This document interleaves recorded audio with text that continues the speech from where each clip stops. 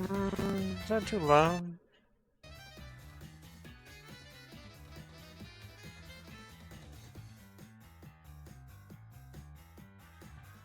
Test, test. Test, test, test.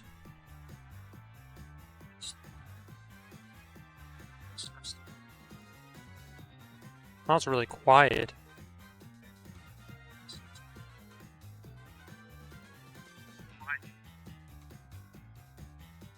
Hmm.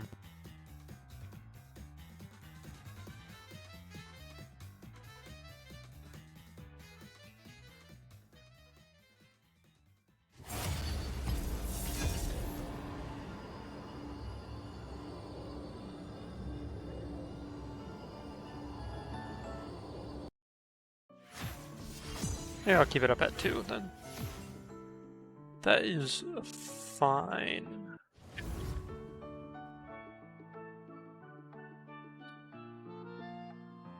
Bro. Support? Ain't no way, I got support last night too.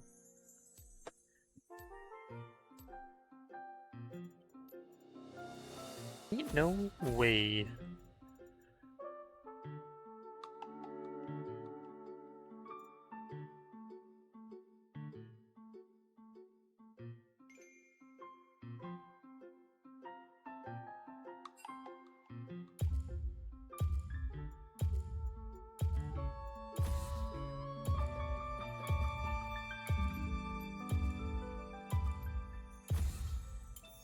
Draven out.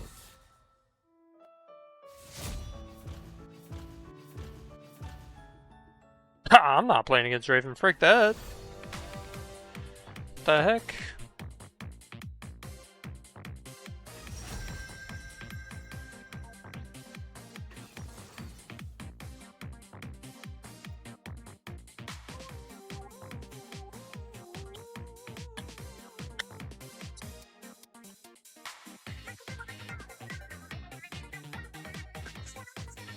Syndra. What if I play Karma and I go, I'll go, Staff first.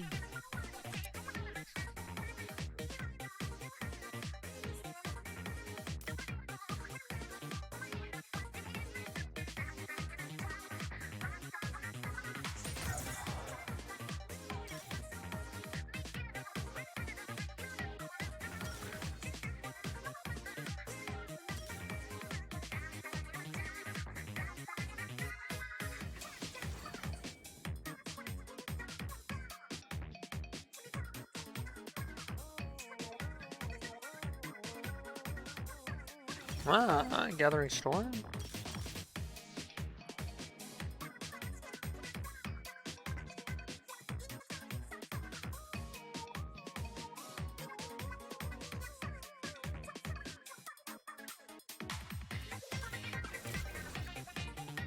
I don't...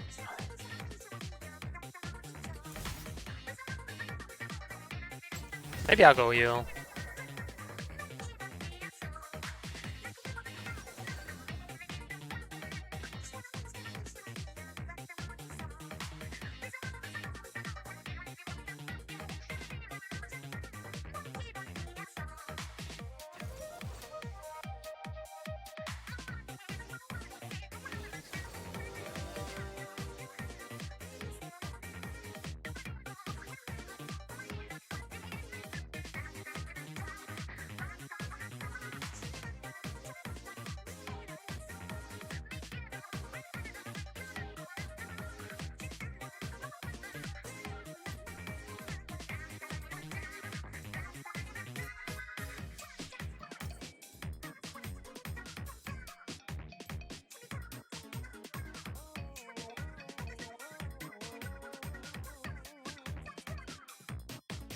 It's a good idea not to go range into Smolder.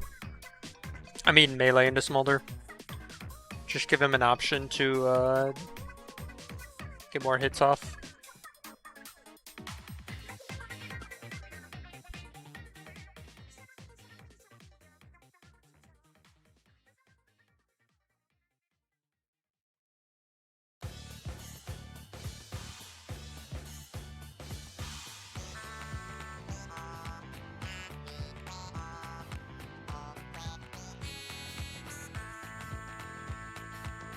Animal Crossing.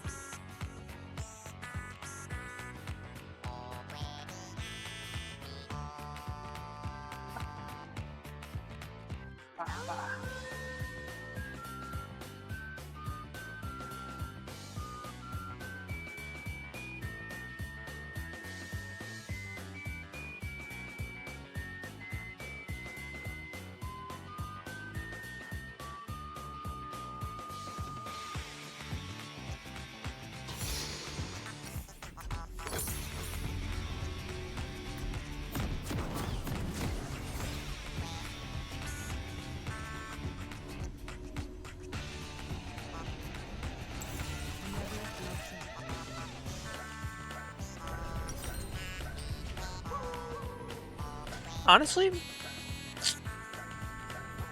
Solstice Slate could be good. Ba, ba, ba.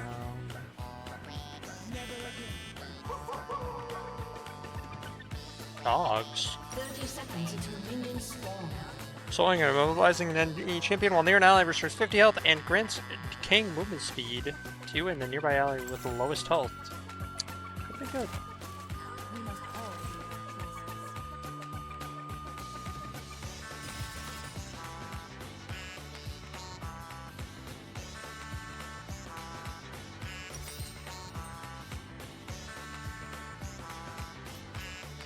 Minions have spawned.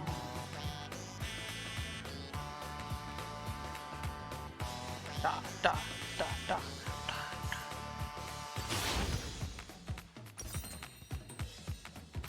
Has to be better than... Dreammaker could work. But probably not.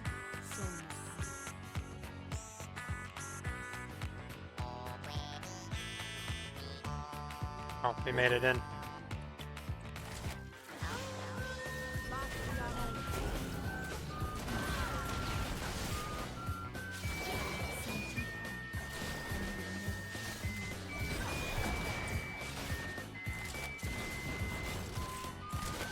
Sorry, I thought that it was obvious that I was going to start because I said I was going to put on a hat. I'm sorry.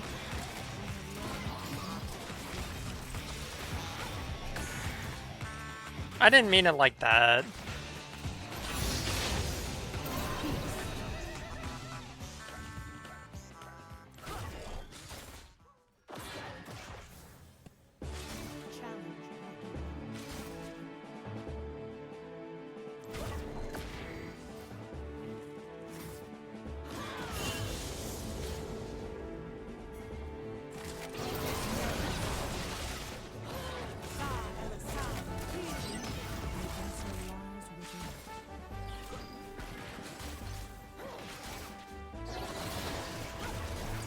Oh.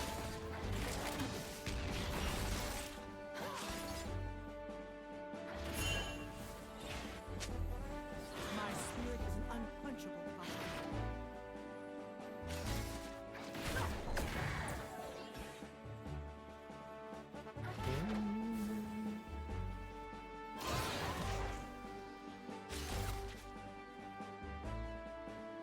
Never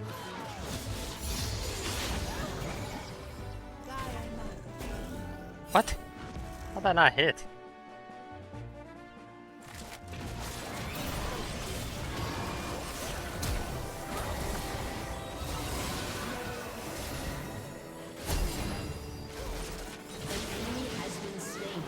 Alright, close enough. An ally has been slain.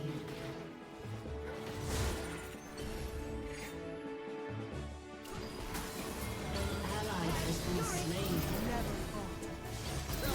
Never become a monster.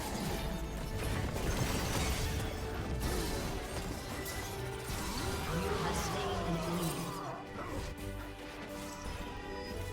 But my auto attack came out. Come on, man. I want to make sure that we got the kill. Didn't seem like she had it at first.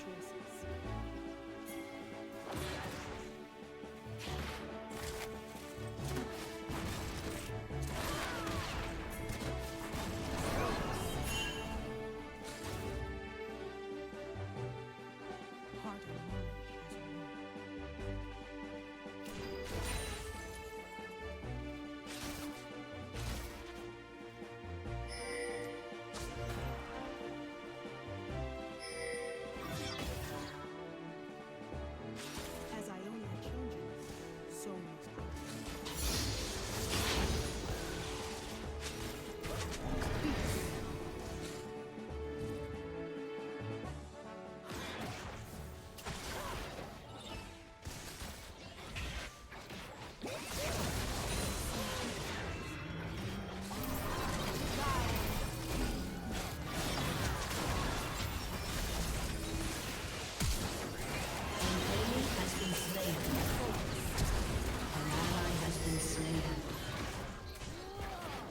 Alright, I got him. Slain an enemy.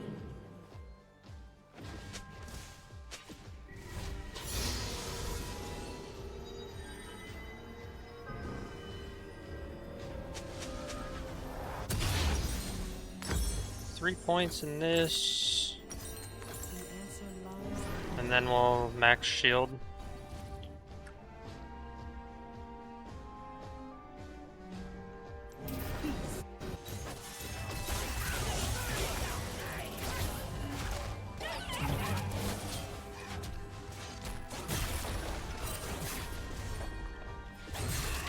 Killing spree.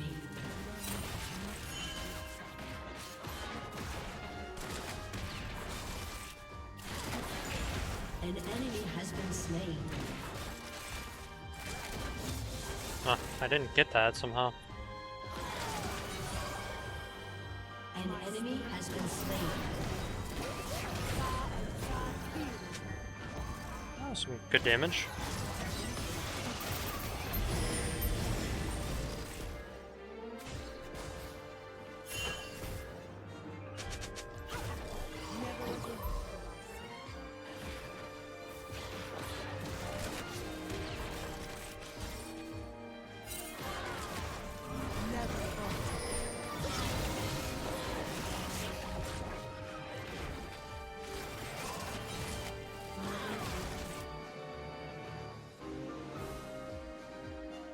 This dude don't want to do anything.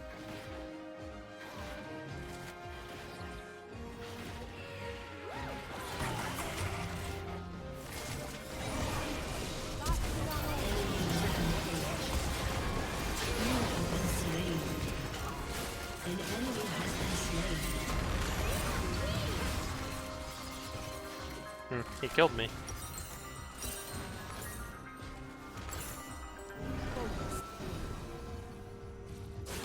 What is going on top?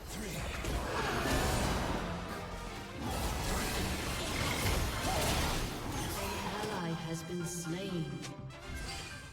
never halt. Target.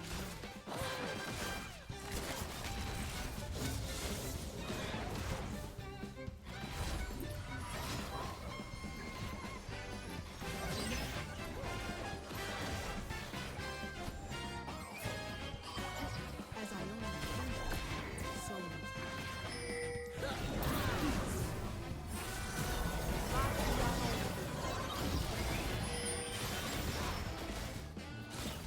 never halt.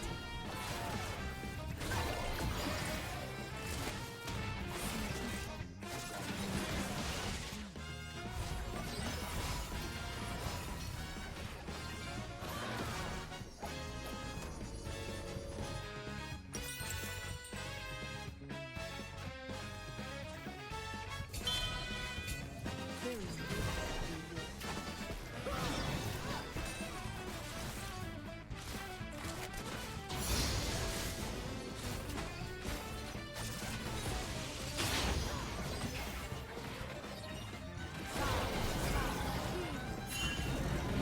Bro.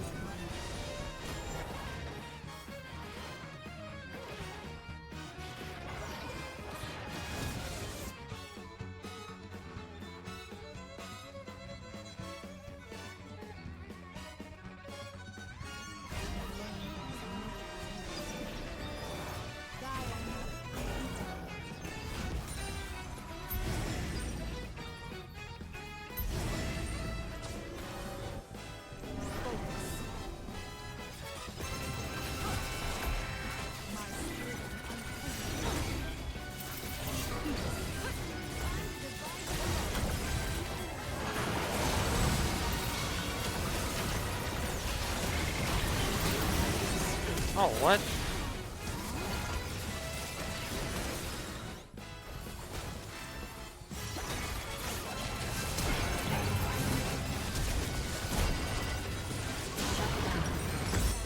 Quick kill.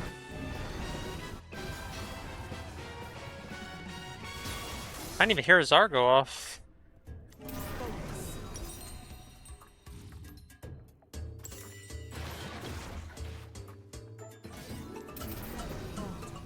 Never feel king.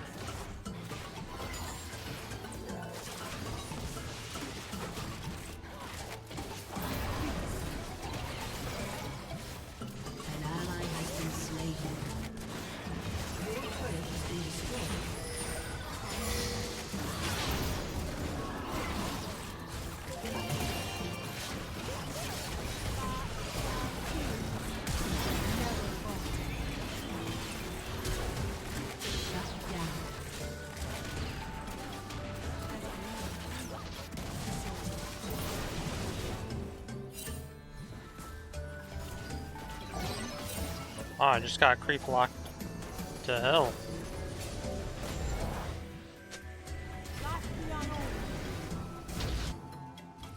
Never again will I see.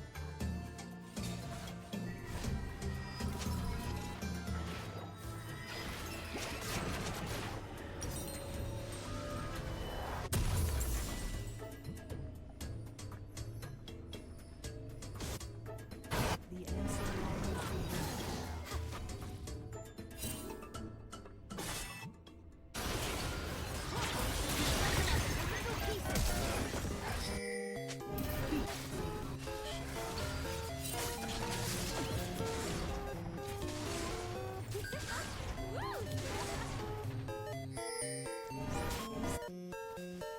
We have learned as we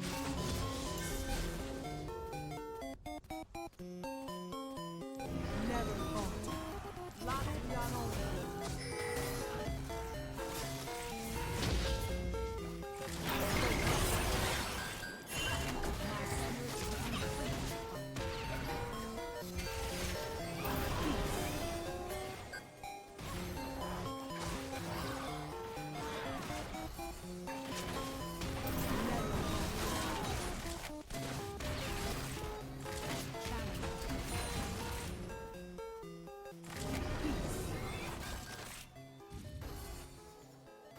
Oops, I accidentally upgraded my Q. I didn't even realize.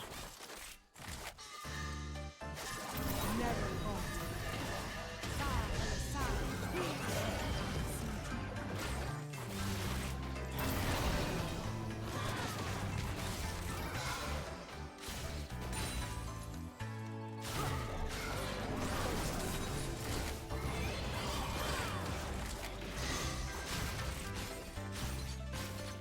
We must all make our choices.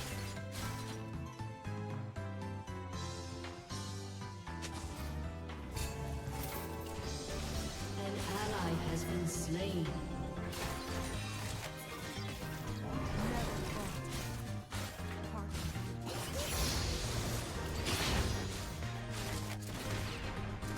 Focus. Gaia. An ally has been slain.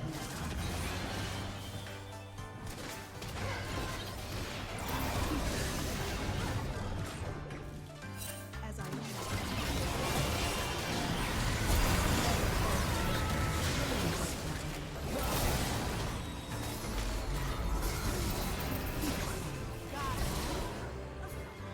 Oh, yeah. Shut down. You have been slain.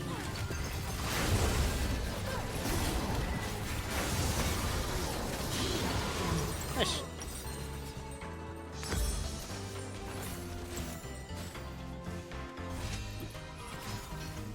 Never fear change.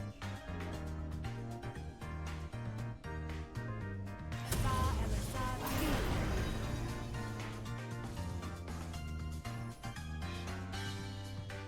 Focus.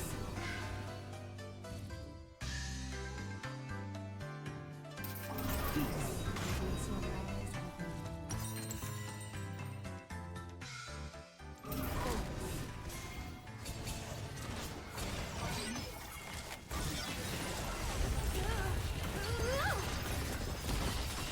Never falter. We have learned. An enemy has been slain.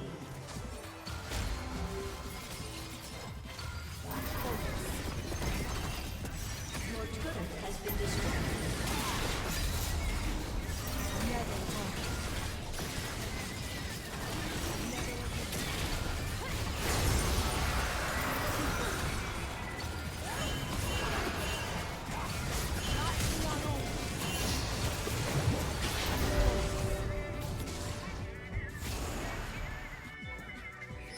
An enemy has been slain.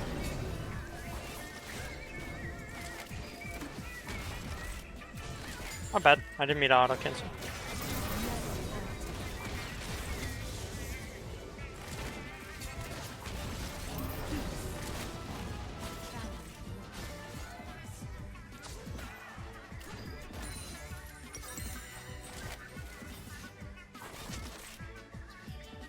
Never falter.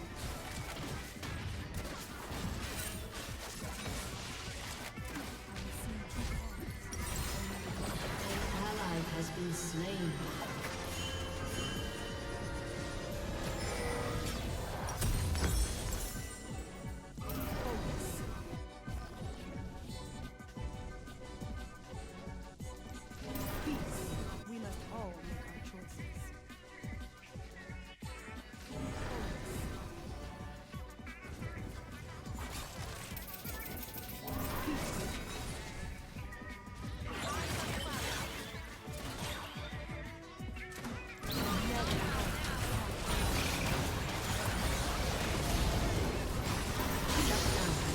Oh, no, how I took it, but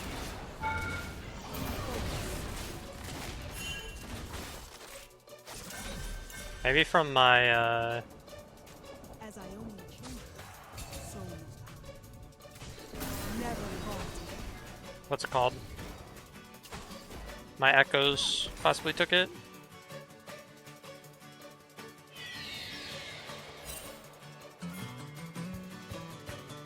Never fear change.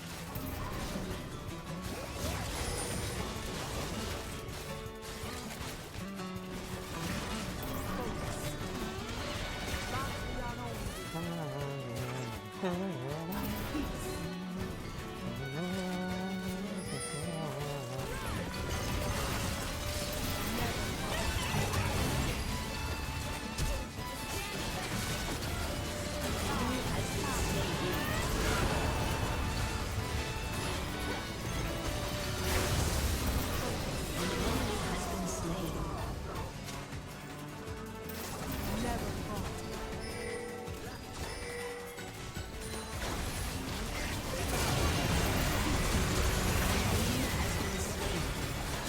Unstoppable.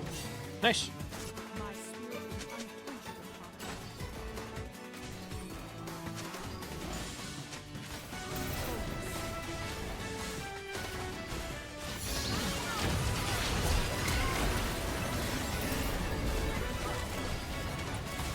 Killing spree.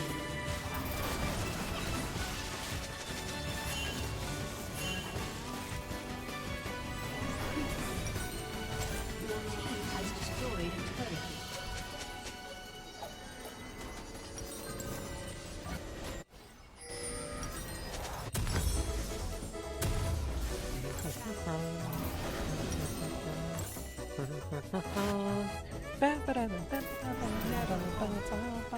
When did I upgrade my Q? I'm so confused.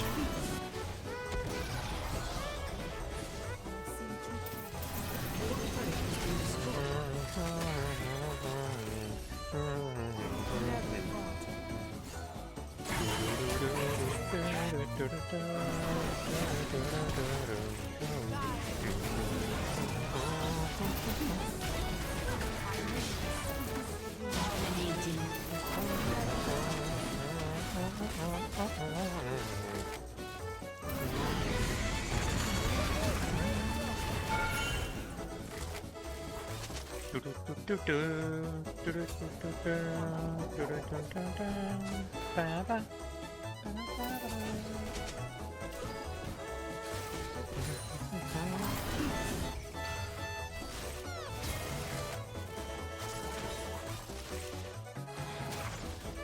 We must all focus.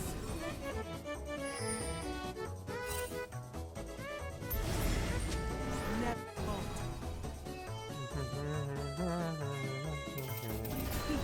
As I only change, so must I.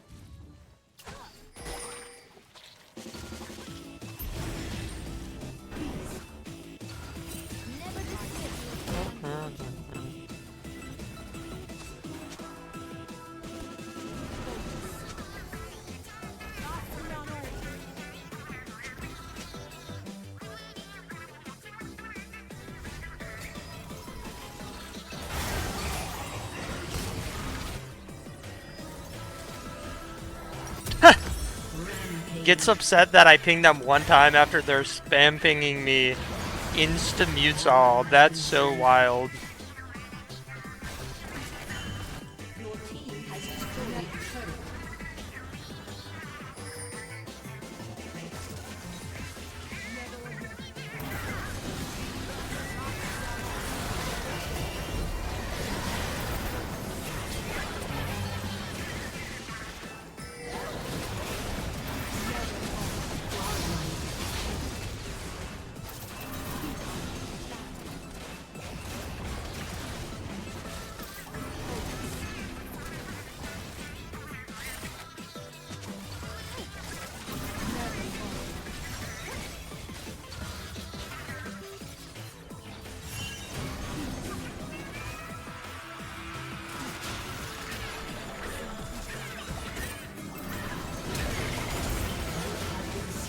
Fuck, man. Flash too late. I wasn't expecting it.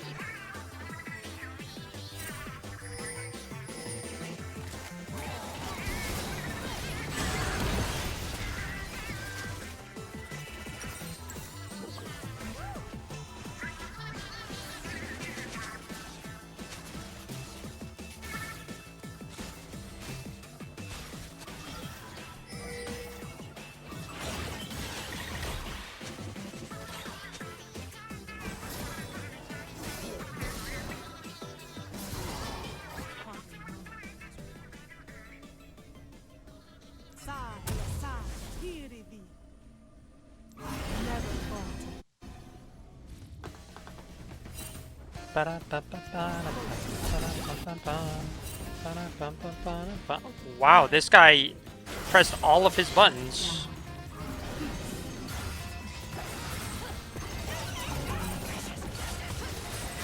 Unstoppable.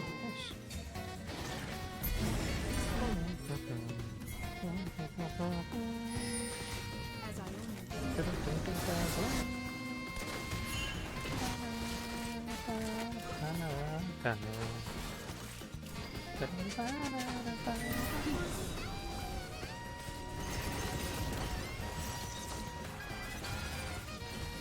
never be true. Never falter.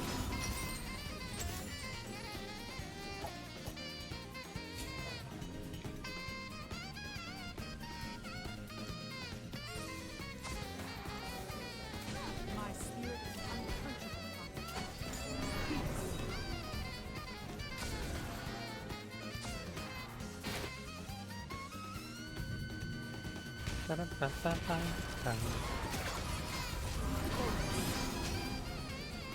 We have learned.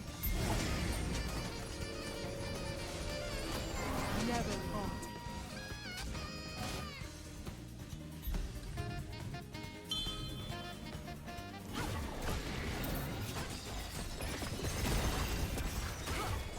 Never again will I see.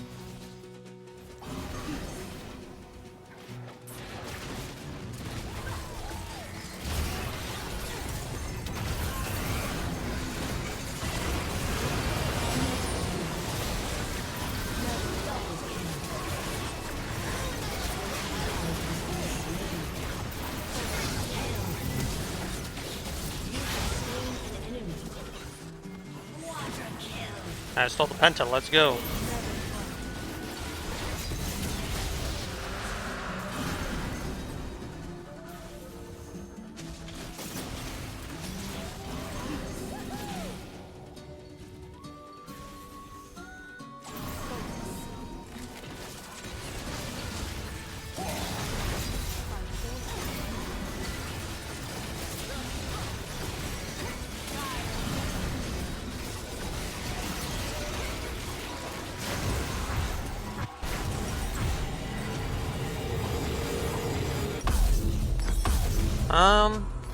Sure, we can go this. It's fine. Just backing.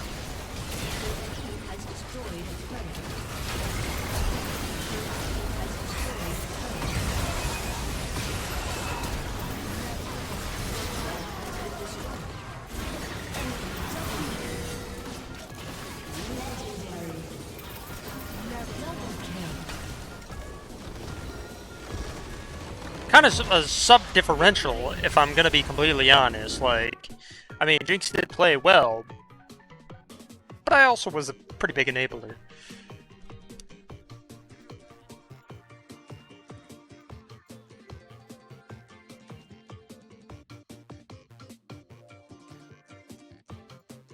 But they were kind of annoying, so, you know, I'm gonna give the GG to Jin.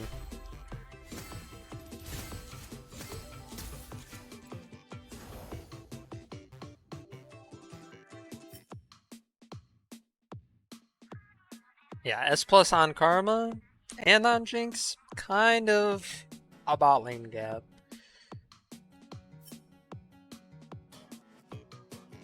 Karma definitely felt good that game. When you actually go a legitimate build, it feels good. No way! Not going AP is actually good? What?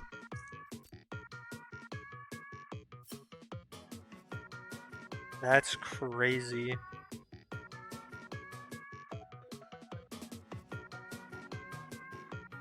How much damage did I shield? Healing, not bad. Actually pretty close to Sona's. I absolutely destroyed her in that. Okay, 2 controllers purchased. Not bad.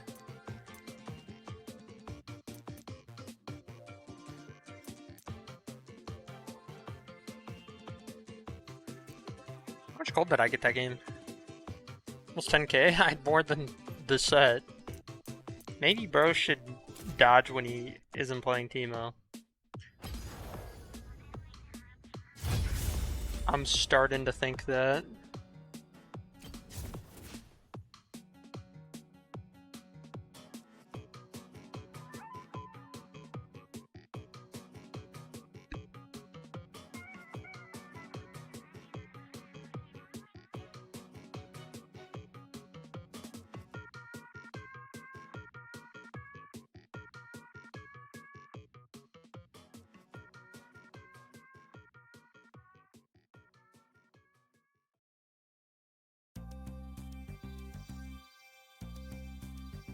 Hey there. Hey there, Square.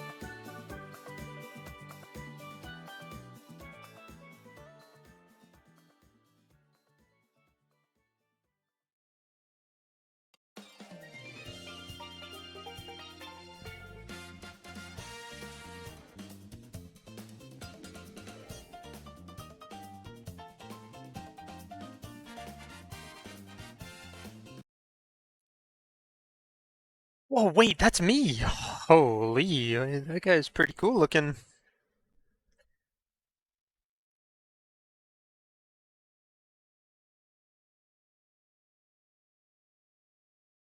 Fast, but this is what he wants. Murder me. For this is. And I'm smarter than a video game character from 2012, so enjoy prison, buddy. I'll send you a postcard. Yeah, so apparently I got the worst ending, so I take it back. I take it all back. Takesies backsies. Shoot Menendez. I shot him. Cool ending, guys, right? Cool ending. Damn it! It doesn't matter what ending I got because we completed Black Ops 2 on Veteran. Death from above. I think that's veteran. Futurist, that might be. No, that's all future missions. Black Ops 2 Master! With the veteran campaign completed, you're probably wondering how many challenges we did in the veteran playthrough. And I only got 17. Yeah, 17 is not good. But with 32 trophies left, we still have so much left to do, including zombies trophies and multiplayer trophies. Before we get into those, I quickly want to run through the 5 strike mission trophies, because we not only get a trophy for completing each strike mission, but we also get the trophy 10k for getting a score of over 10,000 in each mission. And these strike missions aren't too bad, but they also aren't the best. But thankfully, they are pretty quick, and I get to play them on Recruit, so let's kind of speed through these. You get the Trophy Defender for completing the first strike mission, FOB Spectre, which is basically Bloons Tower Defense, but in COD. We need to defend the 3 points for 10 minutes, and I found if you don't order any of the squad mates to move, the game pretty much defends itself. Defender. For completing the next strike mission, Shipwreck, we get the trophy Singapore Sling. For this one, you need to plant 3 network intruders, and once you do that, you can send a cruise missile into a bunch of Amazon orders. Singapore Sling. Finishing the next mission, IED, gets you the trophy Desert Storm. And this one is possibly the worst out of all of them, as you need to protect 4 tanks through a set route. We'll talk about this one later, just know it's arse. Desert Storm. The next trophy, Blind Date, we get for completing the second last strike mission, Second Chance, which I won't lie is probably my favorite one, where you have to check 5 spots to find karma, and I'm not sure if it's my favorite one because it's a cool concept, or if it's because it's the quickest one. Blind Date, huge. And for the final strike mission, Dispatch, we get the trophy Art of War. To be fair, this one's pretty fun. You have to push through a bunch of sentry guns and Roombas, where we plant another network intruder to game end a dude from the campaign and post him on our Instagram story. Firm dead. Copy. Taking a screenshot like it's a victory royale is insane. Art of War, that should be all 10k, right? There we go, 10k. Okay, with the strike missions done and not even a dent in the campaign challenges, it's now time for zombies. Now there are a total of 10 zombies trophies, including the trophy Tower of Babel. And to get it, you need to complete the transit Easter egg, but you actually can't do it solo and you need a group of 4. So we'll leave that trophy to very last and get some easier trophies out of the way, like the first trophy, I don't think they exist. But we need to kill these little frog things that jump on our head when you walk into the fog. Oh my god, am I gonna get up? You up? There you go, I don't think they exist. That's another trophy. Now the little frog things are called denizens and are pretty important to the Easter egg and some other trophies, because if you walk up to a green lamp with one of these on your head, after you turn on the power, you can create a random teleport to other lamps around the map. And using our first teleport gets us the trophy Fuel Efficient. Is this gonna give me a portal? Huge! Let me on the bus. Fuel efficient. It's not that fuel efficient because I want to get back on the bus. Now this next trophy, You Have No Power Over Me, was a struggle, as we need to take out this electric zombie who randomly spawns at the start of rounds when there's a thunderstorm. But we need to take him out without him hitting us. And there are 3 ways of taking him out. You can knife him, but it takes around 6 hits to kill him, and that's way too much room for error. The second way is using Galva Knuckles, which only requires to hit him twice, but still room to mess up. And that leaves us with the last way and the easiest way, EMP grenades, which will one-shot him instantly. And get comfortable hearing about EMP grenades because they are a huge part of the Easter egg, as you can only get them from the mystery box and are really rare to get. So of course, I got them on my 3rd try. Ooh, EMP. So all I need to do now...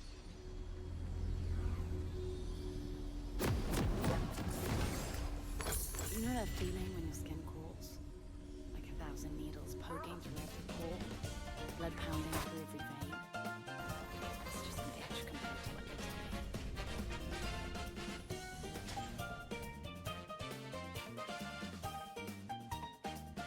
In this game, to Summoner's Rift. so far, Denny, 4 people on my team main ADC, 30 seconds until and this guy's like, spawn. give me it, I carry it, I'm on a Smurf. Which is like, he's Grand Master, so it's like, you're not even smurfing at that point, it's basically the same. And then I said, I'm not jungling, I don't jungle. And then they said, okay, don't in Isomorph on jungle too. And I'm like, dude, what is this ego? Like, telling me not to do bad, saying you're gonna win us the game, like, it's so annoying. Like, the people that say the things the most end up doing the worst. This skin It's like, lives on me and hunts why are you chatting so much? So I just said the ego man holy and then I muted him. It's like, it was just not constructive at all. It's just saying that, well, you think you're just better than everybody? This suit hunts in the manner I choose. Be a team player.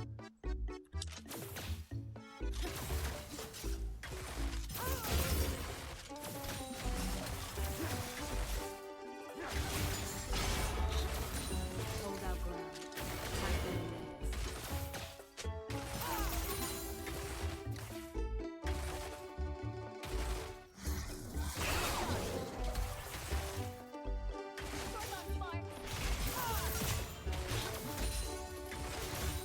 I'm back.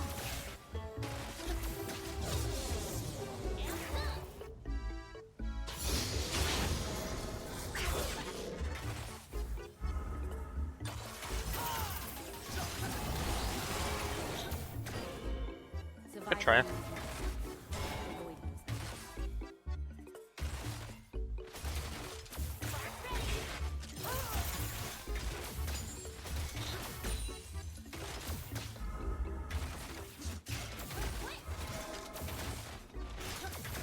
I will make a difference.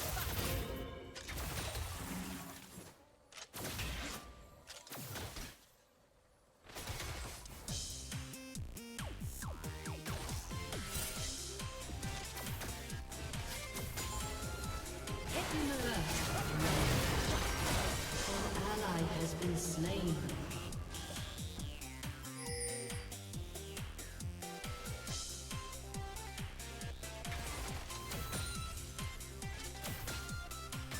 Exploit them.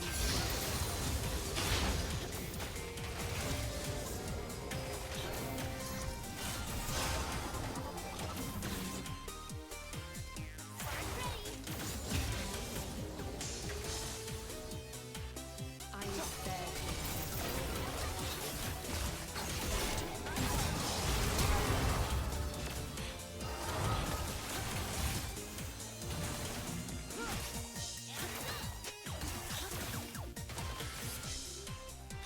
This world is changing. We decide into what.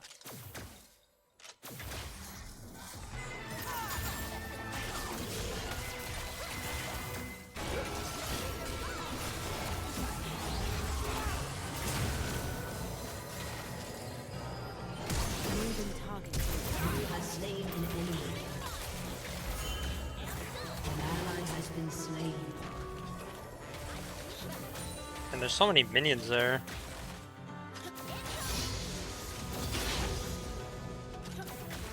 One mistake is all is lost.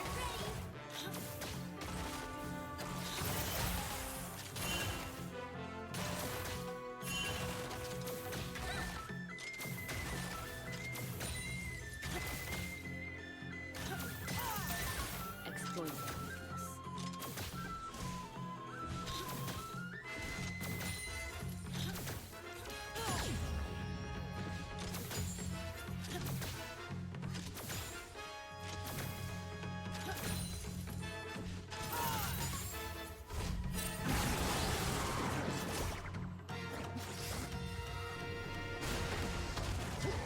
An ally has been slain. This is my purpose. Learn from me.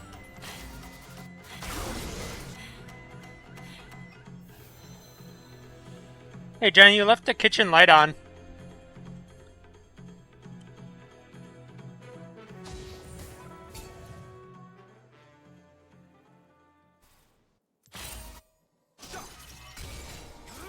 I can make a difference here.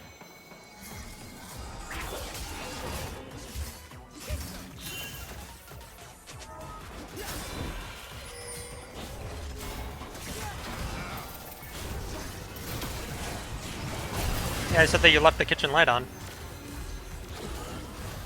Oh.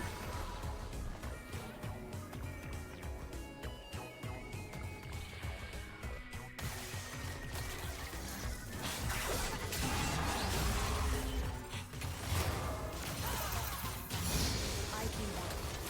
You could not.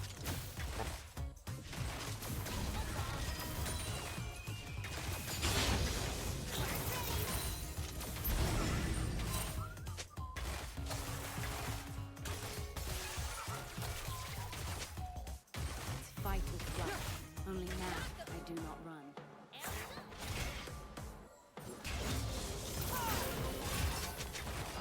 How did that hit me?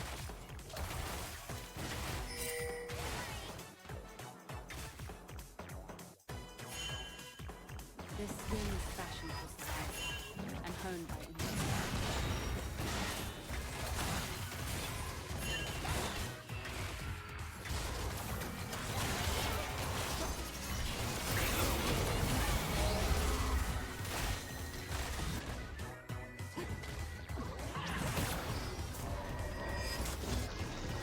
Forgive me, but so very worth it.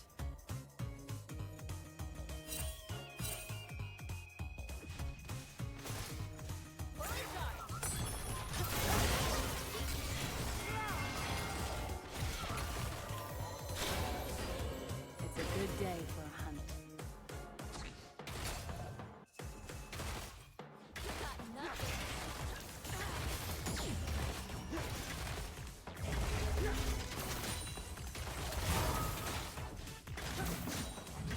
I can make a difference.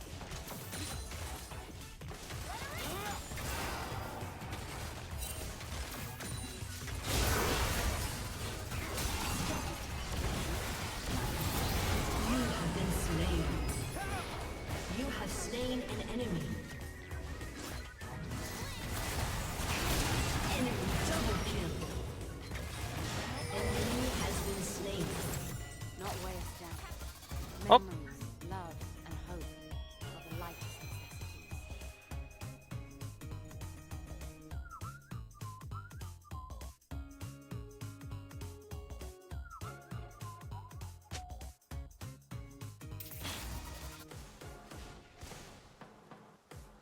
An ally has been slain.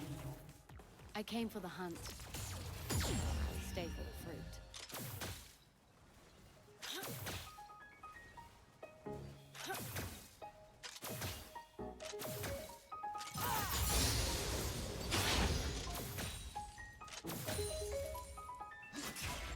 I return stronger than I left.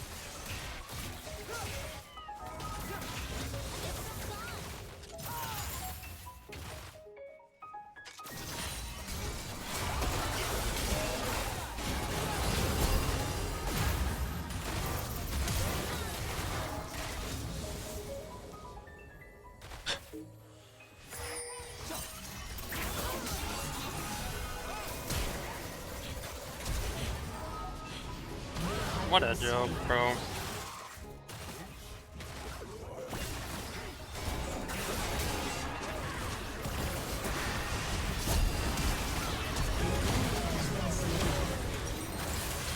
Enemy rampage. Ally has been slain.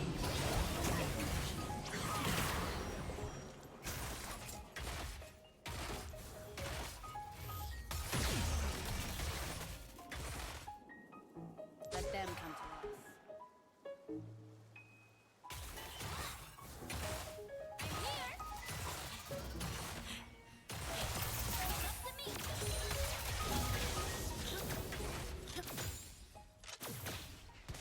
Void rule number 1. Don't die.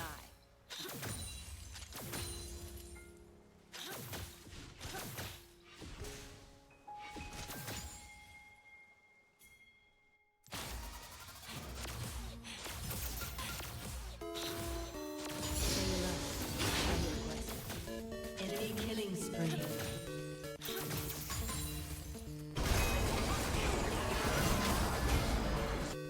An enemy has been slain.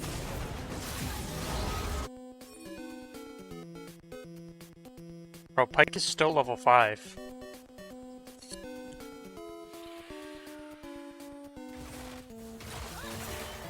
Monsters are.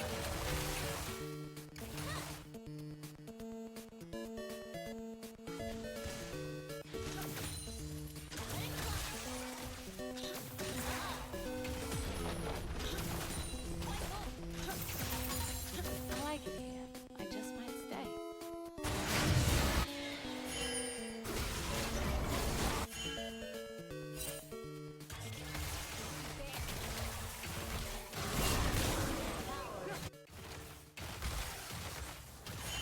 Feed the beast.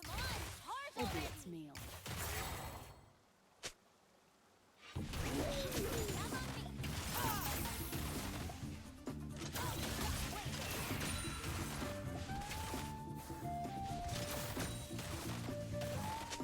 Your turret has been destroyed.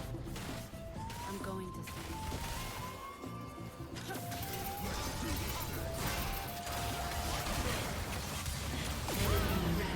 Okay. An enemy has been slain.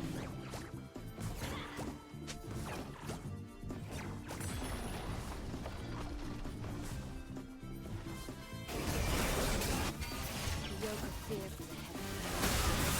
An enemy has been slain.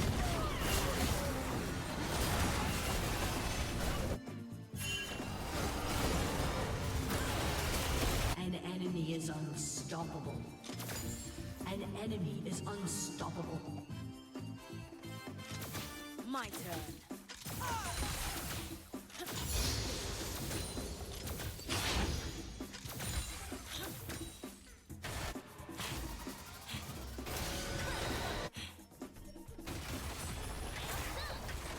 Love, fear, whatever it's called.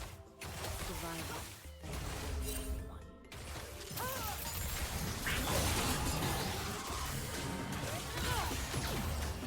No.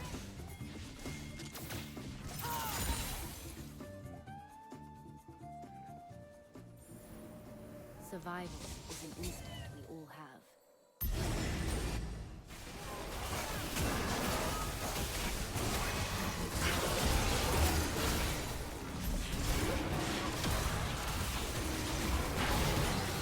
Oh, well, we're all dead.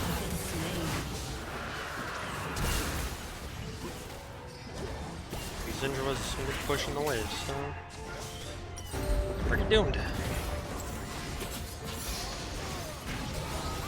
An enemy is dominating.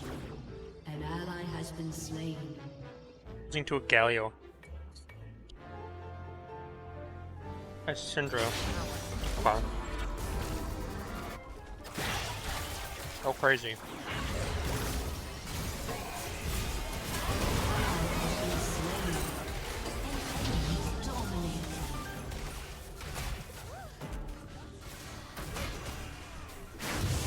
Trees.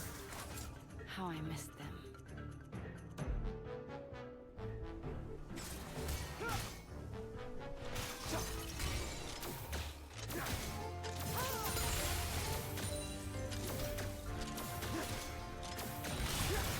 Power, not hate.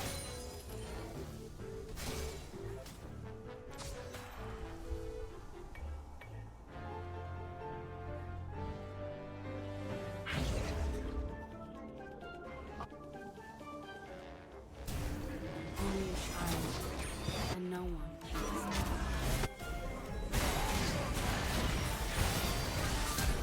Oh my god, they even got Galio TP too?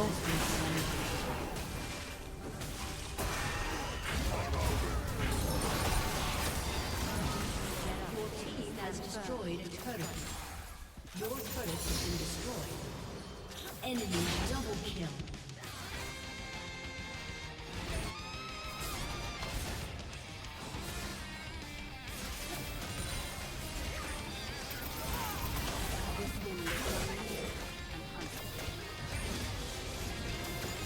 Your turret has been destroyed.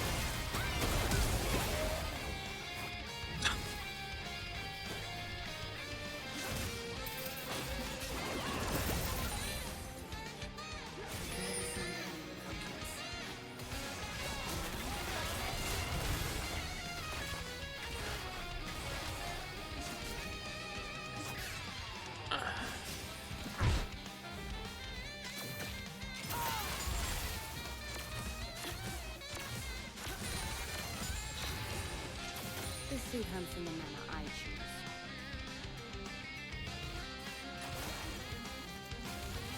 A summoner has disconnected.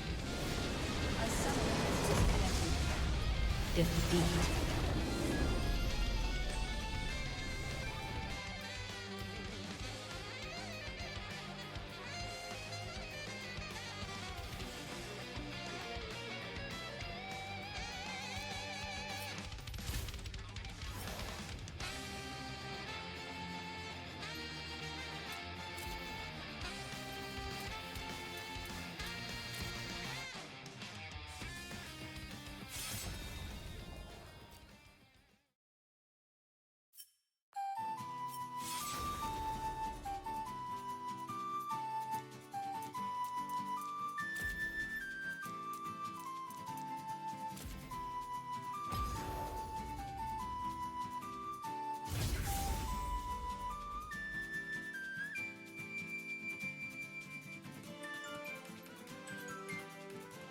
Is not panic. Where is he? Indubitably, I now have the Oh, opportunity. for fuck's sake. Now, the next round, I did manage to go down. Round 11, that's further than I thought I was gonna get. But we get our next trophy, Happy Hour, for buying 2 different perks before turning on the power. And in solo, Quick Revive is already turned on. So to get our second perk, we need to make a turbine from the starting room and use it on the perk machine to power it up. Happy Hour. I'm a happy boy because I got a trophy. And the turbine isn't the only equipment you can make in transit, because you can also make a riot shield with parts found around the diner, a sentry gun from parts found in farm, and finally an electric trap from parts found around the power. And if we make all 3, we get the trophy Standard Equipment May Vary. Standard equipment may vary. We did it! I thought I had 1 left. Very huge, very huge. And speaking about parts, you get the next trophy Undead Man's Party Bus for finding all 3 upgradable bus parts and putting them on the bus. Give me my stuff. Let's go! We did it! Give me my trophy! Yes, sir. Undead Man's Party Bus. Oh! I'm about to be dead. And completing these trophies in this run will get into pretty high rounds. So I wanted to take another chance at the electric zombie for the trophy You Have No Power Over Me, so I bought the Galvanuckles. And all I need to do is hit him twice. God damn it. Clearly the Galvanuckles aren't for me. So getting an EMP grenade to just one-shot him will be infinitely better. But it's just so rare to pull from the mystery box, as it's a 1 in 26 chance every time you open it with unknown waiting. EMPs! Oh yes! Okay, now just don't go down. And while I have an EMP, I might as well go for the trophy The Lights of Their Eyes, which you get for EMPing a group of at least 10 zombies. I got him! Oh, their eyes go out. That was way more than 10. Disarm the enemy. Oh! The lights of their eyes! Finally a trophy! And while it's good to get that trophy out of the way, I now only have 1 attempt to take out the electric zombie, so I better make it count. Oh, I'm so scared. Where'd it go? Where did my EMP go? Did it fall down the crack? Oh! Zombie sucks. I now just want this trophy out of the way. I got the Galvanuckles next run, I know his attack pattern and when to attack. This is the run. You're messing with 1. 2! Get him! Let's go! That's so easy. Oh my god, you have no power over me. Not anymore, he had so much power over me before. God damn it. Now for this next trophy, Don't Fire Until You See Me, I've actually been trying to get this trophy since we started the Zombies trophies, as we need to unlock every single door in transit without getting burnt by the fire that's in the ground. And it's not that hard of a trophy, but you need to be focused up and paying attention to what you're stepping on at all times. Oh, I got burnt already. Wow. Oh, there goes that trophy. Looking nice. Oh, I got burnt. Never mind. All right, let's see if I... Yeah, bro. God damn it. I already don't want to do this one. But on those attempts, I was already thinking about other trophies to get at the same time. But on this run, I was solely focused on not getting touched by the fire. And we got this trophy done pretty easily. Did I not get all of them? Whatever. We did it. Don't fire until you see. Oh, I'm nice. Ha ha. And the last trophy before we get right into the Easter egg is Dance on My Grave, which you get for recovering your tombstone after dying in a round. Now the perk Tombstone isn't actually available in solo, so I booted up a second controller, loaded into town, where I bought the perk and went down, and all I had to do was survive on the second controller and get my tombstone. That should be it. Dance on my grave. Let's go. Last zombies trophy left. Now all we have to do is the Easter egg. With 9 out of the 10 zombies trophies completed, it's now time for the final zombies trophy, Tower of Babel, which not only requires 4 people, but it also requires a good strategy, good communication, and the ability to lunge across the table when someone messes up. And there's only one way to be able to do that, and that is a LAN party, baby. We're back! LAN party 3.0. And just in case you thought we were gonna fly through this Easter egg being in a LAN party, don't worry, because me, a gamer who sucks at zombies, is the most experienced zombies player in this group. And when that's the case, you know we're in trouble. Because the first game mode I loaded us into was an easy run, which disables the one thing we want to do. You can't complete Tower of Babel with easy mode. All story elements are disabled and zombies are less likely to sprint. We played it for 30 minutes before we realized. But don't worry, the next attempt, the furthest we got into the Easter egg, was picking up the meteor. This is not good. I just watched that happen. We're in for a long night, boys. This is gonna be bad. So after wasting 3 hours, with 1 hour of that being technical issues because PS3 controllers just randomly stopped working and blow up. Bro, I didn't even slam my shit this hard though, I promise you.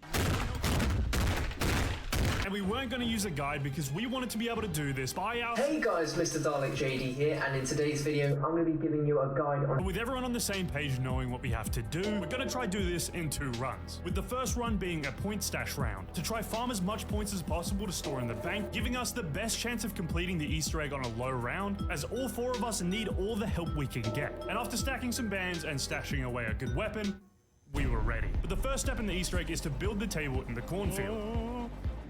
Bang! Adding part. Let's go! With the table now completed, our next step is to build the jet gun.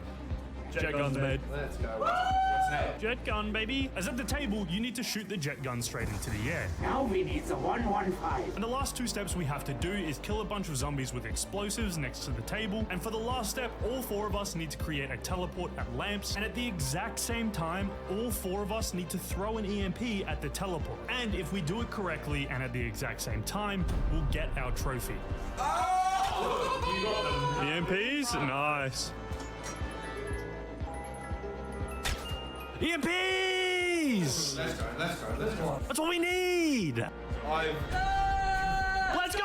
EMPs! One more! It's all on Connor. It's all on Connor. With 3 EMPs, we needed just 1 more EMP and we'll have everything we need to complete the Easter egg, but we got unlucky and needed to run another round so we can get more points to hit the box. Everything was going to plan until it wasn't. Oh, I'm going down.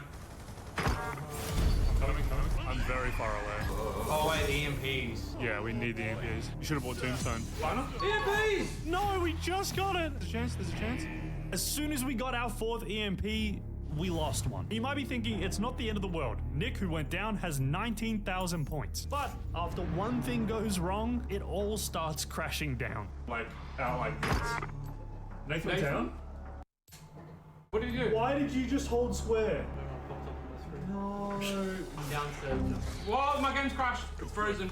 Hey, disconnected. It's not frozen, man. Hold on, look. It was going so good! With just over 2 more hours wasted, the EMPs, our points, our morale, all got destroyed with that run. No, boys. Can't let it defeat us like this. It was midnight, and we had been playing zombies for 5 hours at that point. We've had nothing to show for it, but I need this trophy done, and Nathan Connor were down to run it back. It was just Nick that I had to convince. Nick's cool.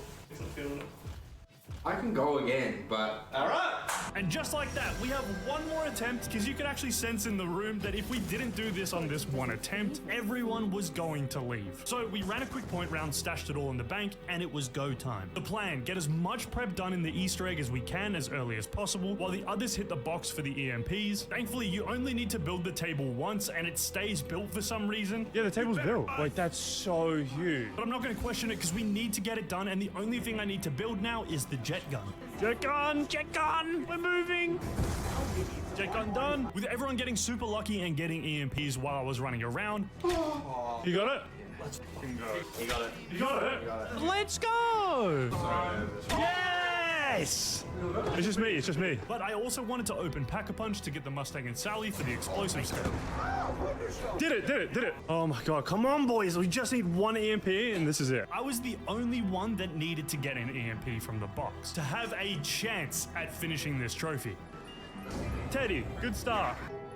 That looks like EMPs. Oh, I saw the small. I saw the small. We got 3 more guys. 3's not a lot. 3 is not a lot. Daddy. Oh my god, please just give me the EMP. Oh, god damn it. Another ray gun, bro. We got 2 more attempts. This is... Yes! Let's go, boys. Okay. Okay. I'm really nervous now. Okay, hold on. Everyone chill. With all 4 EMPs, all we have to do now is throw the EMPs at the teleport at the exact same time. We are only 1 throw away from getting this trophy. When he's counting, we hold down the button. On 1, we let go of the button. Yeah. Oh. Never let go. Don't walk too far away. I already threw one. We have 1 chance of this. Yeah, so holding down the button was not the play. As I stepped back to throw the EMP, a denizen landed on my head and forced me to throw what was in my hand, setting my EMP off first and failing this final step. And of course, I panicked and threw my second one. Yeah. Alright, 3, 2, 1. Almost. Almost do it simultaneously. We didn't do it. I threw it too early. The thing jumped on my head. Now, this run isn't dead, but it's not looking good. Our last chance at this solely relies on surviving until we can get a max ammo. We need to get max ammo. We need to play till we get max ammo now. It's okay, just max ammo here, boys. Come on. Max ammo, first kill! First kill, max ammo! Oh my god! With 2 more attempts and in a better teleport location, all we have to do is count it down. 3, 2, 1, go. Yeah, you did it! We did it!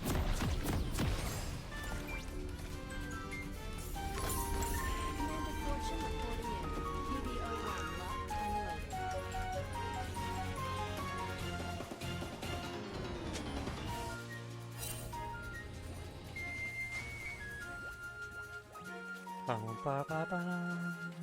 Welcome to Summoner's Rift.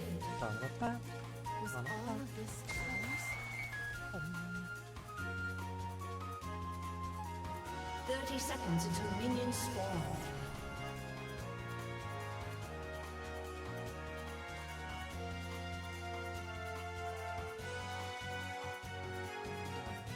The still target is a dead target.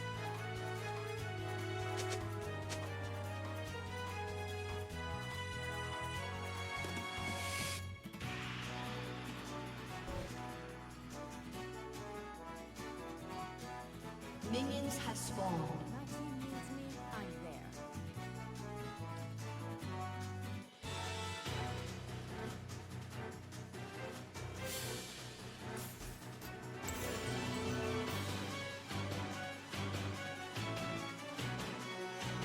Bum, bum, bum, bum. Bum, bum, bum, bum. Bum, bum, bum, bum. Underestimate a woman with magomorphic power.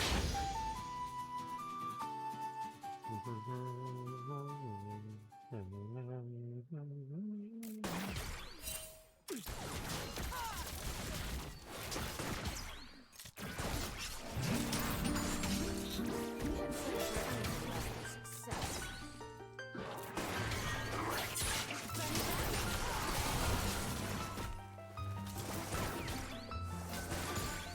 Man, if I didn't get hit by that hook, that was a kill probably.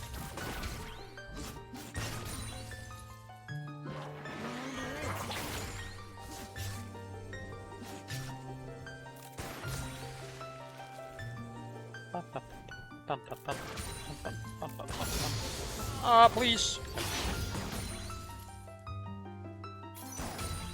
Hope isn't dead until we are.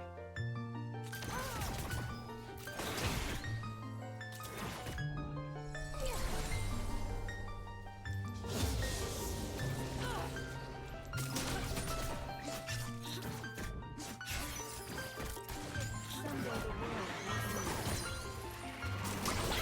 That's why I'm commander.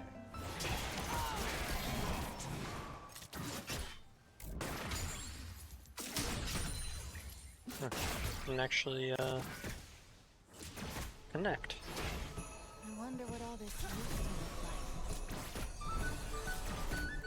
Ba-bum, ba-bum, ba-bum, ba-dum, ba-da-ba-da-bum, ba-dum, ba-dum, ba-dum, ba-dum.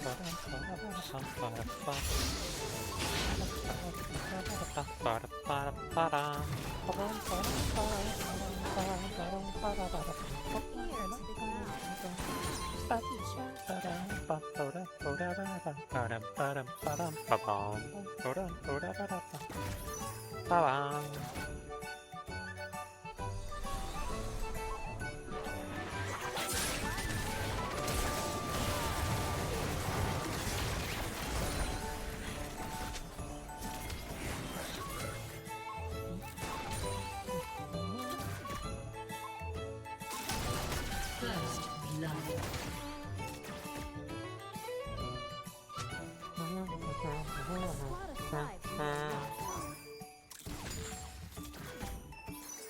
An enemy has been slain.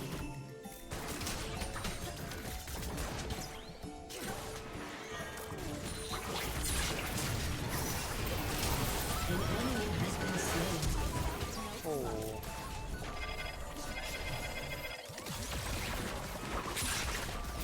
You have slain Nice. an enemy.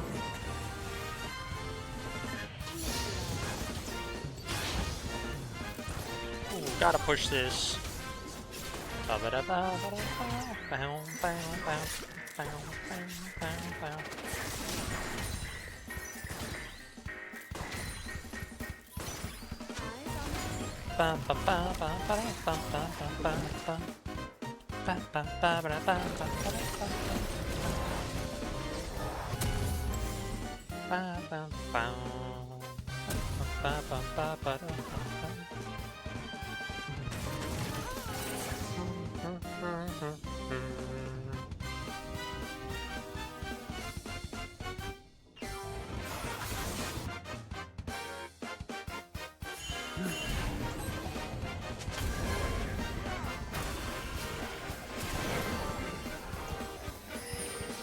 He's dead.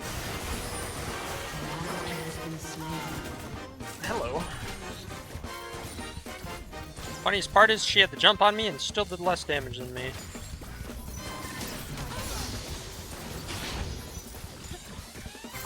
An enemy has been slain. No sign of intelligent life anywhere. You have slain an enemy. What are you doing? Hey man, I thought you were a Smurf. What's happening here? I thought you were like super good. That's what you said last game, so why are you getting solo killed by me?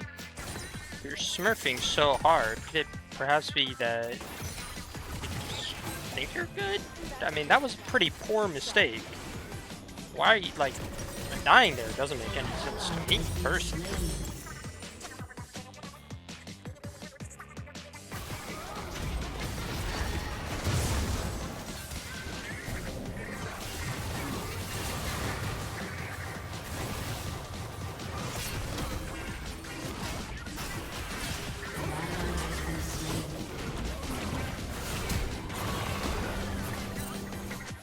The enemy doesn't think I'm a threat.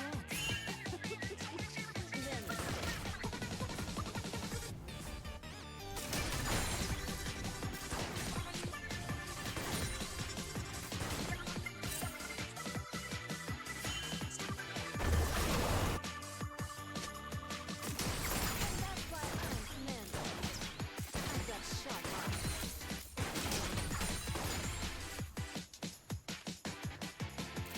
An ally has been slain.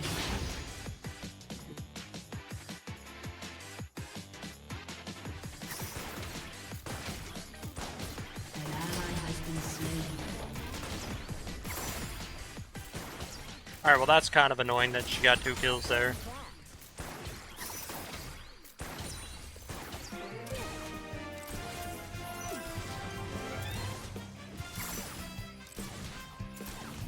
No rest for the defenders of humanity.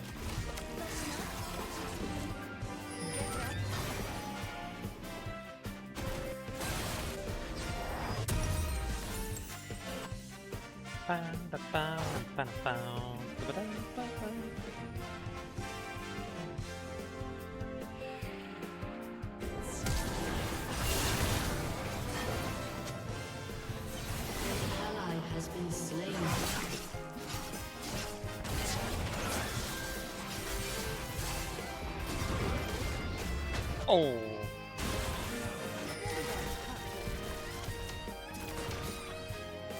enemy has been slain.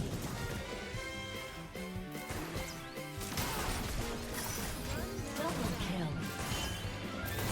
An ally has been slain. Killing spree. I thought this shit was gonna do a lot more damage to me. Once again, what is bro doing? No ult. Apparently no nothing. I didn't know what Kai'Sa used. I'm the only one that pinged anything.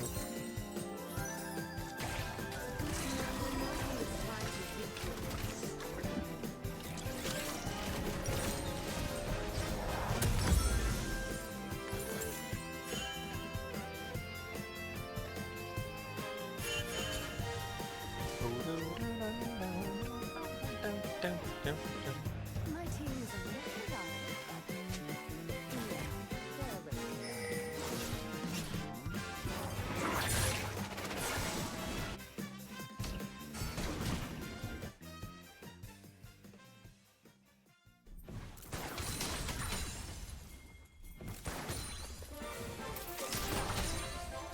Walk softly and carry big guns.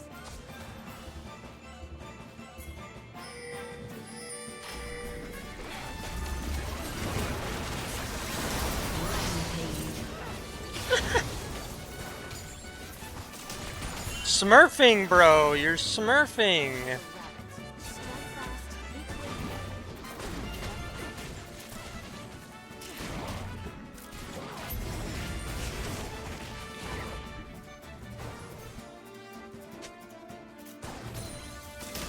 ally has been slain. An enemy has been slain.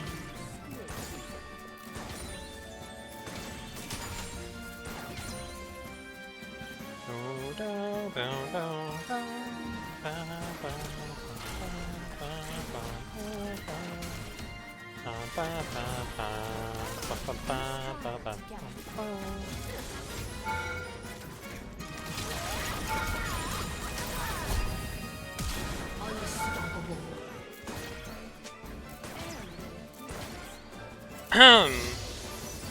Okay, so what's going on, man? A summoner has disconnected. Hey, Zach, what's going on, man?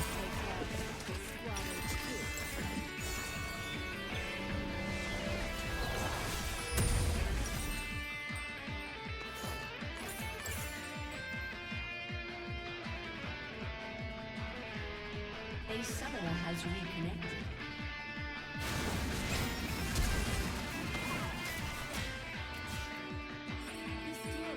A summoner has disconnected.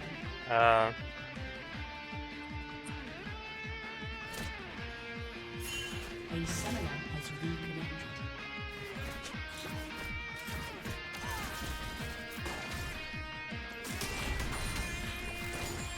Everyone's counting on their commander.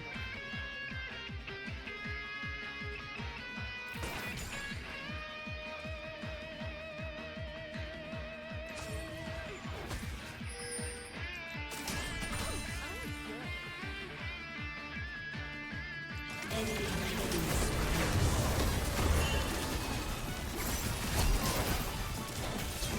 Shut down. You have slain an enemy. Alright, he moved a lot faster than I was expecting he was going to. An ally has been slain.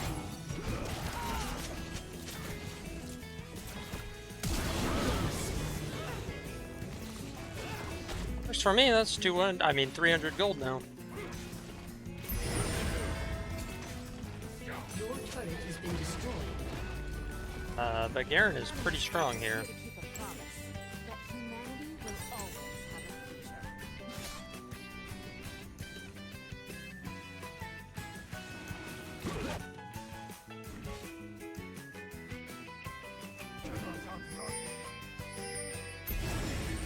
BBO1 calling for backup. Yeah, you gotta get something, because, had grubbies for a while.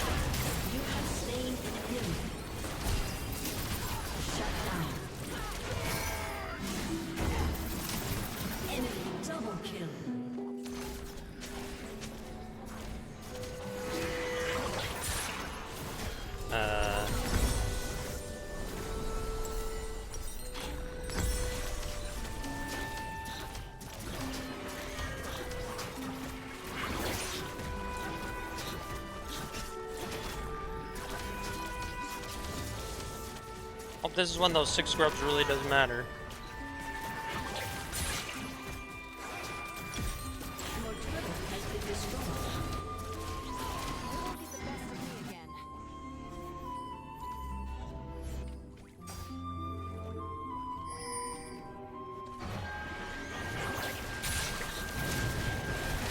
The enemy has been slain.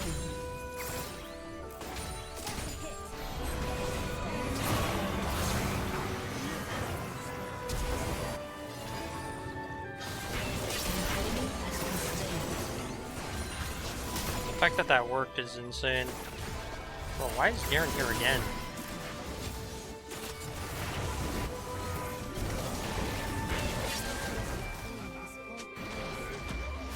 An enemy has been slain.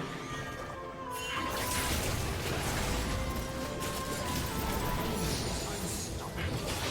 Shut down. Don't get distracted by it. Your turret has been destroyed.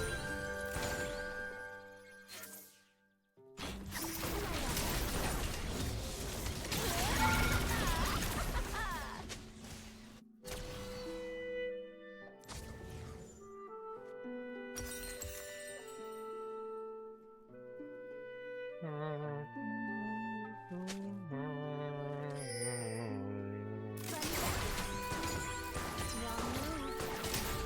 team has destroyed a turret.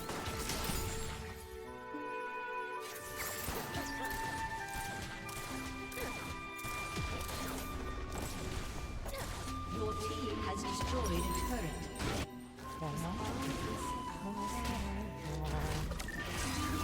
I'll be back for this.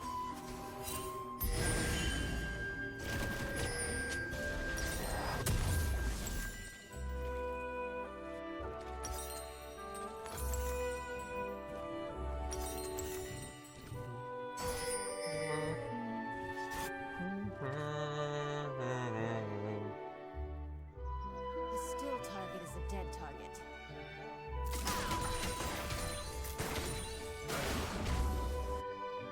An enemy has been slain. Okay.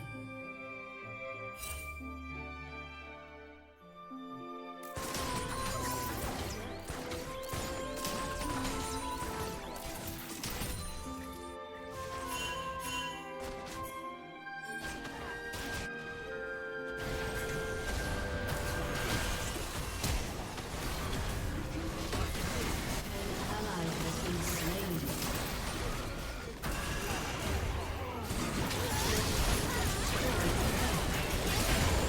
Holy shit, nice. Double kill. You have slain an enemy. Inbound to target. Wow, that Zac R was nuts.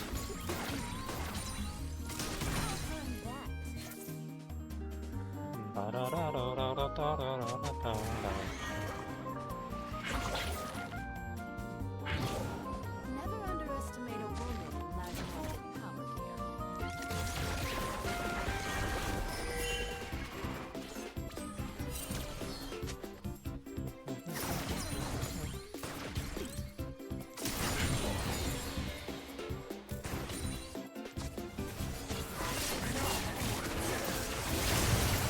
An enemy has been slain. Wow, he got one shot.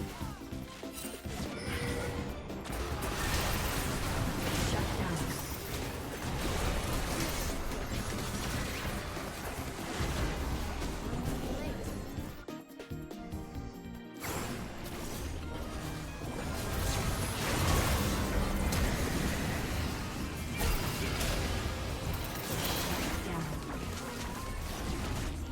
Uh,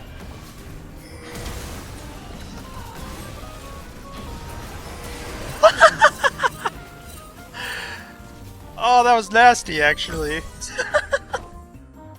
Bro, Kai'Sa just insta-died. Your team has destroyed a turret. That's comedy.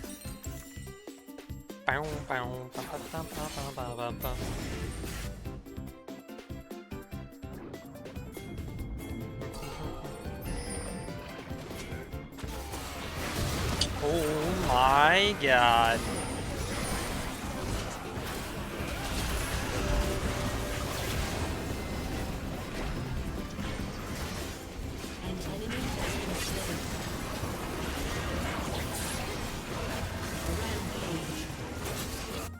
An enemy has been slain. Hope isn't dead until we are. This Zach is my MVP.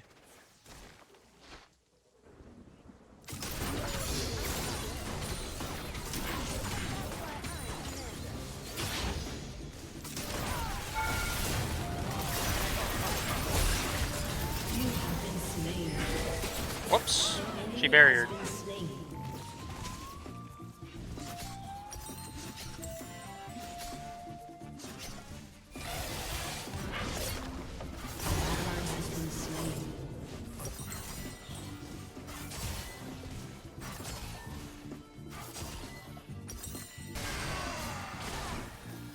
Your team has destroyed a turret.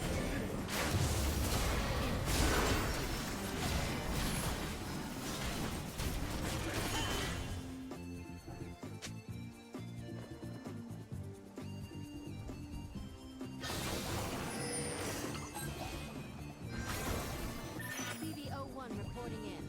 I'm alive. Returning to duty.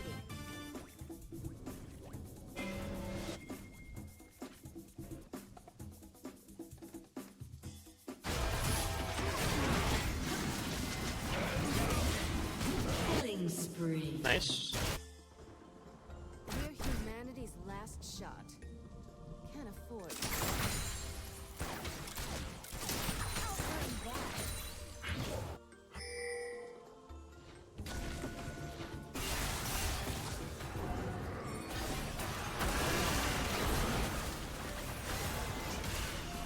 Someday the world won't need protecting.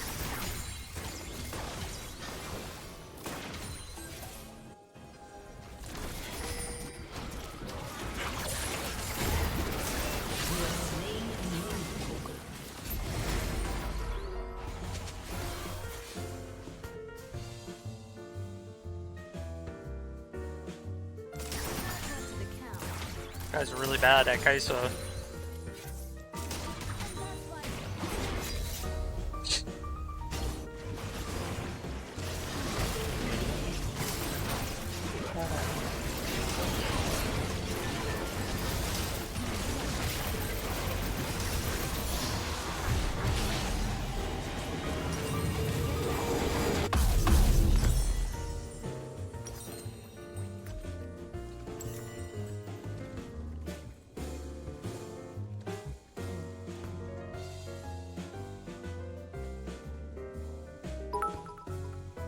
You don't always get to pick your team. Number 1 misfortune knob. Number 1 misfortune, nah, bro. Don't disrespect the nah misfortune. Thank you for the biddy, Joker Boss. I appreciate it. Is Kai'Sa on the enemy team? Last game was like, they were like, let me ADC, I smurf. And now they got ADC after picking it from someone else. Oh shit, I'm dead. It's redemption, Zach does.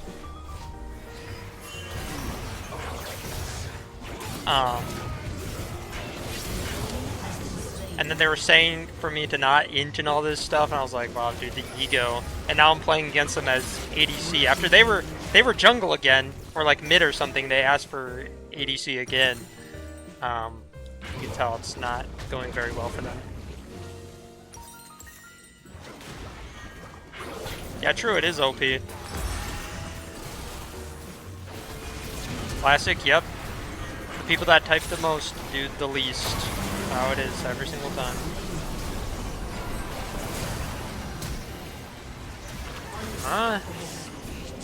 Bro's aiming for Narnia.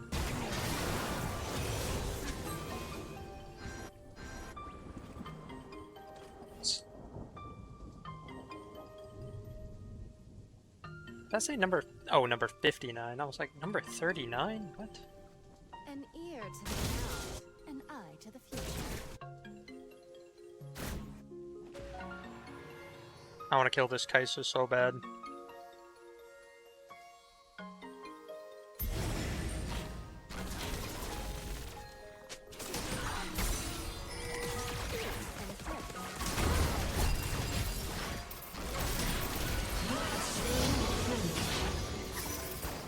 Almost lost that. Oh, I'm going to die now. Oh! Oh shit! No, not even close, dude. Let's go. Holy.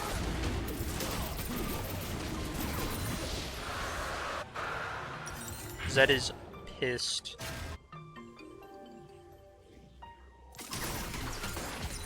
Oh, I'm pissed. I missed cannon. Your turret has been destroyed. Your team has destroyed a turret.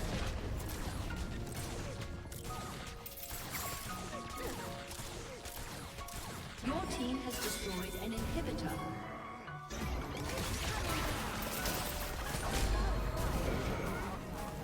Your turret has been destroyed.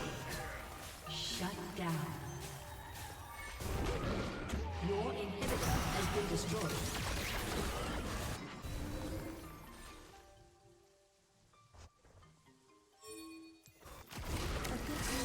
A hat.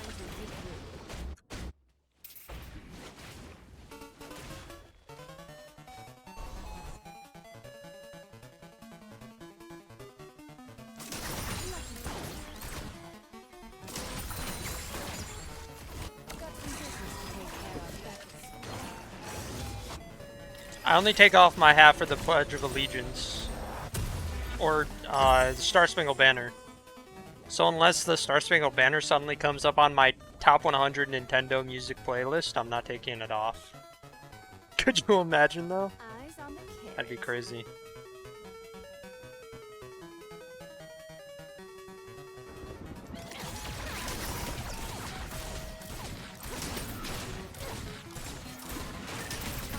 Did I get a haircut? No. My hair just gets annoying. It gets in the way and I always have to adjust it and it's sometimes frustrating. So you know what? I figured why not try a hat today? Yeah, like right now it's a little bit in my field of view, so. Slow and steady won't win this war. Oh fuck, I'm dead.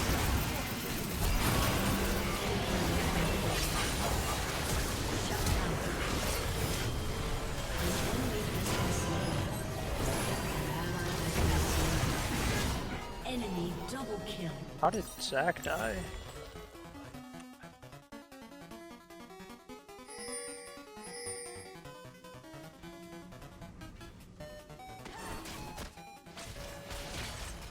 We may have lost actually.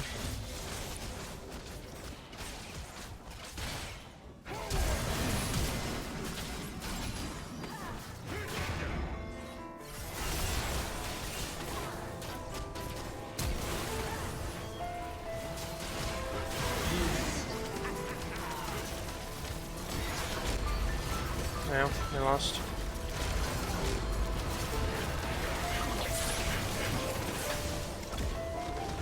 A summoner has disconnected.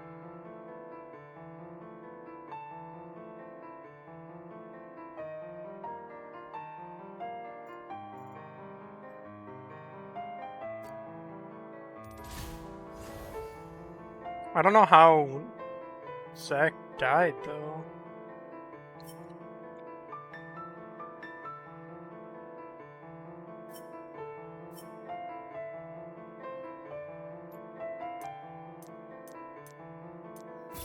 Actually a crime that Udyr and Kaisa and Thresh win just because of a top diff.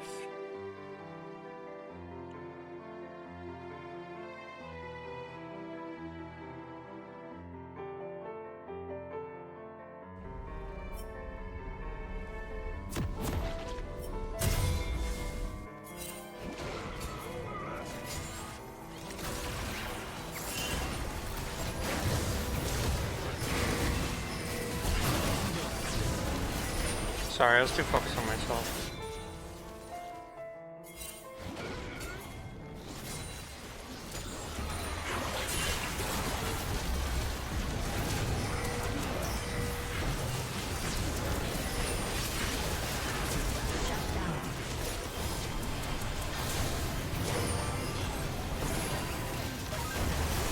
Oh. He totally just got caught out. And by the time that I was coming to help, it was already too late.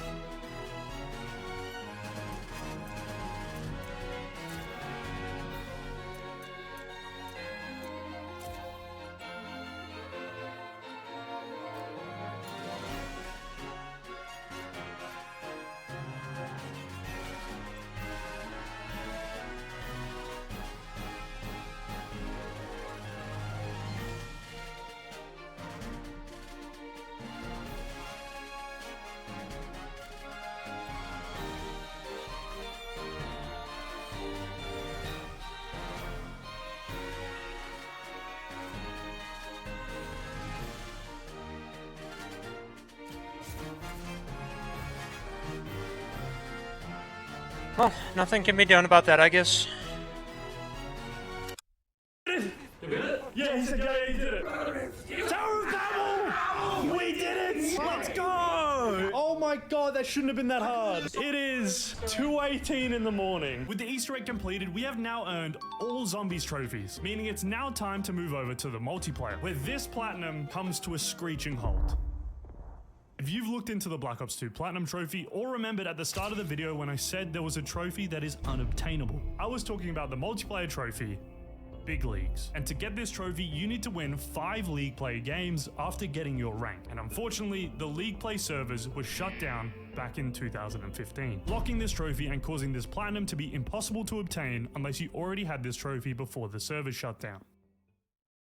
In 2013, on the 4th of May, at 2:58 AM, I won my 5th league play game after being placed in a division, meaning I got the now unobtainable trophy, Big Leagues, 2 years before the server shut down, making this platinum possible again for me. Hey, shout out 2013 Jolums for making it to rank 12. And I actually already have all multiplayer trophies, so 2013 me saved me a whole bunch of grinding. So I guess that's it.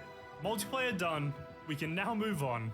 Of course not. If you're new around here, meet Jolums with a dash. This is my second account that I load up when I already have trophies on my main account. And of course, I can't get the Big Leagues trophy because it's unobtainable. Are you even listening? But I can still try get the other 4 multiplayer trophies that are still achievable. Well, barely, as we run into another issue. If you don't know, playing multiplayer COD games on the PS3 are not safe. With hackers running wild in almost every single old gen COD, I don't want to risk playing online, but I need to play online to get these trophies. So there's only one thing left I can do, and that's LAN party, baby! By myself. Yeah, everyone left. I'm gonna boost on 4 PS3s with 6 controllers, I don't think so, the lobbies are full and no one can join. Kinda sad, but hey, what can you do? So for our first trophy trained up, we need to win 10 games in combat training playlists, which is actually good because it's filled with bots and with a normal XP rate. Until level 10. After level 10, we can still play the objective playlist, but it's at half the XP rate. But at least we get the trophy Welcome to the Club for getting to level 10. Level 10? That's been viewed 57 times though. First multiplayer trophy, more to go, more to go. Now we still need to win 10 games in combat training, and I think this is honestly going to be the method to prestige. Even if it's half the XP, is probably the safest method, as no one's going to come and join these games, and I get to roleplay that I'm playing online and not sitting in a room alone with 4 PS3s boosting on a game from 2012. Bang! But ignoring that fact, we won our 10th game. Yeah. Trained up! We are all trained up. And the last trophy besides prestiging is Party Animal, where we need to win 10 games in the party mode playlist, and the plan was just to play these until I get the trophy and swap back to combat training, as I was getting roughly around the same amount of XP, but it's more fun to play against bots than it is to play against no one at all. And that was until I realized you can't unlock challenges in combat training, but you can unlock challenges in party mode. And these challenges usually have huge XP boosts. And if I play the Sharpshooter playlist, I can get as many kills as possible, especially if I keep leaving until I find a Nuketown game, because boosting Sharpshooter on Nuketown is almost 4 times faster than combat training. Should literally be like 30k. 46k! Oh! In 5 minutes, 46k XP. I literally can't get over that. Another level up. With 60 kills again.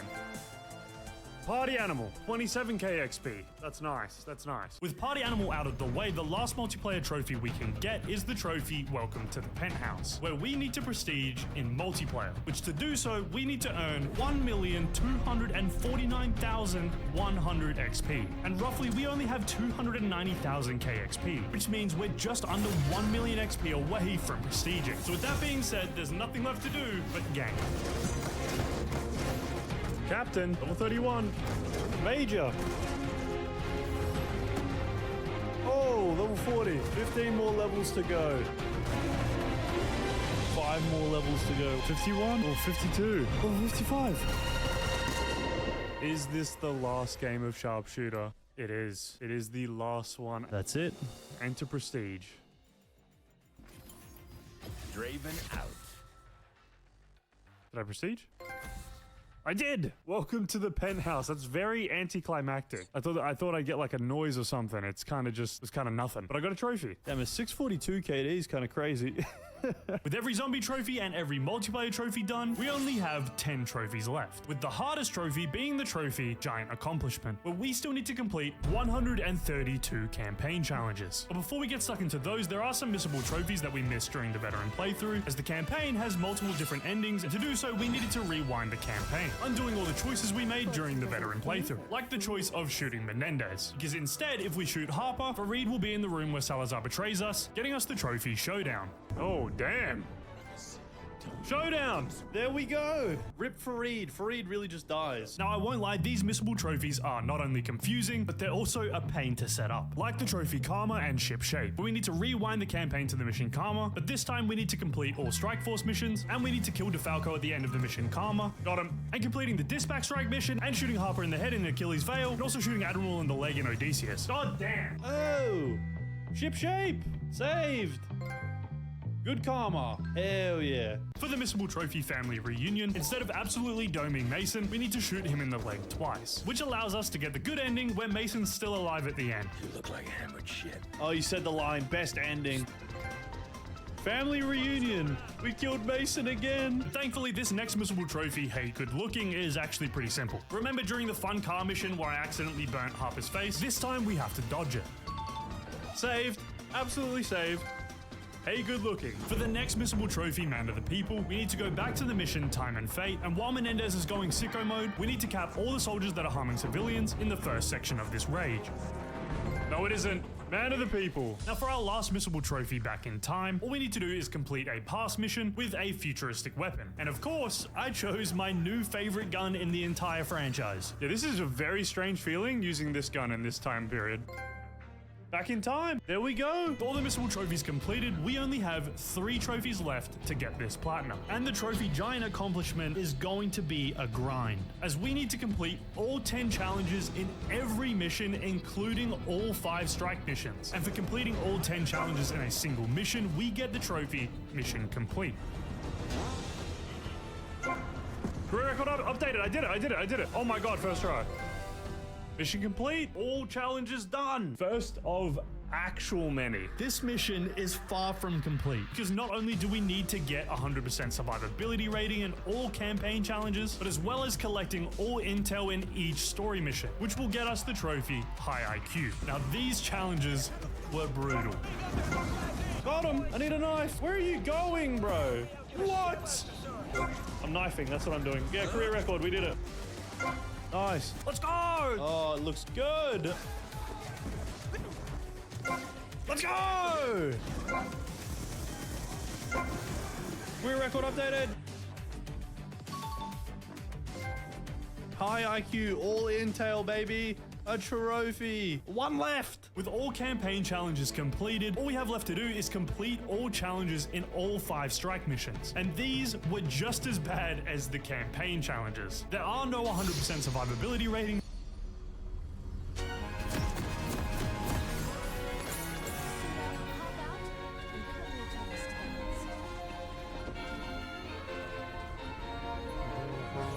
What the heck is this?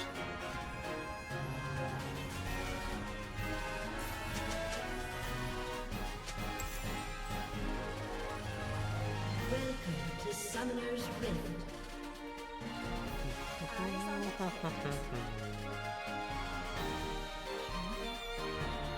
30 seconds until minions spawn.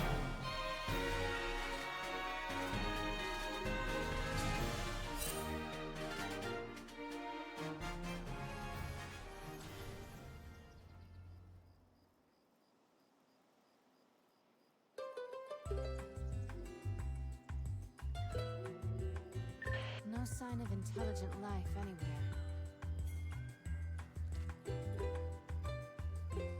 Minions have spawned.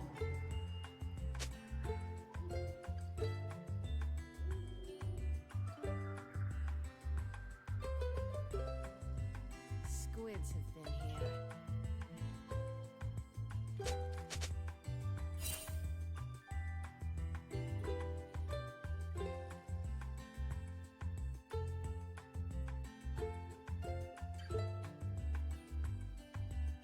Ready to hop in. What's up, Doc? Soraka, Seraphine.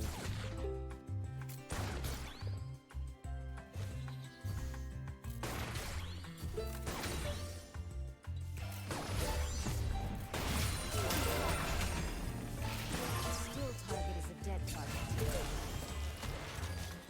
How am I missing these?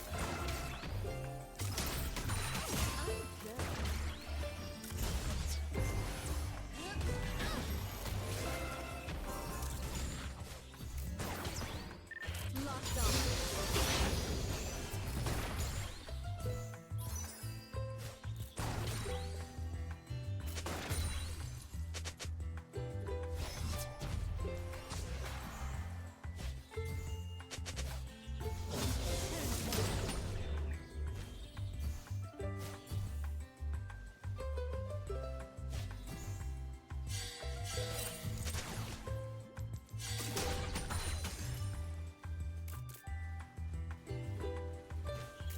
Never underestimate a woman.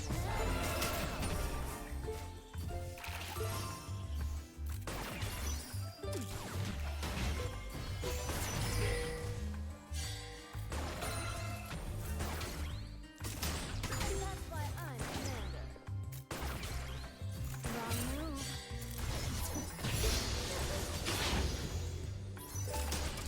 I'll burn you back. What are these minions hiding? First blood. My god, man. Everyone's counting on me. An enemy has been slain.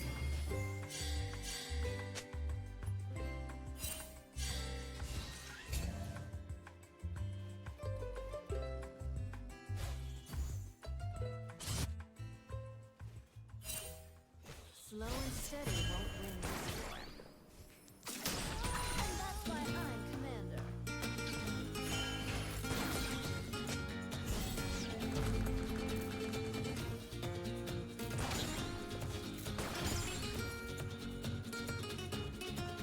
Nature has reclaimed this whole place.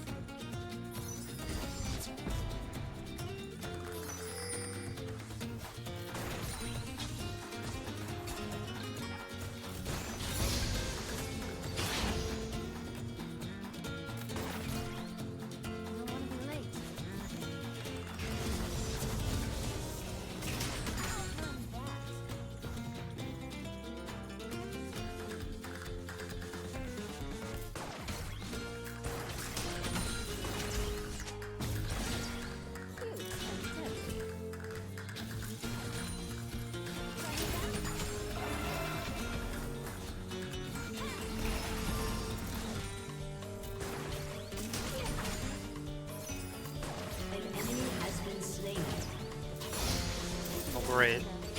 My auto attack kills it. An enemy has been slain.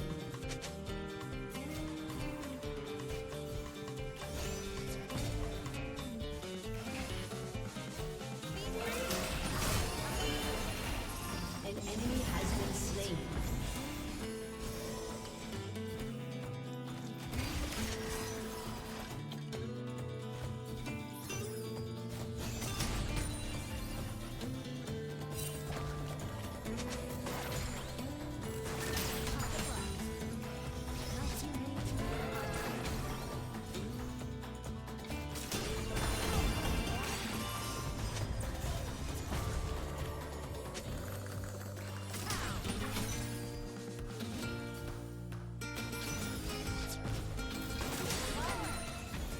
Walk softly and carry big guns.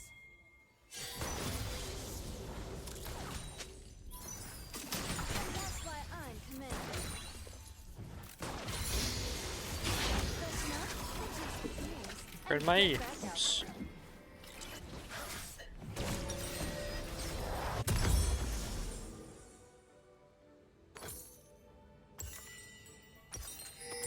An enemy has been slain.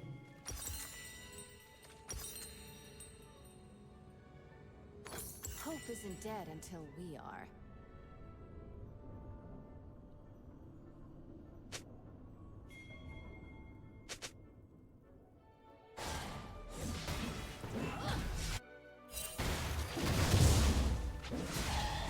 An ally has been slain. An enemy has been slain.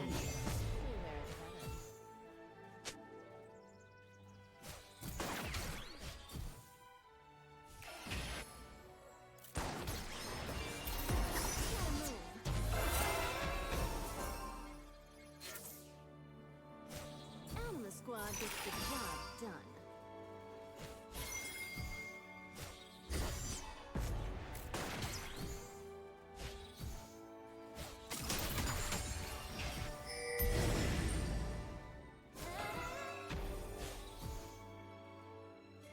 Someday the world won't need protecting.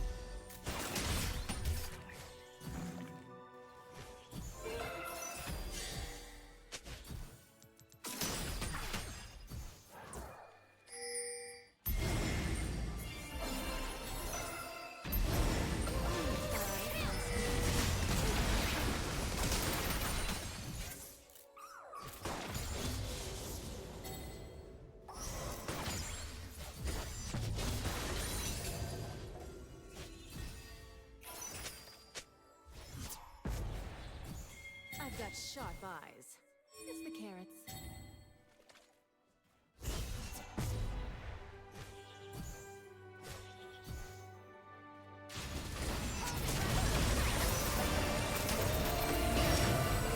See the ulti come out. The Have been slain.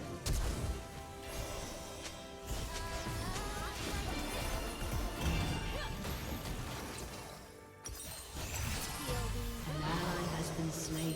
Sonny's not going down without a fight.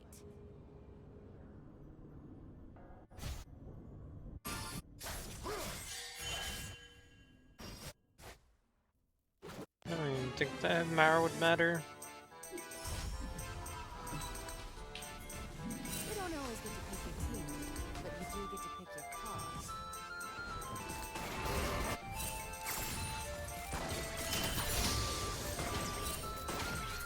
Killing spree.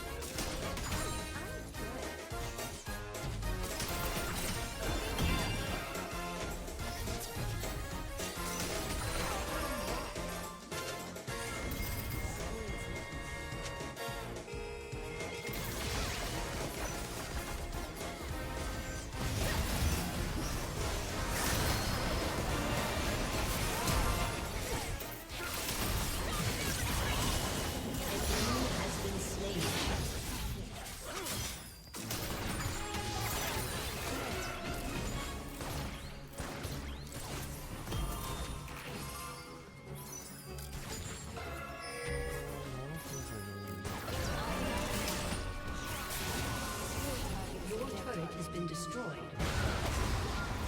Rampage.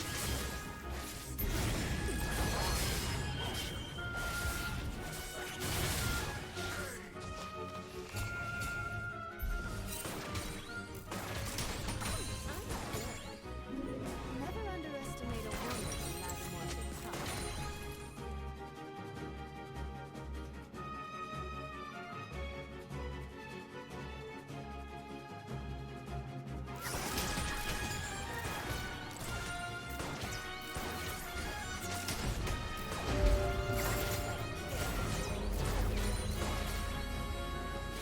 An enemy has been slain. An ally has been slain. A good commander knows when it's time to regroup.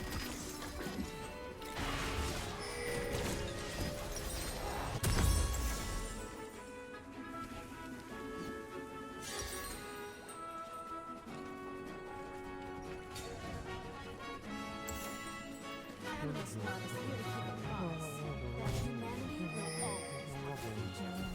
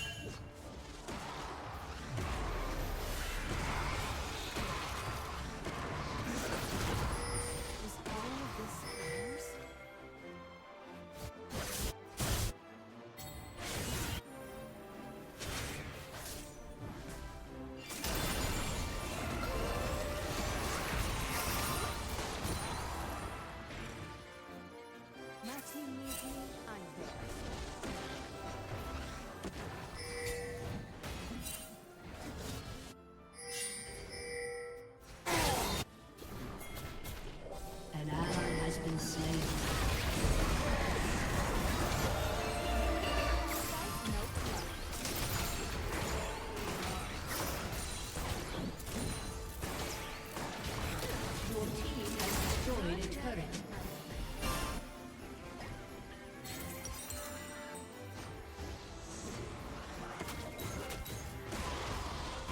The enemy doesn't think I'm a threat.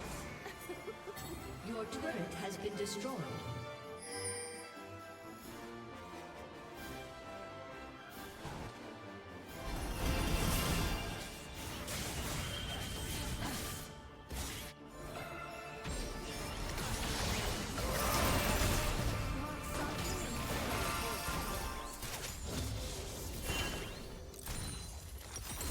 Your team has destroyed a turret.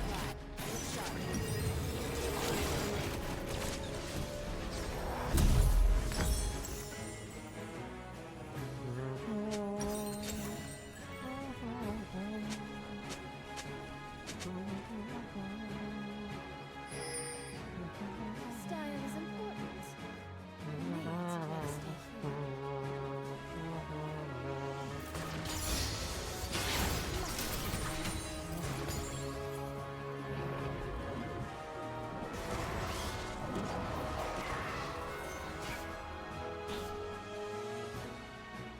Hope isn't dead until we are.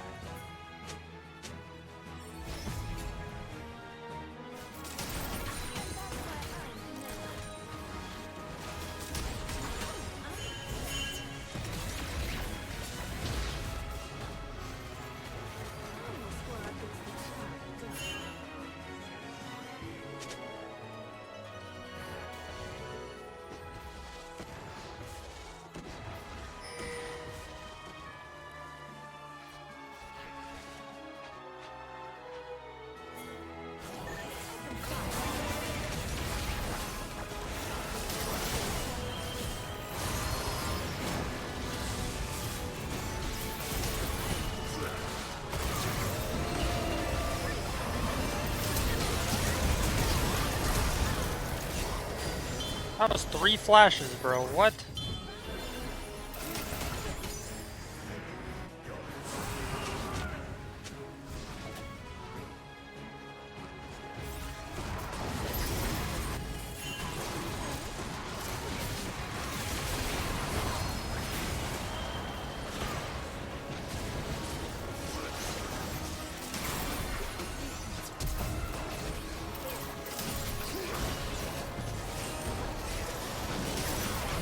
They'll die at some point. An ally has been slain.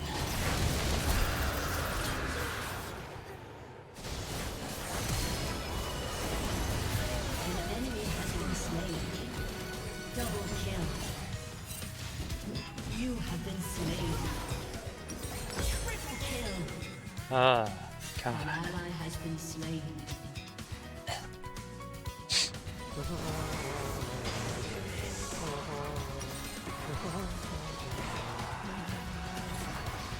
So let's go with this now.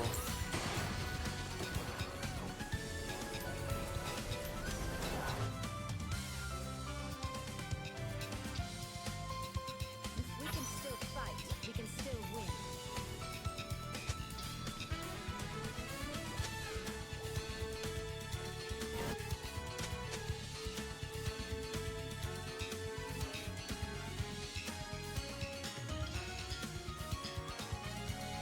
Only 5 myself. Making me happy. And that's why I'm commander.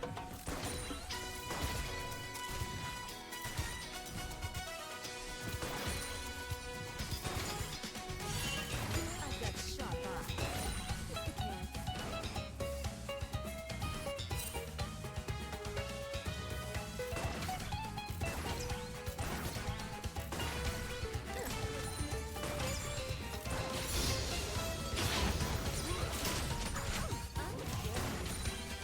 We're humanity's last shot. Gonna hurt us.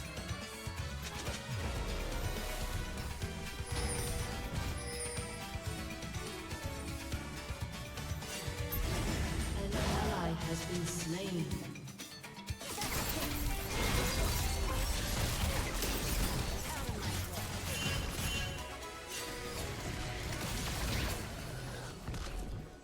Good enough for me.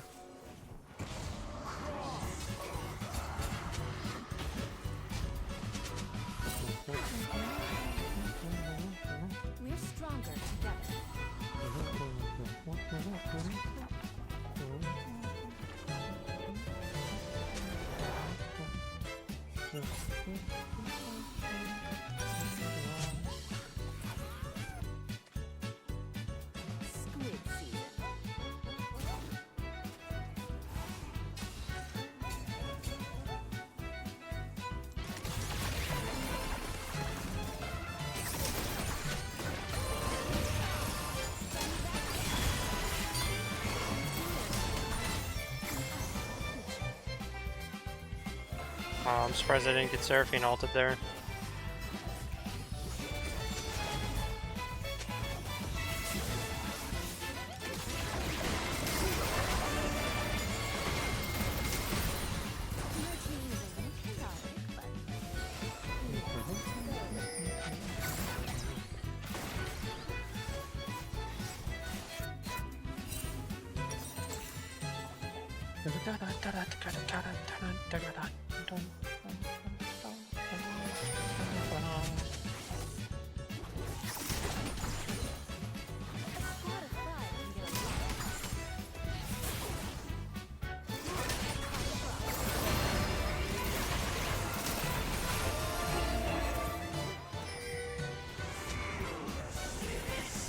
Alright. Your team has destroyed a turret. What? Are you okay? I'm sorry.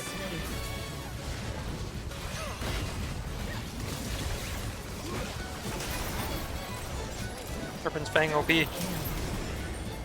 I was just talking to myself. I reduced a lot of shield, like 800.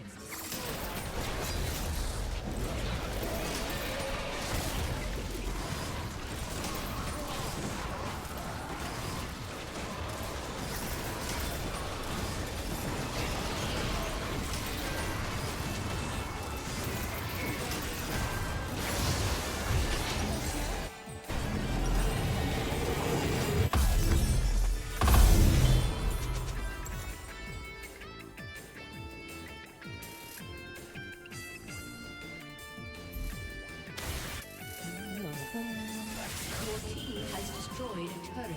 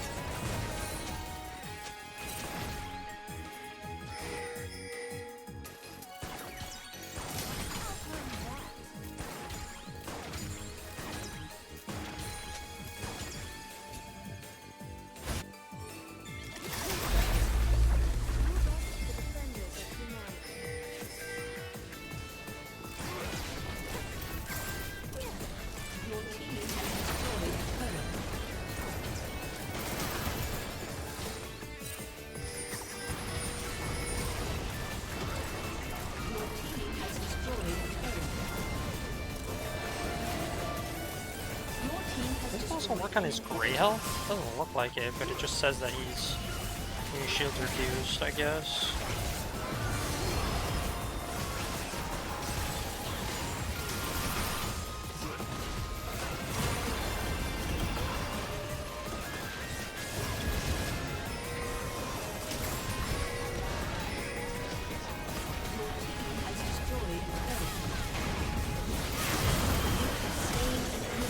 Oh my.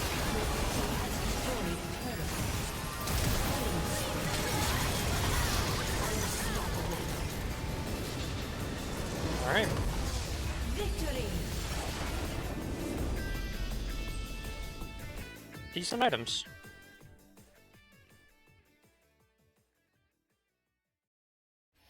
Decent items. I guess I'll give the GG to Poppy. I mean, she did what she had to do to win, I guess. I respect it. Just sucks. I can't really play the game. Here be.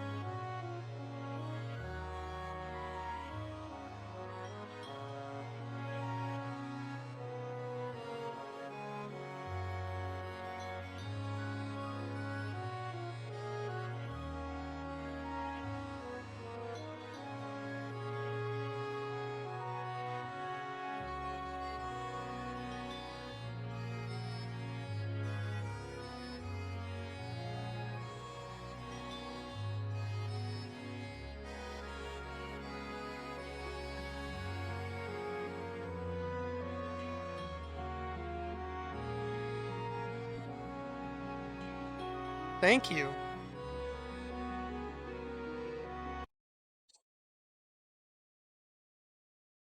Wait, I didn't even finish the video. Fast, but we'll tell in each story mission, which will get us the trophy High IQ. Now, these challenges were brutal. Got him! I need a knife! Where are you going, bro? What? I'm knifing, that's what I'm doing. Yeah, career record, we did it.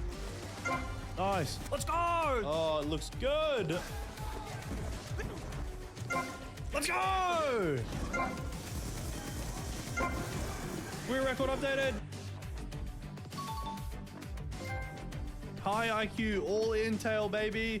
A trophy. One left! With all campaign challenges completed, all we have left to do is complete all challenges in all 5 strike missions. And these were just as bad as the campaign challenges. There are no 100% survivability ratings, but there is one challenge in every strike mission that forces us to complete the mission in the top-down view only. These aren't that bad, they just aren't that fun. Don't just stand there, don't just stand there, please move. Don't just stand there, please run. Oh my god. You have to ask her to kill enemies? Oh, do I? How about she just runs? How about that? But after grinding out challenges for hours, Drones, nice. we finally made it to the last 2 challenges we needed to complete to get our platinum trophy. There it is! Just sentry guns now. Is that first?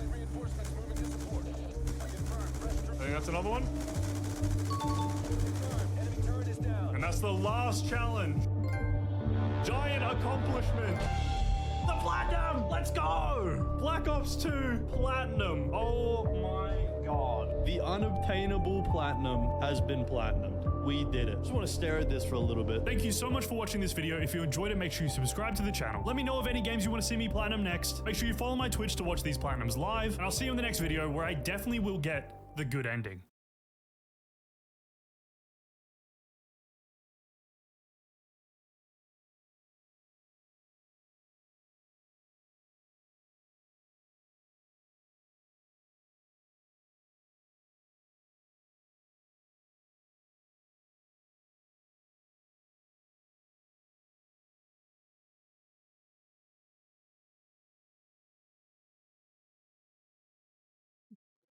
Battle. Gee willikers, 6,000 health. This is gonna be a big battle, but I think we can pull this one through as long as we— One of the people I was with was overleveled and one-shot him, so Mushu's done.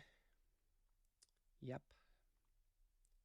I'm not complaining though, that was a cool attack. Another day has been saved. Another soul is grateful for Finnegan Jackal Boots, Emperor Yoshihito thanks us with a key to Dragonspire. I don't know why Malastare didn't just steal all the keys and prevent any additional access. He would have easily guaranteed victory. Malastarevan and the Chipmunks, you had the opportunity. You blew it. Your demise will be your own fault. Back at the Spiral, I start prepping my voyage to Dragonspire, doing the routine I've become extremely familiar with at this point. This time, I've spent a little more time at the Death School. Why? I still think it's ridiculous that they haven't relocated the building, but hey, Dworgen's pretty cool. He's become the new death professor, and despite being rounder than a Timbit when it comes to teaching about death magic, I'd say he's pretty sharp. In this place called Darkmoor, Dworgen lived as the assistant of Dr. Finkelstein, and in his spare time, he read comics about a necromancer named Jamie Skinner until his shitty dad threw him off a bridge into some water. Dworgen then fails his evil assistant exams and gains a lot of self-doubt. I'm sorry. The time-traveling dog shows up for a bit, pats him Yeah, on the it's back, too and much just- for and a his little dad sick just goes, body. All right, Bucko, I got a gig for you, but it's not at this horrible, dark, scary, spooky place. I'm It's sorry. just Wizard City, where it's lovely and everyone's gonna be nice to you. Darn. So then he gets a job at the Death School. Malastare becomes his owner, but not in like the slavery way, like the Salamanders were. Just like a dickish manager to intern type. One day, Milky Dud Malastare's yelling at a child and being like, "Ah, you suck.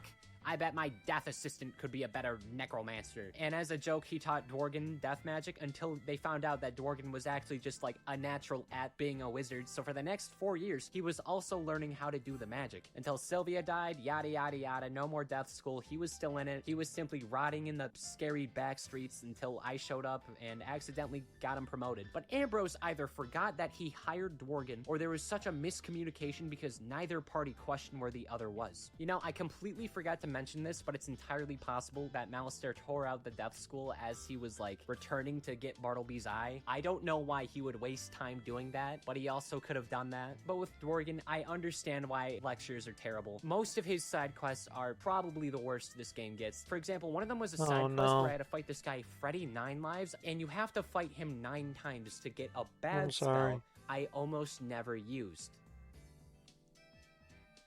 Oh shit, I can talk about Grizzleheim now.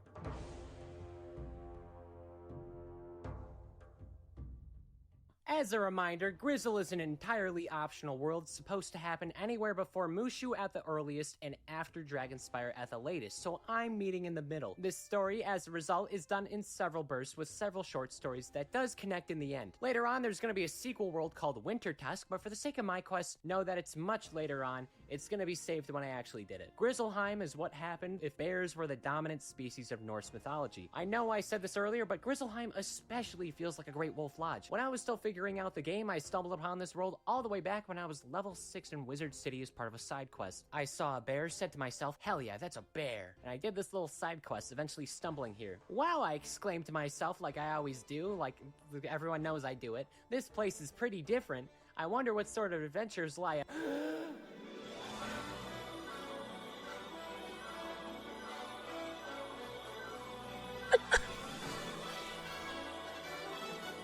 Nick Jonas is in Wizard 101, did you know that? What? That's pretty epic. Nick Jonas? I What's don't know. Nick Jonas of Jonas Brother fame doing here? Well, Nick Jonas and only No, he, he's not an the other two, NPC. made some of the music for this game, namely in that so-called Winter Tusk. Suddenly, the motivation to find Nick Jonas at Winter Tusk fueled my little heart like it was the furnace of a steam train made of fleshy flesh meat. We will meet again, I hope. But not until we go over this world and a little bit of Wizard 101 101. The history of the Grizzle Hizzle for Shizzle my Comprizzle.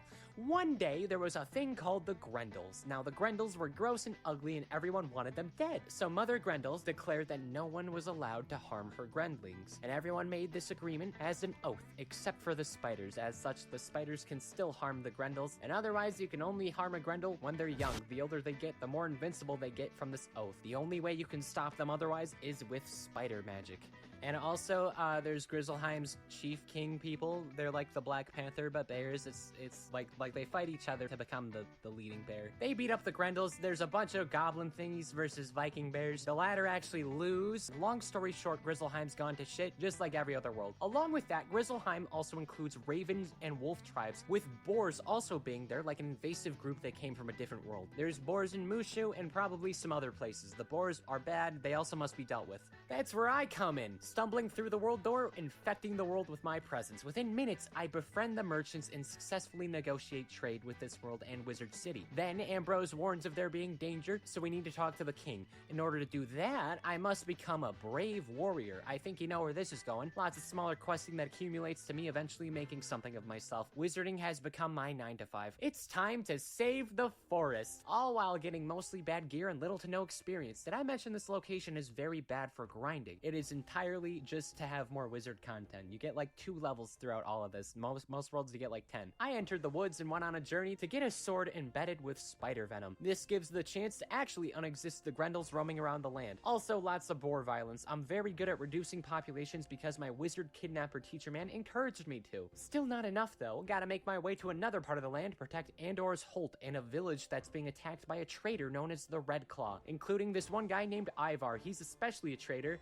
I have 20 hours of footage. It'll be really embarrassing if I forgot to record this guy. Part of this portion requires me encountering Bullthorn the Grendel. That sounds like a Swedish Sonic character. He's willing to help and tells of an Eye of Truth, as that should be able to get me out of the land. I am slowly losing my patience. To obtain this funny artifact, I gotta go to Red Claw's super secret base, and somehow, someway, I was able to sabotage them by asking to join their clan, destroy their stuff, rinse and repeat, and that is the end of an uprising. Oh, and guess what? That evil bear Ivar? He's actually just a raven, not even an Ivar. This is when it's revealed the ravens are the ones bringing all the conflict across the land in order to achieve an eternal winter. Why are they doing this? Yeah, I mean they are. I guess they just like it cold. Totally unrelated, but now the wolves are mad simply because of the ravens. Fighting ensues and another species uprising. Ivar was taken hostage by the wolves, therefore allowing the ravens to cause internal conflict for the bears of Grizzleheim. This wolf named Wolfric tells us those filthy ravens trapped the wolves to make this massive miscommunication. Beat up the confused wolves, rescue Ivar. The king is grateful. He rewards us with another chance to fight the No, they're overleveled. I'm gonna lose this fight.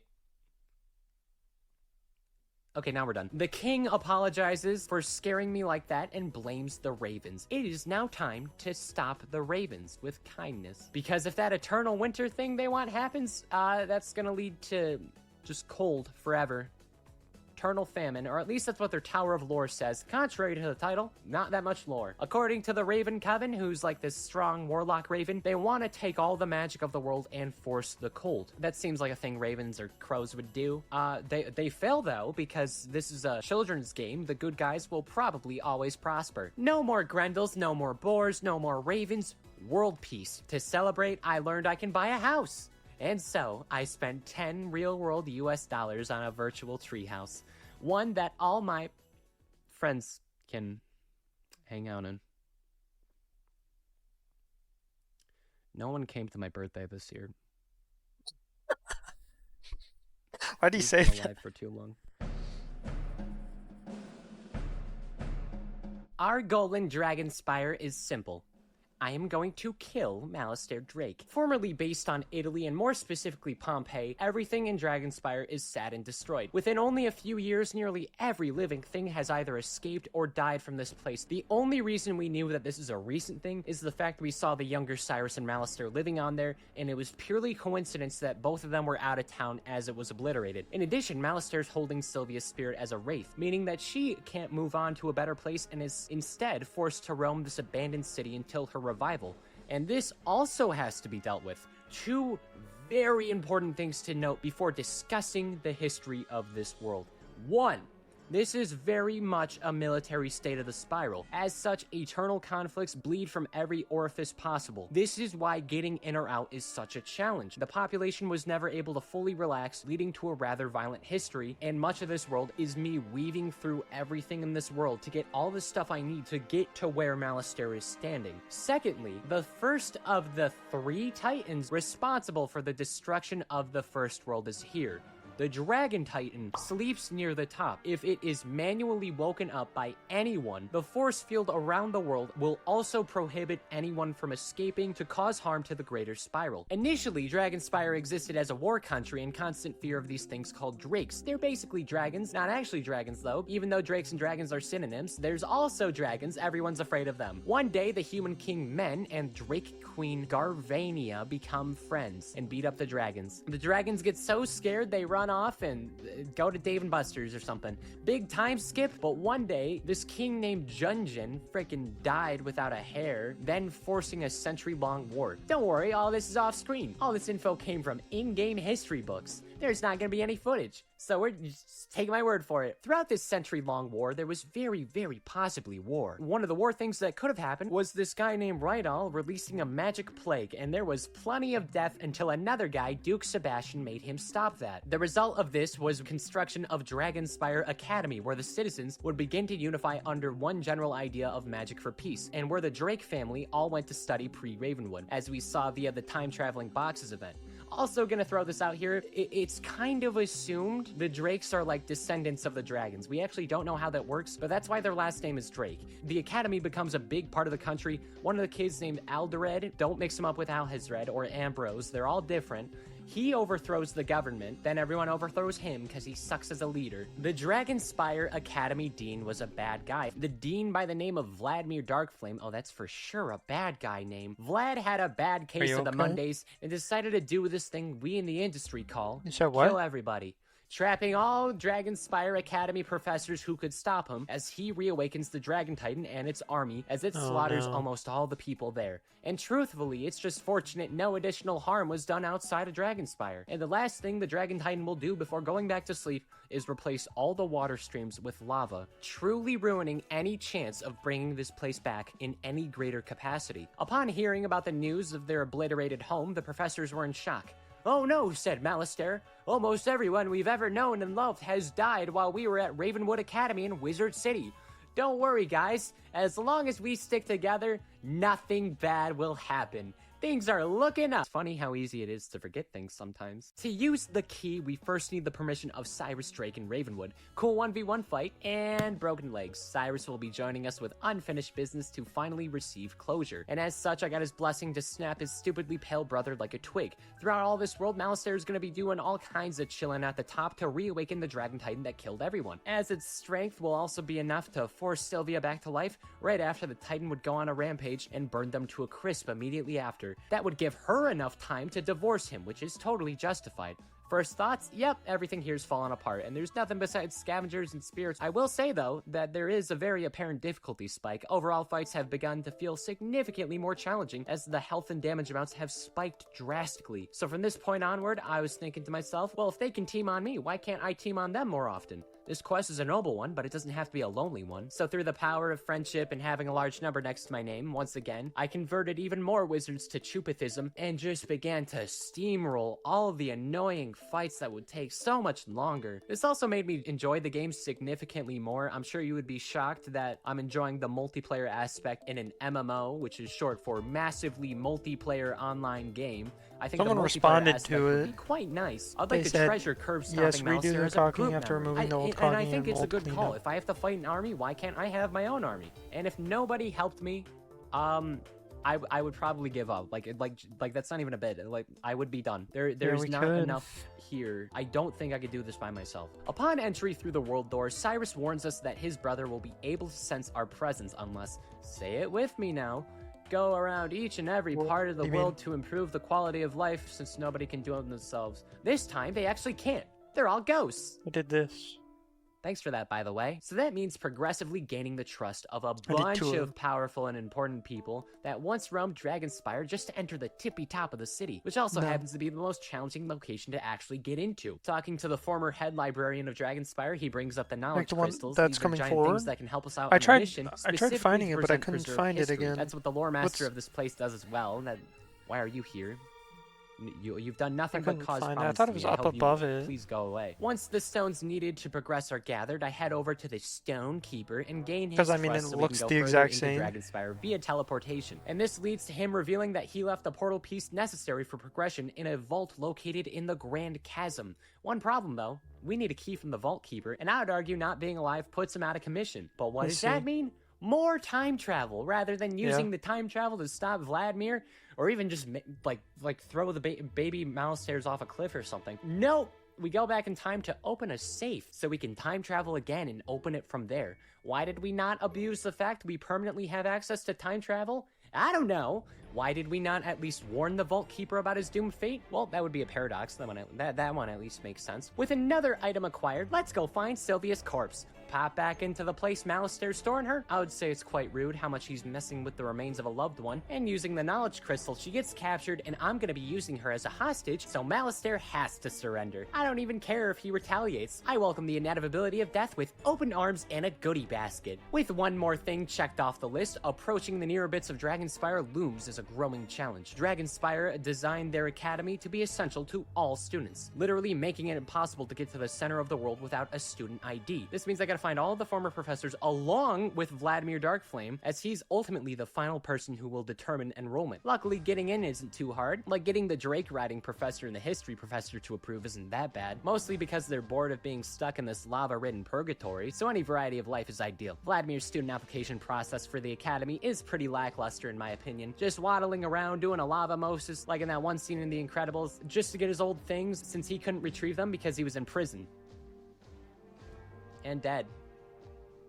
But anyway, welcome to Dragonspire Academy. Off-screen, Malistaire has failed to revive Sylvia on account of the fact we're holding her spirit for the time being, and has decided to use the Croconomicon to revive the Dragon Titan and utilize its power. Why not, right? It's not like reviving the Dragon Titan and having him roam around the entire spiral would destroy everything. I'm sure nothing bad could happen. At the Academy, we meet Ashley the Fire Tree and are informed a living drake is going to be needed to fly up to Malistaire. This requires a staff made from obsidian and pure crystal in the Crystal Grove. Oh, also, drakes are like super endangered. Making this even more fun. Nothing wrong with more fetching adventures, being the whiz dog I am. We get that crystal cut up, get that Drake staff, go to the Drake hatchery, make a new baby Drake specifically for this one flight up to the top, and with all the gear together, it's finally time to end the life of a middle-aged necromancer. The quest to the top is intense. Finnegan Jackalboots and his party of warriors all climb to the top,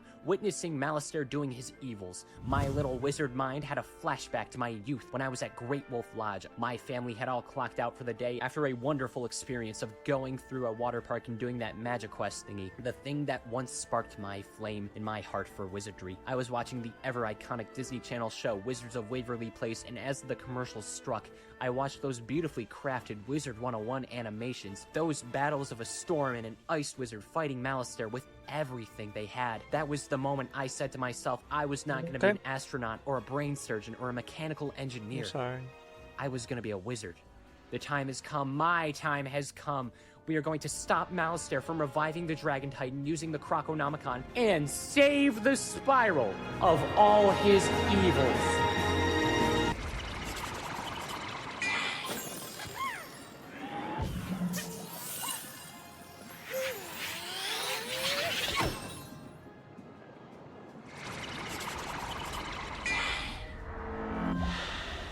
I did it.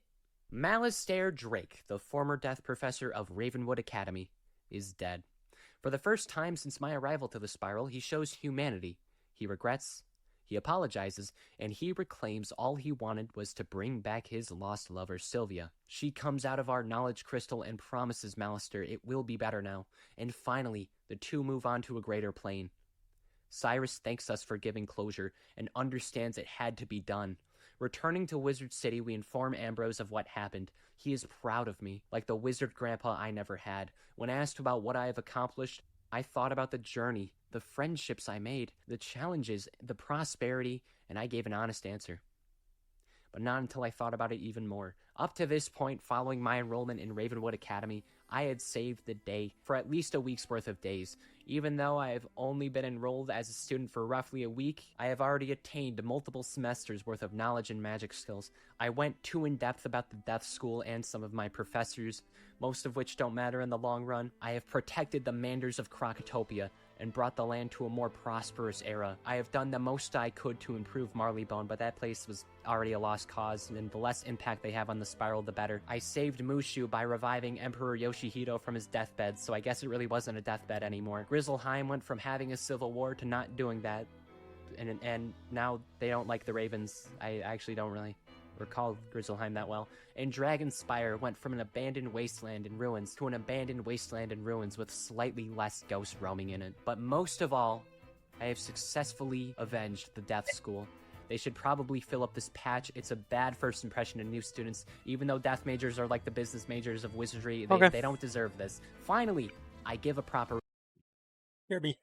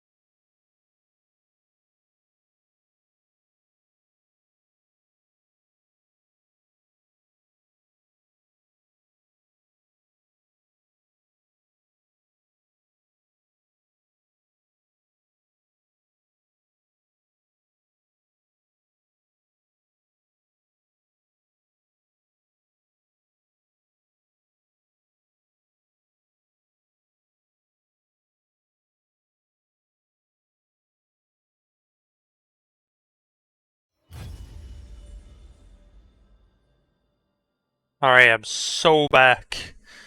Sorry about the wait. Response. Merle Ambrose, since I Wizard apologize. City, I've had a croctopid ton Had to of help out problems Janice this with evil man. the I laundry. felt as if I had a Marley bone to pick with him. I assure you, this needed to be taken care of before anything dragon spiraled out of control. And I'm glad the spiral is safe. Grizzleheim. Get back to class. Alright, yeah, I deserve that.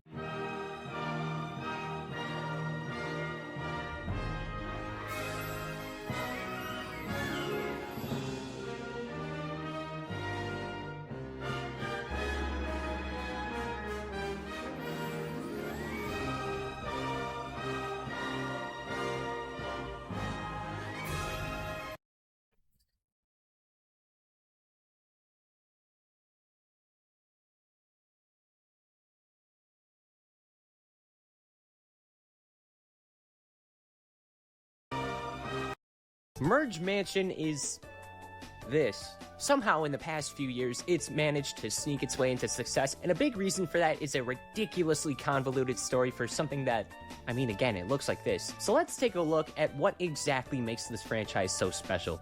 Hi everybody, I'm here in a bowling alley. Haven't been to one of these in a while. Last time I did, a ball shot out of those ball things and hit me in the side of the head. And let's just say there's a reason I never sit over there. What do I even say about Merge Mansion? A couple years back, the advertising went viral for reasons we'll get into, but the game itself, it sure is. Merge Mansion takes place in the fiction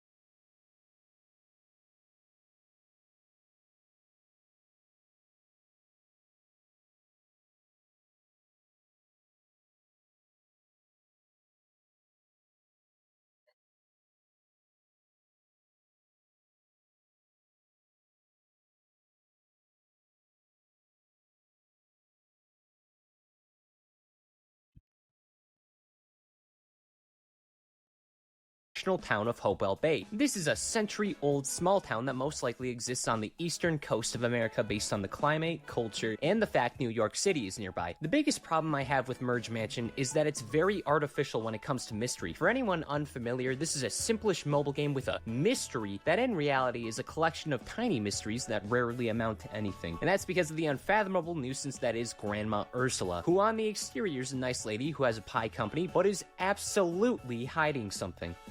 Probably within her mouth. Why does her jaw do that? Whenever anything happens, Ursula is responsible to at least some extent in either causing the event or preventing it from truly being solved. Like, all the marketing is designed to make a big deal about Grandma being this cryptic person, but it'll never amount to anything. She's just pulling all the strings. Grandma and a majority of all characters exist in the Bolton family, a formerly wealthy group with a passion for inventing, and because of it, they were able to afford a mansion. Surely nothing bad's gonna happen to it. Now, besides Grandma, we also have Maddie, another inventor who we follow throughout all this, and when she was young, her parents died. No idea how, because somebody doesn't want to share. This story's gonna start on Maddie's wedding. It fails. Bad wedding. Maddie was gonna marry a guy named Arthur, and while he gets ready, Grandma breaks in, seemingly blackmails him, and writes him out of the story. To make matters worse, her house burns down. To make worse matters worse, Grandma's house burns down. Because even when it comes to losing houses in fire, Grandma will not be one-upped. But you know what? Maybe we might just have a chance when it comes to cooking, in part thanks to today's sponsor, Factor. Now, contrary to popular belief, I need food or else I will starve, and we can't have that. Who else is gonna ramble about? Use code CHUPO50 to get 50% off on your first Factor box and 20% off on the next 4 boxes worth of orders. That's code CHUPO50 at Factor75.com to get 50% off your first box plus 20% off your next box of orders.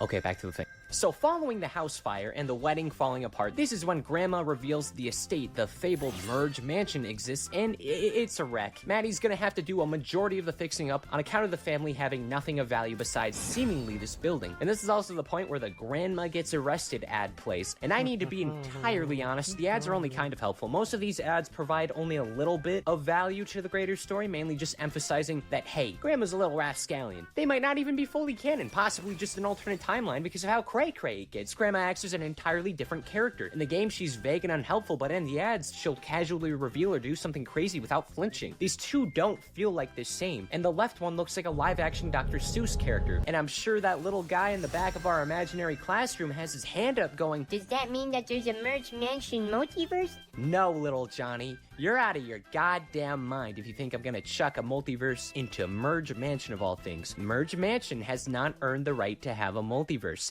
So here's how I'm gonna implement the ads. I think the game itself takes the POV of Maddie, while the ads take more of a cinematic look, a more objective one. And I don't even know how nobody's figured out Grandma Ursula's bullshit in the ads. Some things she's done include getting arrested in the intro, sneak a file into a pie knowing she was gonna get arrested, has Maddie bring the pie, Grandma breaks out at one point, goes into hiding by the police, and seemingly bribes the police. She's shown hiding things, gathering large stocks of weaponry and poisonous foods, has some secret ingredient in her pie, which I would guess is people she's assassinated. You gonna wash but it? The creators directly support this theory, therefore it's probably not true. That's Secrecy 101. By acknowledging a possibility, that reduces the odds of it being a possibility. Just thinking about it, both major forms of storytelling hardly feel like the same property. The game feels like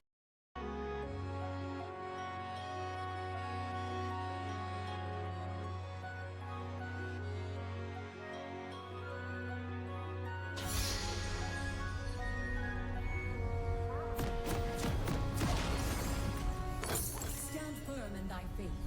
This day, we fight as one.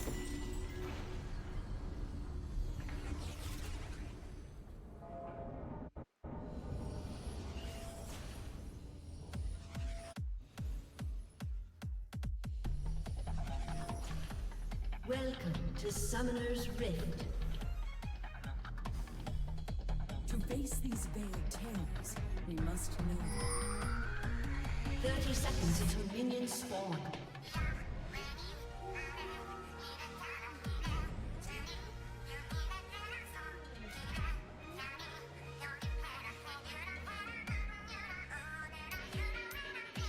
Two ancient orders, one above, one below.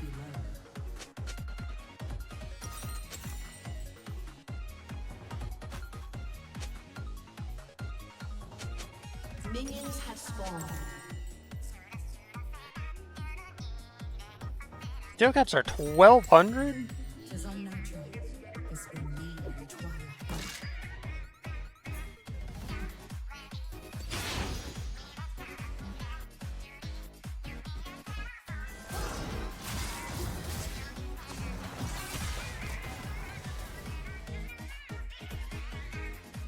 The last light approaches.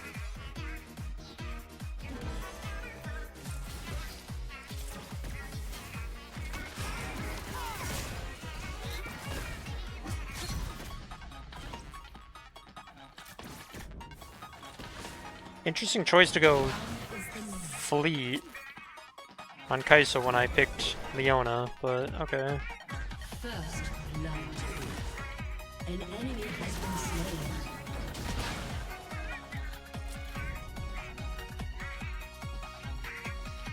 Light will not obey. My shield will.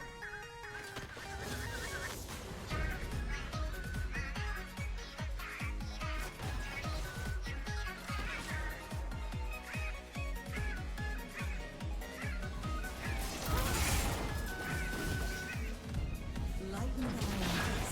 The sky has opened. An ally has been slain.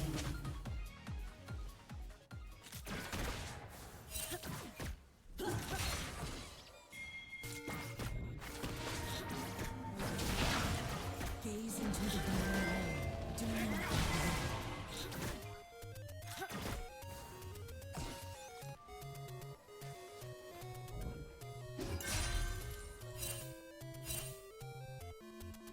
An ally has been slain. My oath shall not be broken.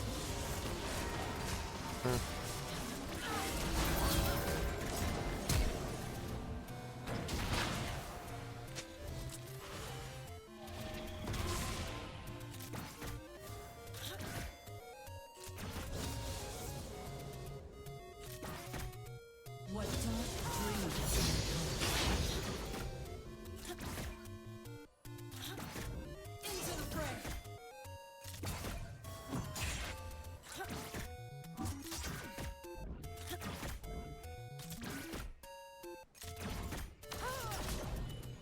thyself in the cold of an empty cell.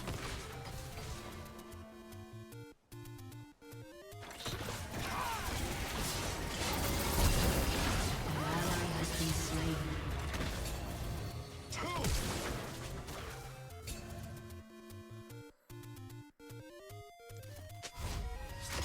silver. Oh, that blows.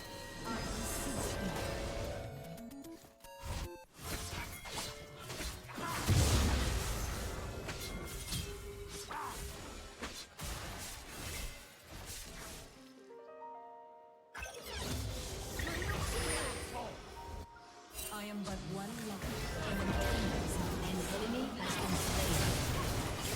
An ally has been slain. An ally has been slain.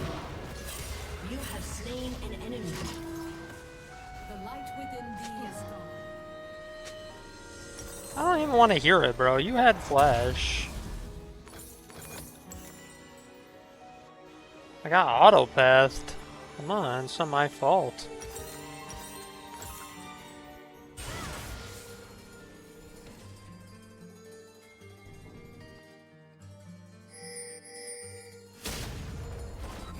An enemy has been slain. Eyes to our patron. An eternal ray, wreathed in flame.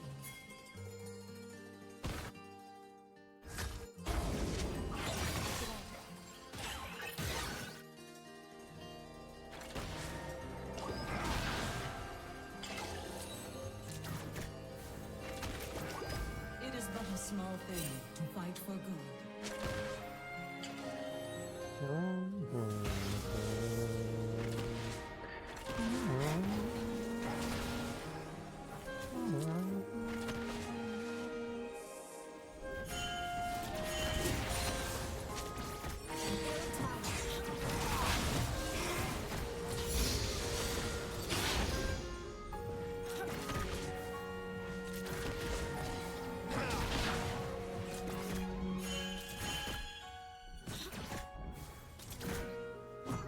Shadows hide nothing from you.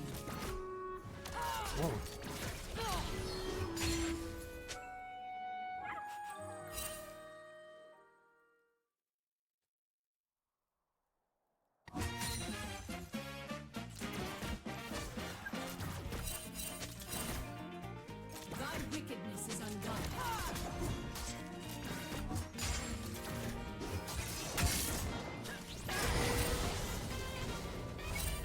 O patron of light, O impassive eye, wouldst an ally has been slain. Enemy double kill.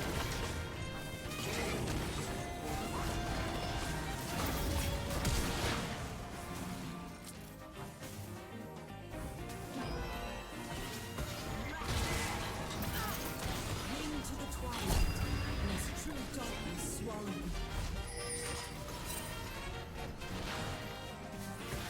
I think.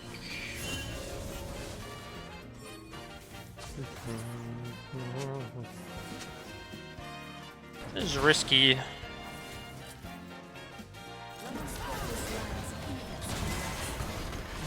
has been slain.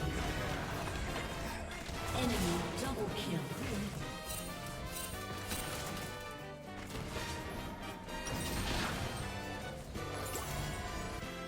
Yeah, that's what I mean by risky.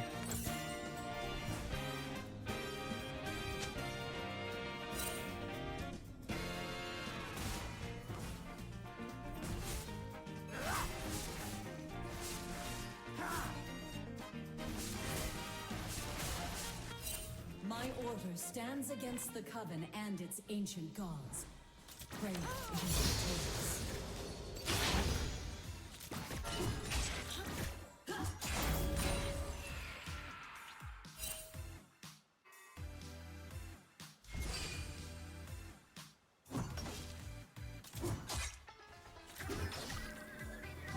Fear not my sunless sky.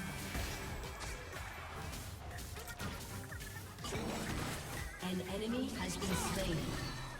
An ally has been slain. Double kill.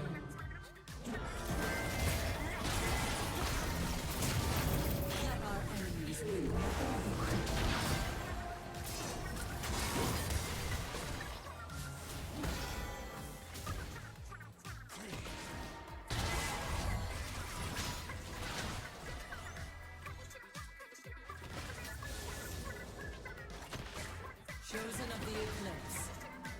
is my time.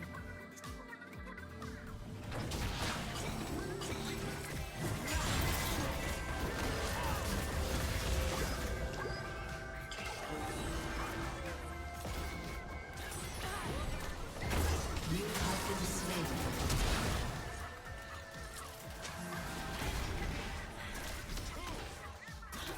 Enemy double kill.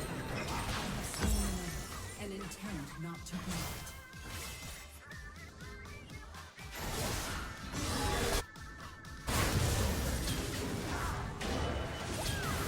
An enemy has been slain.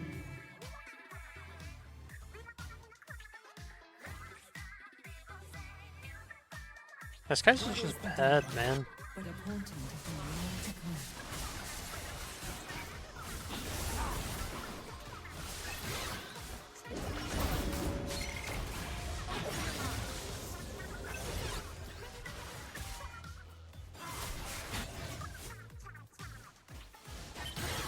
A Stygian VODS fuels the nature of space.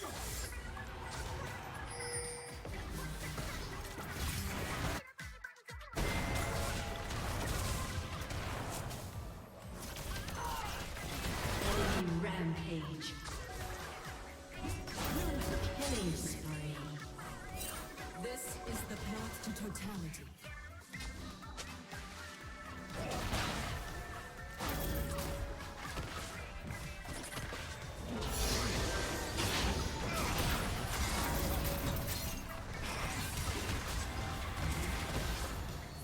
Tis the moon, ruled by a I ravenous can't believe I get my secondary and this is my fucking ADCs, bro.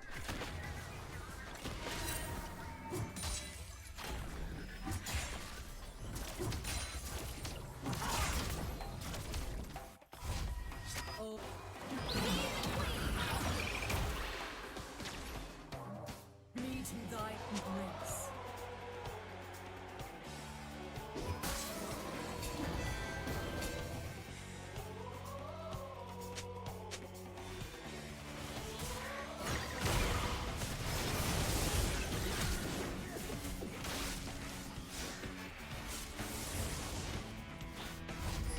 O patron of light, O impassive eye, wouldst thou aid chosen vessel?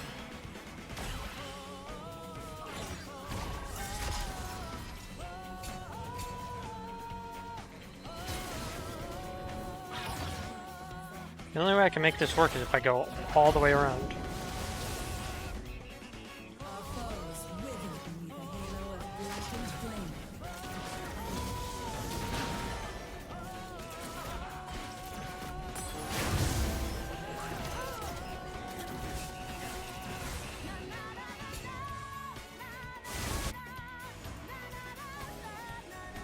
Answer my challenge, coward.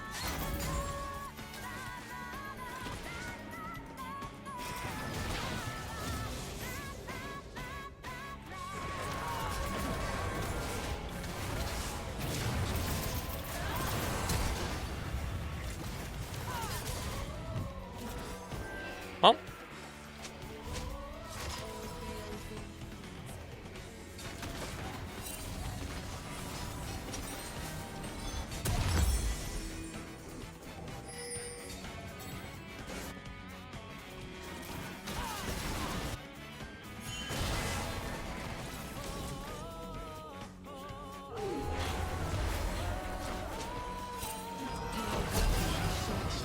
An enemy is unstoppable.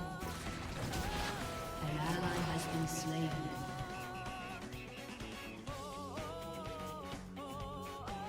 Rampage. Your turret has been destroyed. Let our enemies win nothing but death.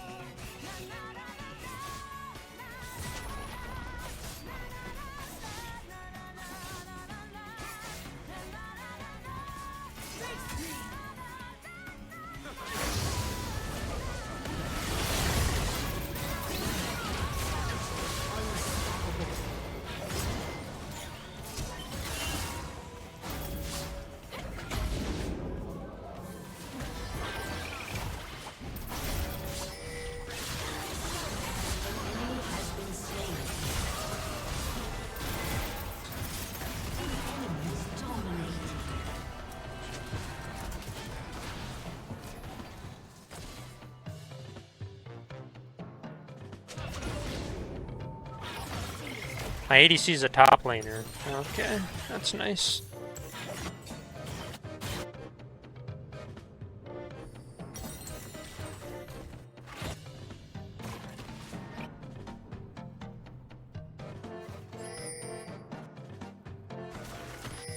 Cling to the twilight, lest true darkness swallow thee.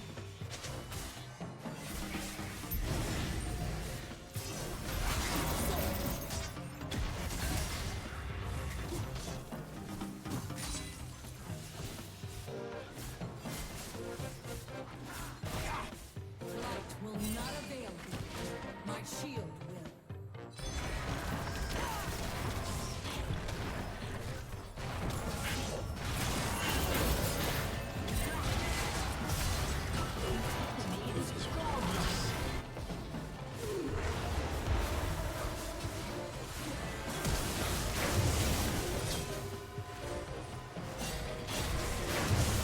Ally has been slain. Your turret has been destroyed.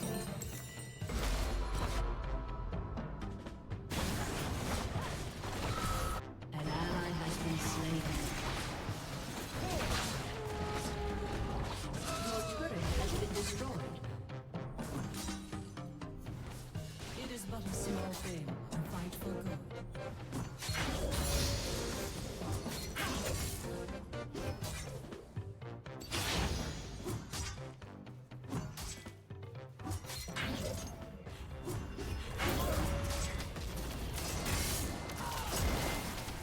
The old gods are gone. My order has shattered their profane, hideous thrones.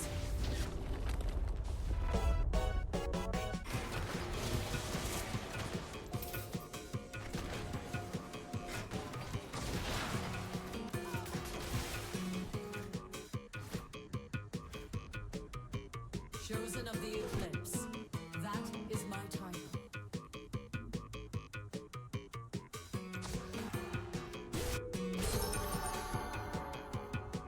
Your team has destroyed a turret. Oh, sleep with pain.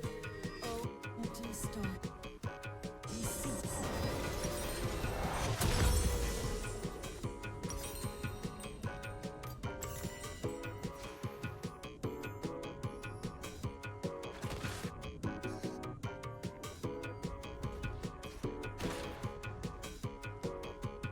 A Stygian fog obscures the nature of this place.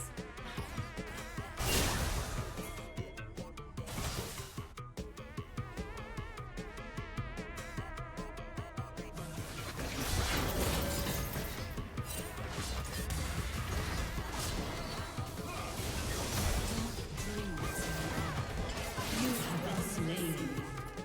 Okay.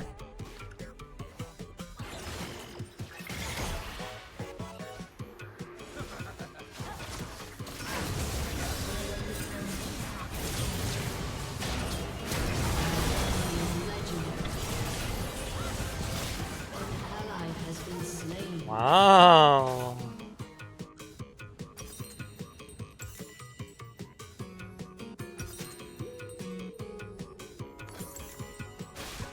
Yep, Bard's the reason why they're winning, guys. Bard is doing so much more.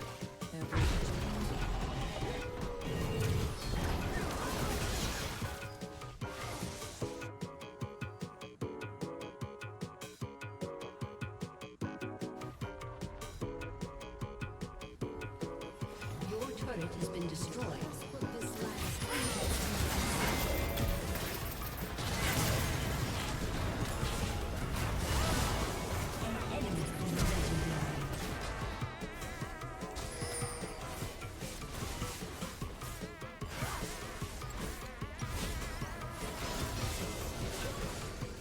Two ancient warriors. One good, one bad.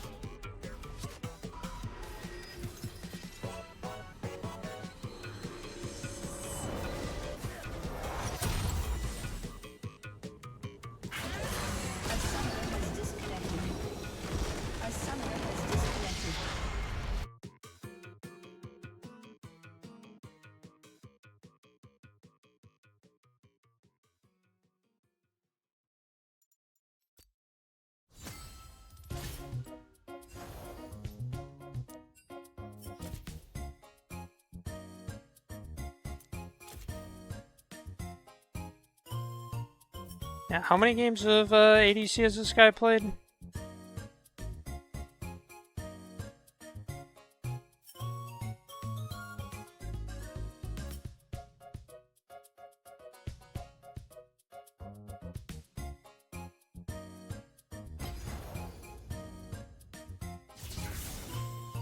Oh, very talented. Going fleet footwork on Kaisa.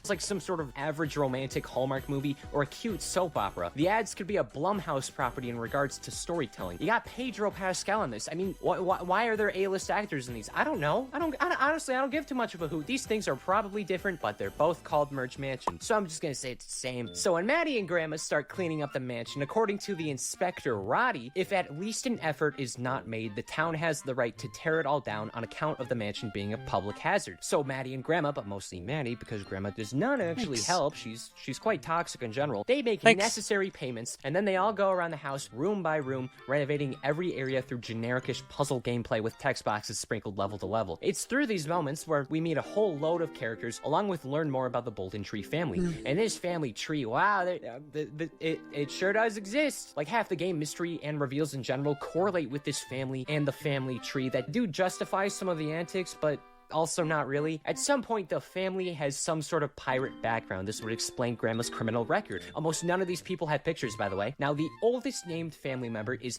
Ignatius Bolton, the one who made the family fortune. Born in 1802, he immigrated to the US and settles in Illinois, marrying a woman named Agatha and becoming insanely rich when inventing the tin can. The couple then have 2 daughters. In the late 1800s and early 1900s, tragedy strikes the Boltons. The first daughter, Clara, falls in love with a sailor, and he leaves her when finding out that all of their family wealth is entirely invested on the mansion or on tin cans. Clara then dies of a broken heart, and her parents get so sad they don't even set up a funeral, and also stop working, leaving the remaining family financially in shambles. So then the second daughter, Lindsay Bolton, in the 1920s, moves to New York for an extended period and eventually clutches up by inventing the spray can, bringing back the family fortune for generations to come. Moving forward, so we can move backward again, there's Grandma's supposedly deceased husband, Charlie. His mom was a code breaker in World War II, and his grandma was a nurse in World War I. Charlie also had a cousin that they named Skatey Katie, and she invented the skateboard alongside her partner, Casey. On Grandma's end, she had a brother named Leonard, responsible for the conditions of the mansion not being functional and stuff, because he was generally just a bad person. Like, he set up an illegal gambling ring,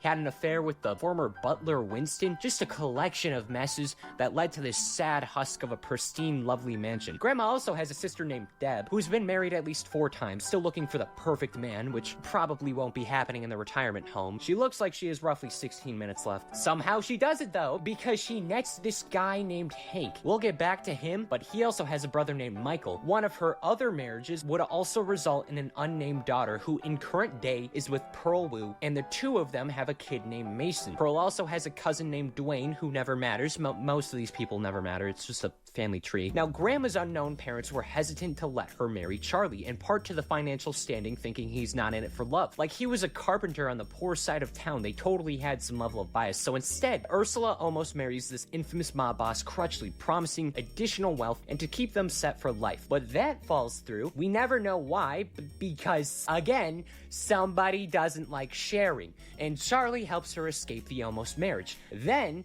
those two actually marry, more so just being happy over anything, and seemingly the mob is still after Grandma. Maybe that's why she is the way she is? I'm not ruling out the possibility of Grandma being the Punisher. Grandma Ursula and Charlie have a single son named Michael. This is another Michael that's also never shown and hardly important, but this time he is. One day a new family moves into Hopewell Bay, and Grandma invites them over. This includes a girl named Becky, and Michael and Becky hit it off pretty well, remaining together until they graduate high school. Becky decides to break up when she gets accepted to a European college, but when she returns 1 year after over summer break, she sees that Michael still cares about her deeply. So they get back together, Becky transfers to a local school, they marry, and finally end with the happiest of happy endings. Until they died. Haha, you're an orphan now. Wow, this family tree sure is a family tree. I'm sure Grandma would love to talk about. Nope.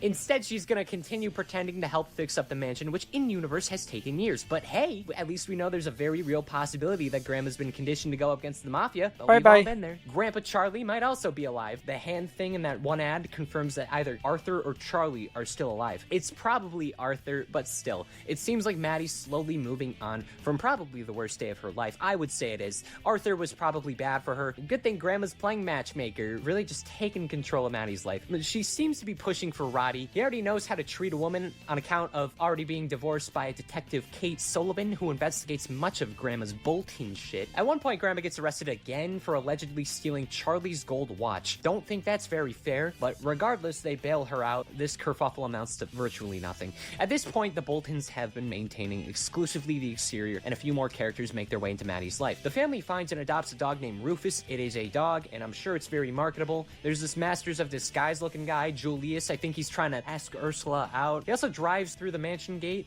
revoking his driver's license. Then there's Jackie. She's a reporter and attempts befriending Maddie. After Grandma's arrest, a marine biologist Emilio shows up for a bit, managing to be in a relationship with Maddie for a hot minute, only for it to end when they go on a double date with Roddy and Jackie, and they break up because Emilio decides to go fishing in Bolovia, probably never returning until the game runs out of ideas and need to bring him back like a soap opera. Love can ruin you, but Bass Pro will never let you down. That's what Hecky knows about. I hope I said that right. I don't care if I didn't. I know there's like 50 million trillion characters, but hey, what are you gonna do? Probably cry. I mean, I would. This is a guy who lives in the lighthouse, is from Finland, and probably has a connection to Charlie. I wish we could ask someone, but unfortunately, much of this game is just story roadblocks that we can hardly whittle at. One day, while tending to the plaza of the mansion, Maddie gets a call from someone who claims to be Charlie. I don't like the implications of that, and neither does Grandma. Maybe they got into a fight, and Grandma just claimed he died. That seems like a way to hide your problems, but then she wouldn't be looking back at the memories fondly. Generally, I just think this was not thought through. The mysteries keep prolonging, and my patience keeps thinning. Oh, also,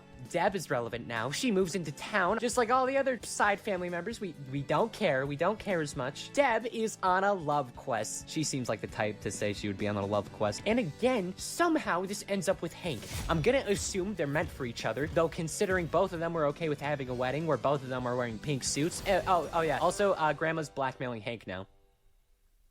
Great. Right at the wedding, and when one of Deb's ex-husbands gives a horsey named Reggie. So Hank, now he goes missing, and Rufus also will disappear at this point. Instead, the family get a new dog, Goldie. Give it like 2 months, Rufus will come back. Now Michael, Hank's brother Michael, him and Maddie start dating while Hank is still missing. And as this is going on, Jackie starts to take more initiative, looking deeper into the family history, becoming significantly closer with Maddie, much to Grandma's disapproval. We all know where this is going. Grandma's gonna wave the file folder of death. Jackie's entire reality is gonna crumble. And to make matters worse, the city council, the one who wants the mansion torn down for causing more problems than anything, they have a new head of things named Victoria. And while all the Bolton antics are going on, while people are going missing, while Grandma is being an objectively unlikable person, Victoria has been sneaking around trying to find ways to get rid of the home anyway. And as this is happening, no, I'm just kidding. That's the current story. That's everything. Okay. You would think this series, that markets itself as this storytelling mastermind full of secrets and twists and turns, would be this complex story where everything is a plot point and everything comes back with some sort of payoff. No. Not only is this a mobile game, this is a mobile game that doesn't know when it's gonna end. So it's gonna keep the mystery just vague enough, yet just open enough to where they can pump out one more chapter at any moment and end the story if need be. Like, part of me wants to be appalled at this story and how wacky it gets, but not only has in covering the storylines of moderately popular children's franchise shriveled me from a person I once used to be, but it's also like, I don't think there's enough to warrant this level of complexity. I mean, look at the gameplay. Play the game and tell me this deserves to be held in Shakespearean levels of high regard. Doesn't that look exciting? Merge Mansion has the unpredictability of a graham cracker, but at least you don't need to spend 3 years to make sure it's a graham cracker. Can't do that with Merge Mansion. I'm serious. If this ends up being like a Truman Show situation where everyone is an actor hired by grandma, that would be like the only twist that I think would work at this point. I would not be shocked. This is not a story that can warrant a satisfying conclusion. No matter what angle you take, we already know all the routes a story like this can go. Grandma is hiding stuff. Whoa! It's not like that's been established since day one or anything. And now when the mysteries are eventually revealed, it won't be that crazy because every potential outcome has been shown up. In an attempt to prolong everything, the story beats have been repeated. And now this takes up the same space of my mind that wondering who's gonna end up with who in a sitcom does. This is a sitcom where the main antagonist is built like a nutcracker. All right. Let me be fair. Merge Mansion is designed and promoted in such a way that, objectively speaking, they want the audience to speculate and come up with their own respective ideas. So I'll throw my hat in, give a perspective of what I think is going on, because that's what they want. And it'll be funny if I'm very wrong, and it'll be funnier if I'm very right. So I think Grandma is still wanted by the Mafia. Before marrying Charlie, Ursula almost ended up with Crutchley, and then when Charlie and Ursula bailed them, they put the two of them on the Mafia shit list. I also think this escalates to the greater Bolton family. Leonard ran an illegal gambling ring. A very real chance that there's conflict because of that. Just look at Ignatius Bolton. Look at him and listen to that name and tell me this man volunteered at soup kitchens. No. Mafia. So then Charlie's in hiding, and Grandma has to pretend he's gone. I'm gonna assume that this time they're still wanted, but also wanted to remain discreet. So the Mafia didn't go for the Boltons after the marriage fell through, and only in more recent years when they've become more vulnerable. Maybe that's why Maddie's parents passed away. Mafia take them, and you know what? Screw it. I'm going the Punisher route. Grandma Ursula is taking down the entire Mafia with her giant collection of knives and hiding the remains of her meat pies. I dare you to try and make up an alternate argument. Do it. Quarter. Dude, I dare you. I dare you! Grandma has full control of everyone and everything, trying to set up Maddie to potentially attain normalcy and bring the family bloodline back on track. Now, regarding Arthur and Hank, both of them were blackmailed at such a level where their first instinct was to go missing. Arthur hasn't shown up in years on account of multiple things. Hank just went missing post-wedding. I don't know why Grandma keeps waiting until the expensive and time-consuming weddings are set up, but she keeps doing it. I hate you. Also, I'm just gonna go with a good old Mafia route once again. Maybe they're associated. Maybe they're gonna harm the Bolton bloodline. Does not matter. Get them out of here. Get all the men out of here. Get all the guys, all the nuisances, all the potential dangers away from Maddie. Make them rot. Make them rot, Grandma. Except Roddy, he can stay. He seems nice. I really hope this ends up being real. If I'm wrong, I want to be unfathomably wrong. Because in that case, I'm still the best at failing, which means I'm still the best at something. Wherever this story proceeds, I will continue to go the Mafia route. I could be proven entirely wrong. I will still go Mafia route. In the end, Merge Mansion is a convoluted story that, in my opinion, does not matter too much. All the story beats have been set up. The specifics maybe haven't, but in the end, I'm not all too sure that's a concern. Just by having the vague idea of where everything's going, nothing matters. Grandma's got like 5 years max until you're in the grave. Please stop existing. Well, folks, I'm gonna actually go play bowling. I'm sure you've noticed the guilt statistic up there. Yeah, not much else to add. Yeah, make sure to unplug your phone. It's good for preserving the battery life. I feel like not enough people think about that, you know? Nothing wrong with leaving it in for a little bit, but there becomes a point where... What? Oh.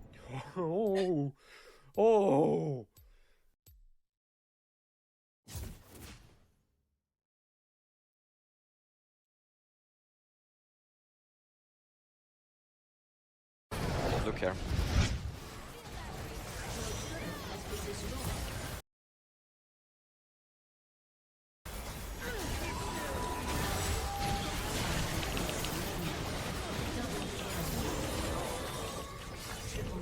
Oh my god! Wow!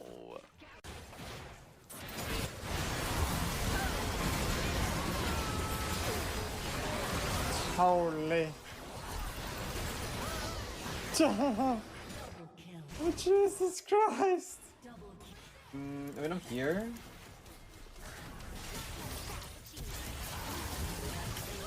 Oh my god, the most effortless Ari Penta you've ever seen in your life. Holy shit, this champ's easy.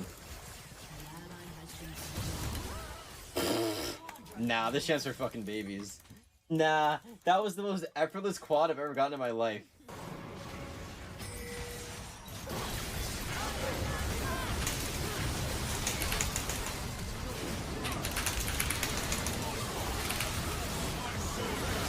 I don't care what anyone says, I'm a giga chat, bro. I'm a chat, bro. I'm a chat, bro. I'm a giga chat.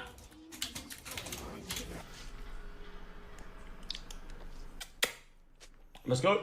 ISM so insufferable these days, man. I actually just can't watch it. Oh, right. Forgot about that.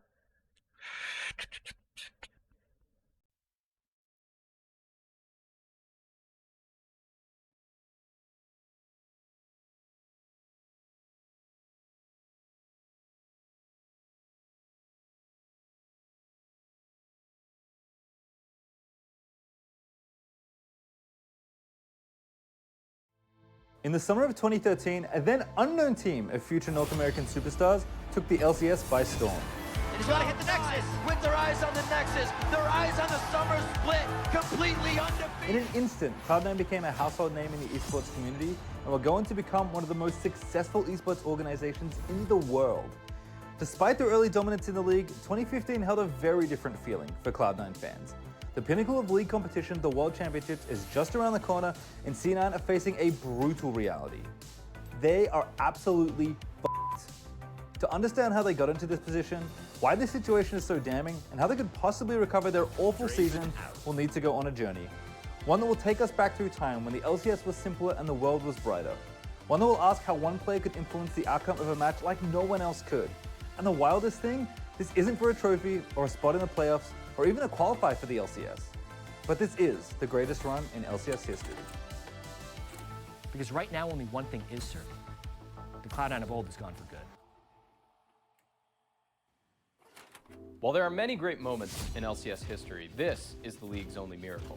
To understand why this moment in 2015 is so significant for C9, we need to go back and take a look at their debut. Because, put simply, no team in the LCS has ever debuted like this one.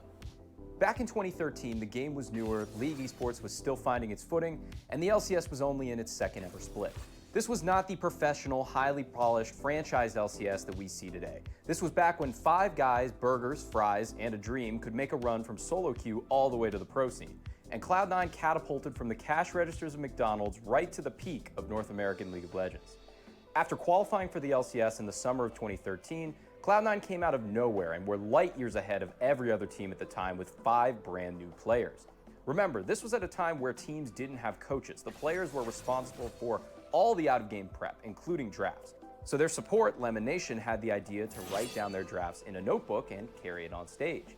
Now, I know this sounds ridiculous. Draft prep sheets are the standard everywhere today, but Lemon created a formal written system about how they should approach their games and champion choices before anyone else, which, believe it or not, was a genuine step forward for a pro team at the time, especially in somewhere like NA that didn't have the more entrenched pro gaming roots of somewhere like South Korea. And Cloud9's belief in their meta reads paid off instantly, bringing out new picks like Elise, Zac, Ashe, and Zyra. Cloud9 were ahead of the meta and knew what power picks they could exploit against their less prepared rivals. They were also just really good. The jungler Meteos was so dominant that junglers from China and Korea went on the record saying they studied his VODs to improve, and he almost certainly would have won MVP if the award had existed at the time. Balls was tearing it up on his signature rumble in the top lane, and Sneaky was the same brilliant and versatile team fighter that he'd be for the rest of his career. And all this without mentioning their captain and mid laner Hai, still to this day one of the most influential players from North America. Hai was an aggressive, in-your-face laner pulling out picks like Zed, Jason Cannon, who was always pushing himself and his team to take every advantage they could. But more than his early mechanical prowess, Hai is still to this day synonymous with shot calling. You got this game, guys, come on. No matter the situation, Hai was able to find the right openings in a game, rally his team behind him, and thread the needle to victory. Although at this point they were so dominant, it was less like threading a needle and more like the Kool-Aid Man busting through a brick wall. This team had no established superstars to carry them when they came in. No Doublelift, no Hotshot GG, no Dyrus, no Reginald. The old guard had no power here. C9 didn't need them. While NA's other teams still played like 5 individuals, each doing their own thing, Cloud9 looked like a cohesive unit. They had a lot of personality, and their gaming house was probably a biohazard, but above all, they seemed to be friends both in and out of game. Did you set that up yourself, Balls? Like, you just put tennis rackets and balls on your bed to show that you do that? Yeah, you did. There's no way. No, I didn't do that. Yeah, oh, I'm done with the day of tennis. Oh, right.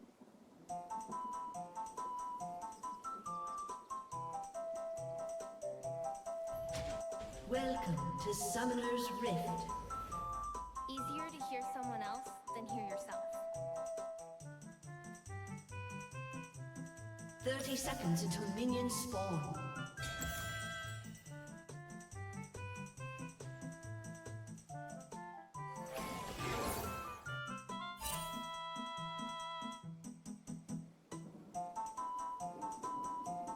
Gotta find the rhythm in the chaos.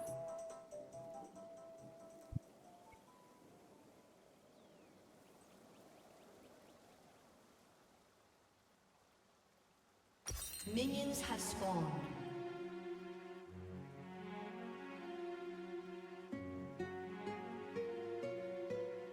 You can't keep your song inside.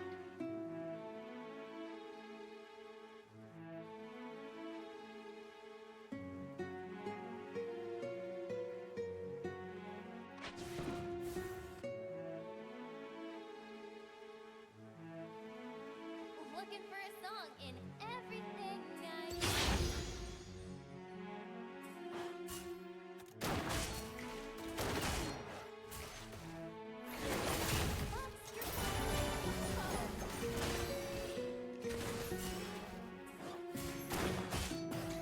I'll fight if you make me sing it. Come for the show, stay for the message.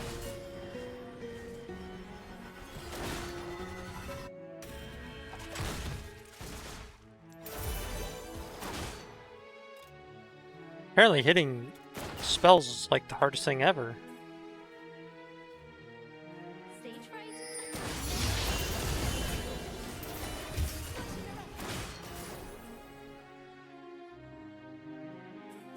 Oh my god, dude.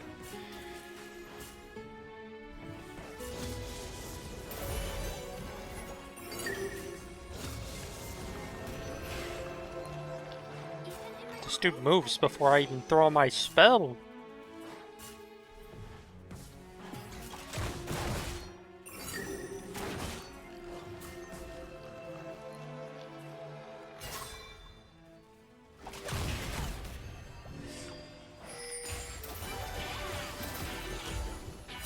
What is going on?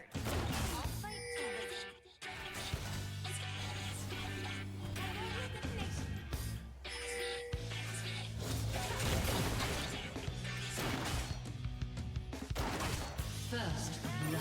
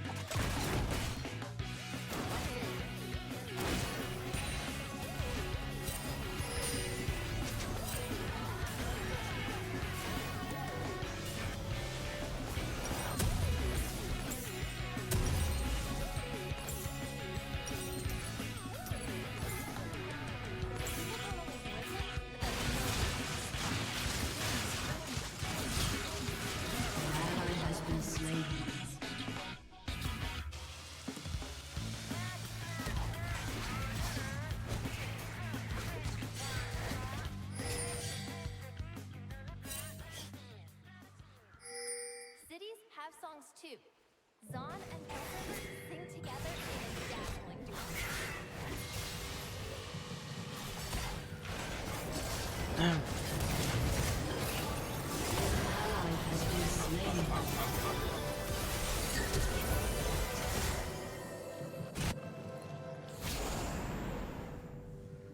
Everyone's got their own muse. Mine's everyone.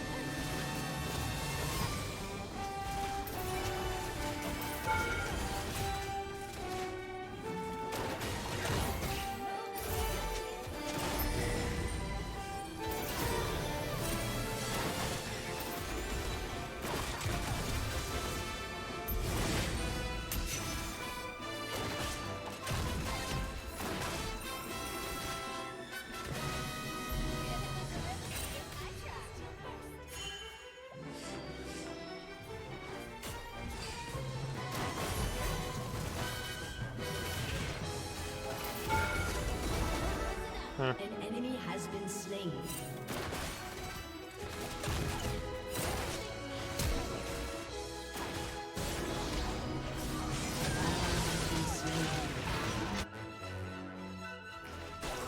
Enemy double kill.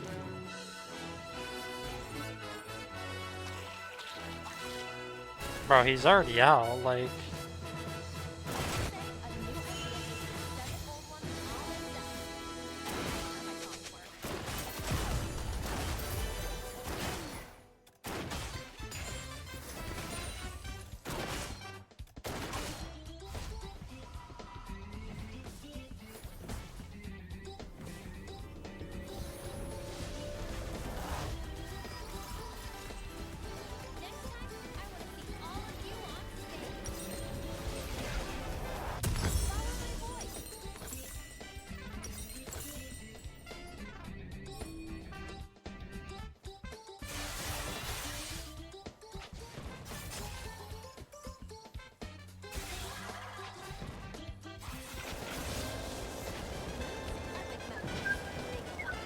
They go down, and sometimes they surprise.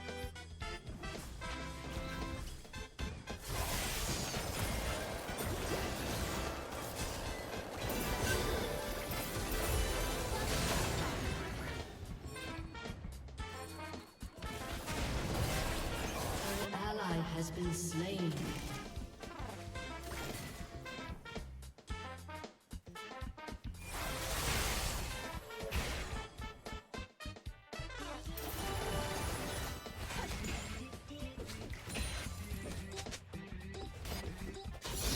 It's harder to stumble on this stage, but it sure does hurt. An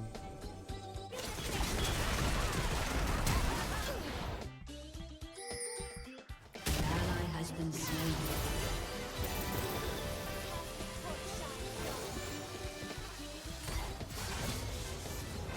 An enemy has been slain.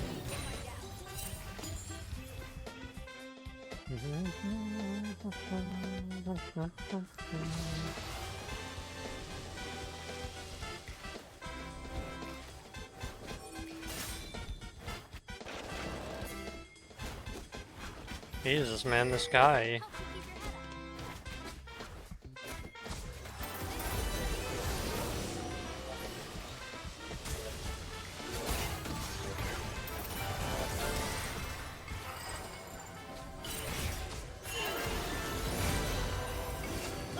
Hope I don't get lost in all this music.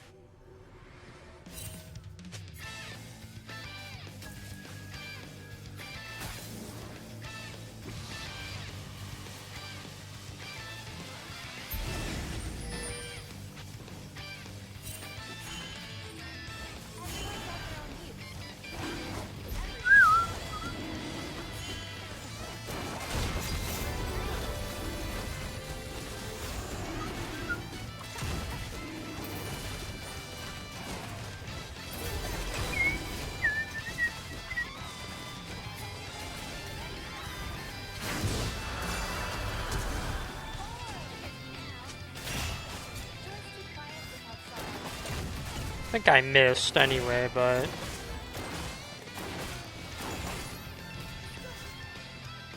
that was an interesting looking interaction. She W'd and E'd at the same time.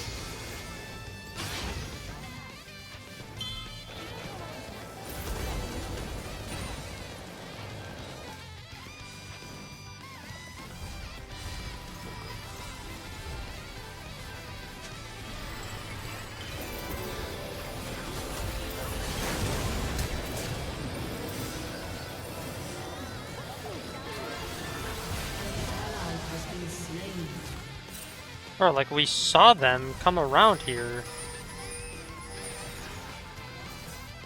An enemy has been slain. Holy noob.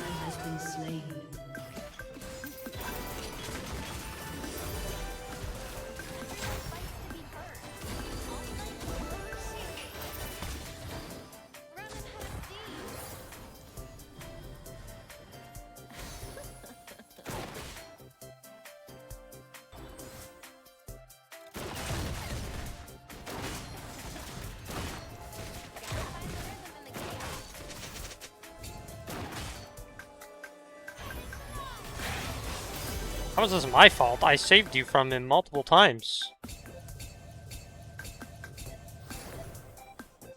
What?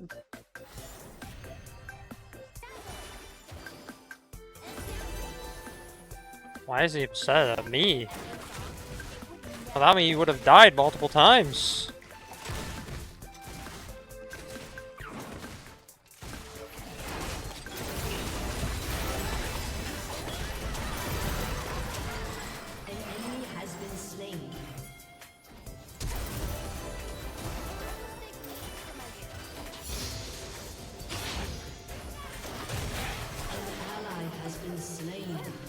Enemy killing spree. An enemy has been slain.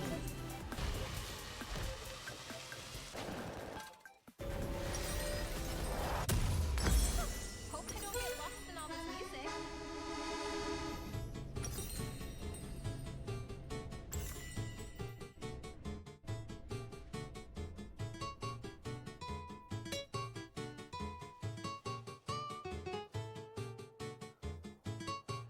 We're all looking for meaning. We found it.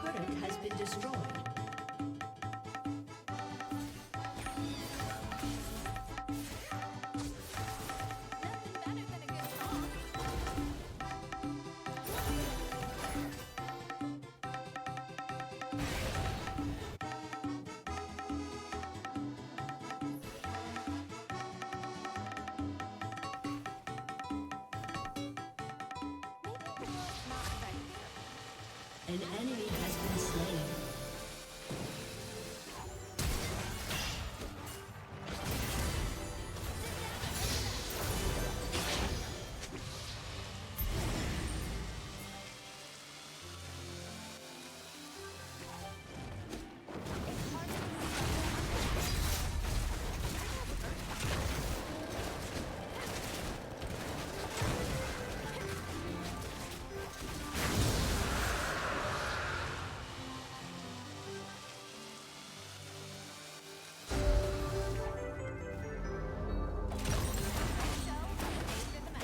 Your turret has been destroyed.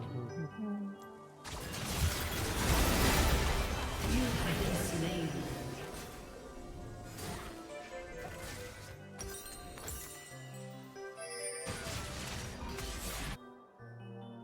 Okay.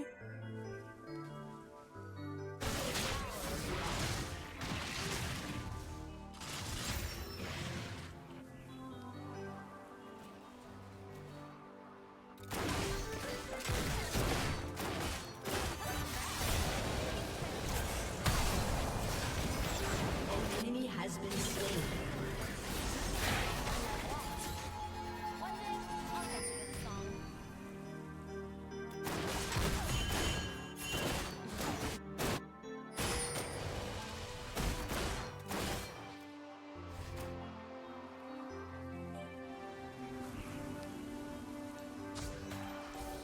Music helps keep your head.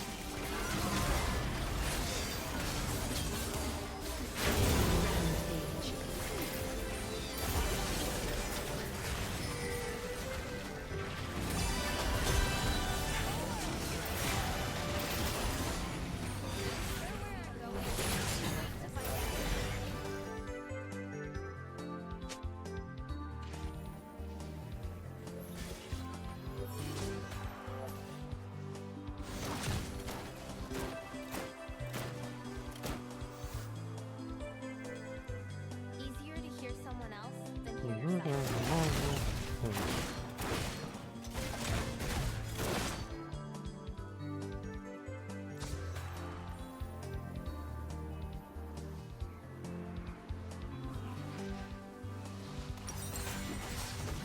You can't go inside.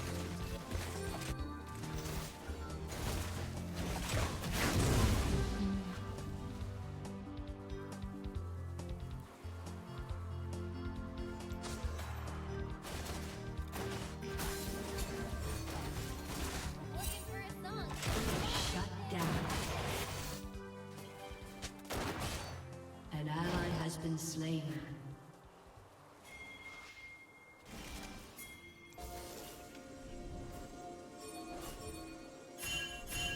Where's my team at? Stage fright? Never heard of it. Your team has destroyed a turret.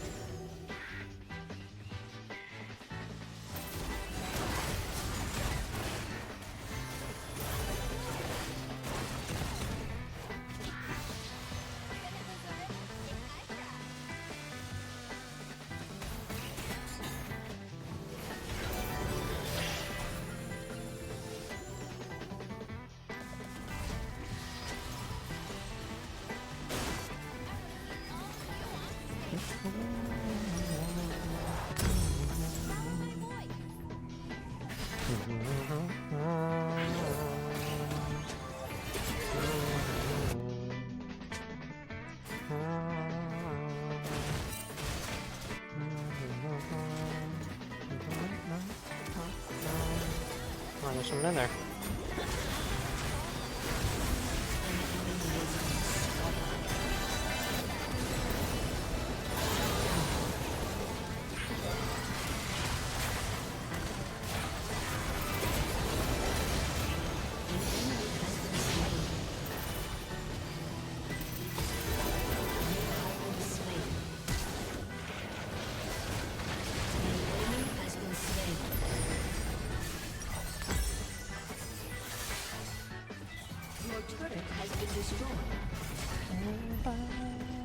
Yeah, I don't think I would have lived even if I healed, honestly.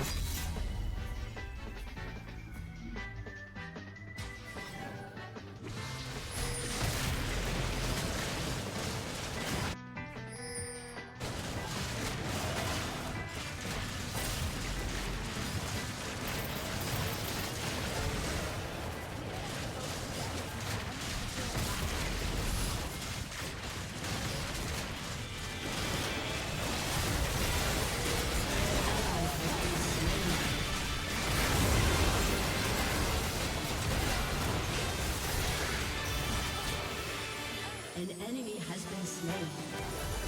An ally has been slain.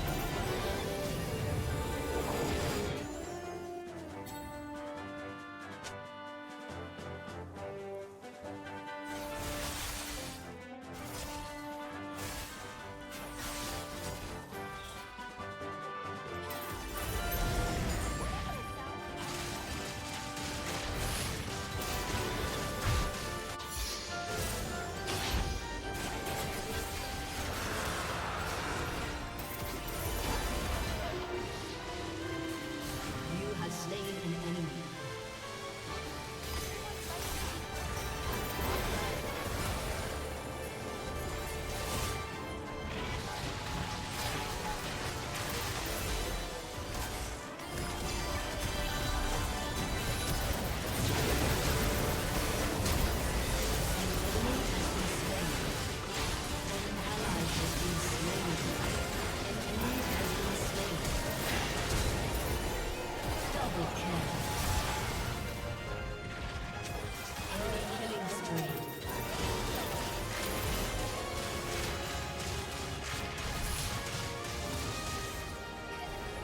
I don't know how I didn't die, but easy, I guess.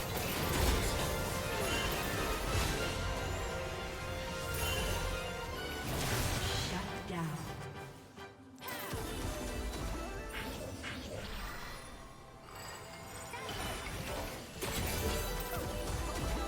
Your team has destroyed a turret. An enemy is unstoppable.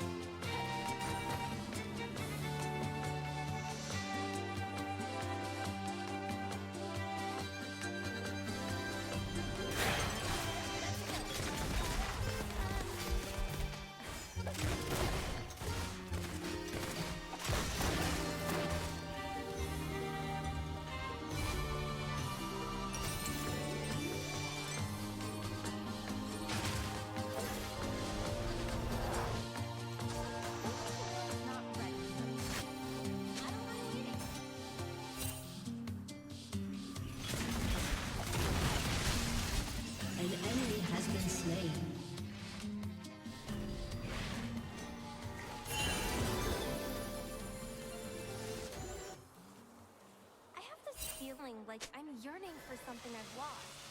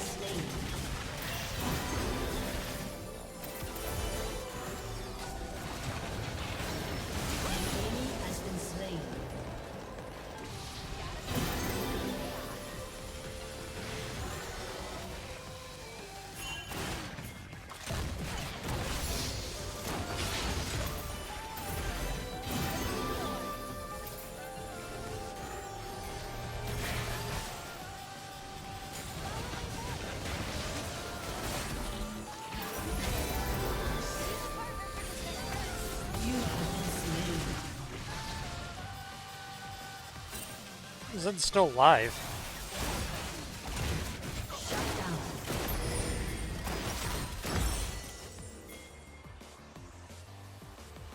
Also, Camille ulted me, so...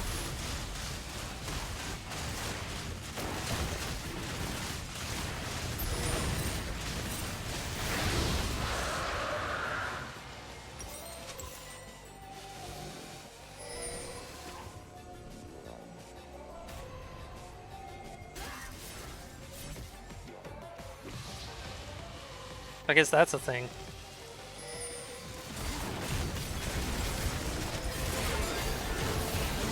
Has been slain. Every song, it would never be enough.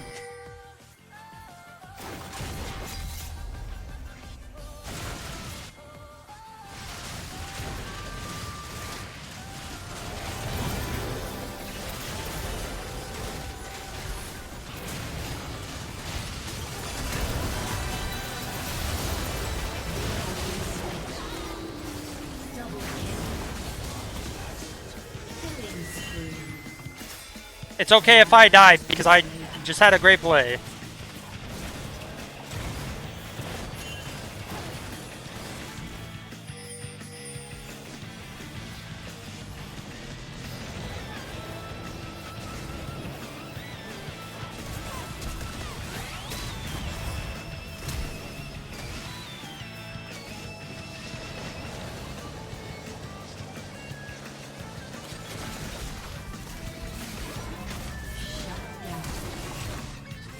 Rampage.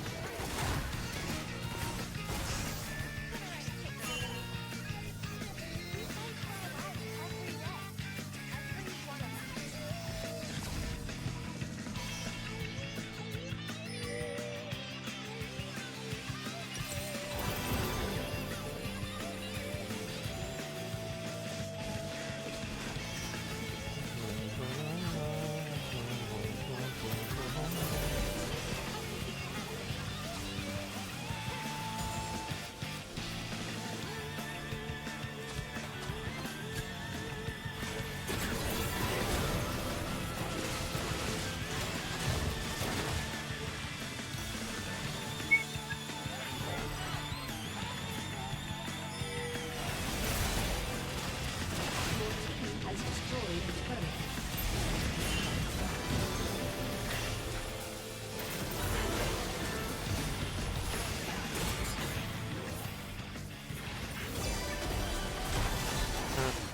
Thought I'd go through him, but it didn't. Maybe we should back off here.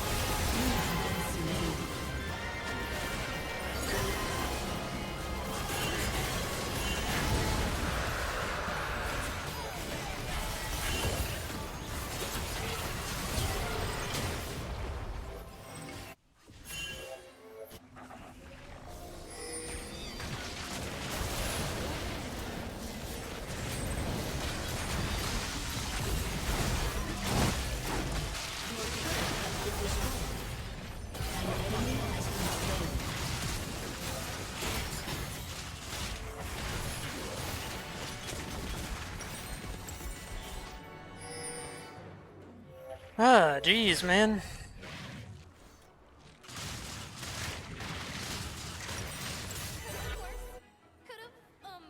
Forgotten the words. One day, the music will stop. Better dance while you can.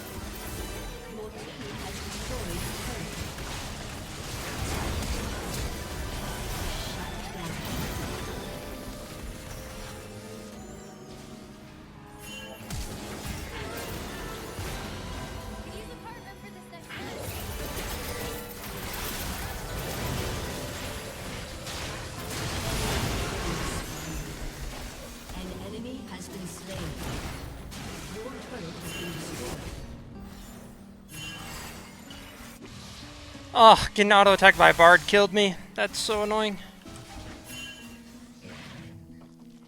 Dude, you are so low HP, what?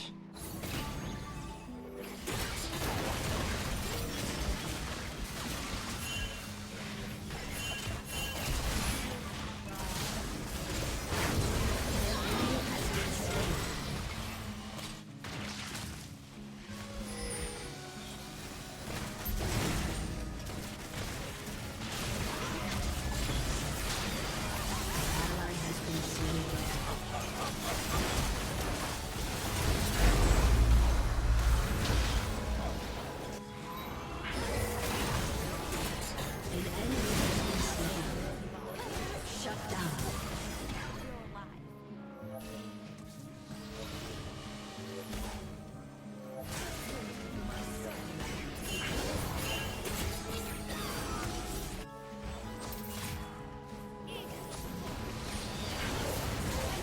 Ally has been slain.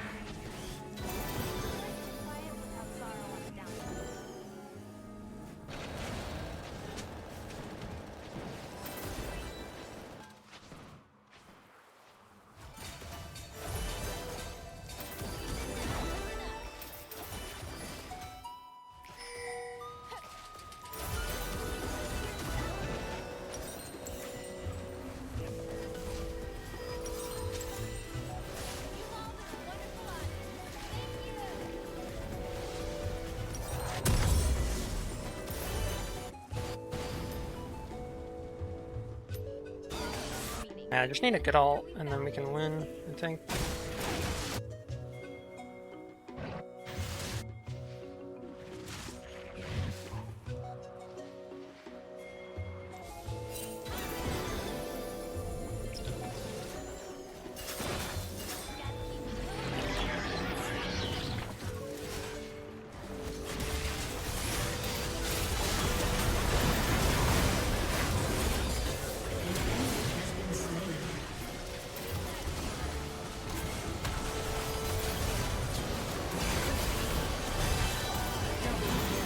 That works for me.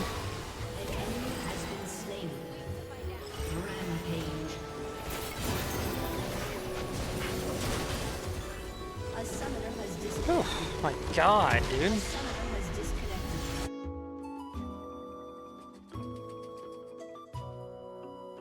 Chips. What you having? Are you just having chips? What?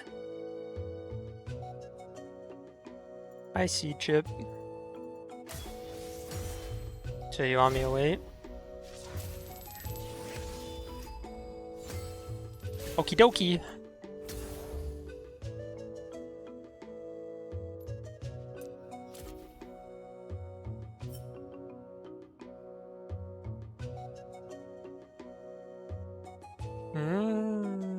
Delicious.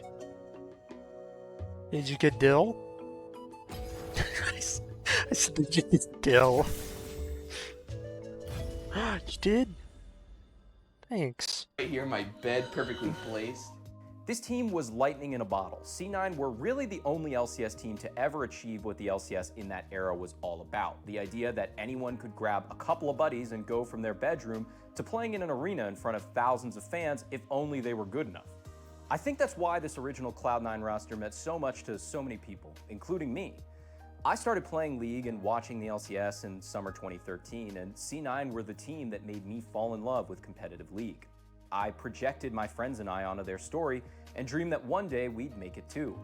And they must have had a pretty big impact on me because 11 years later, I work at the LCS. They were new, just like I was, and they kept winning into the next year. To my 13-year-old eyes, it looked like this golden age would last forever. What could go wrong?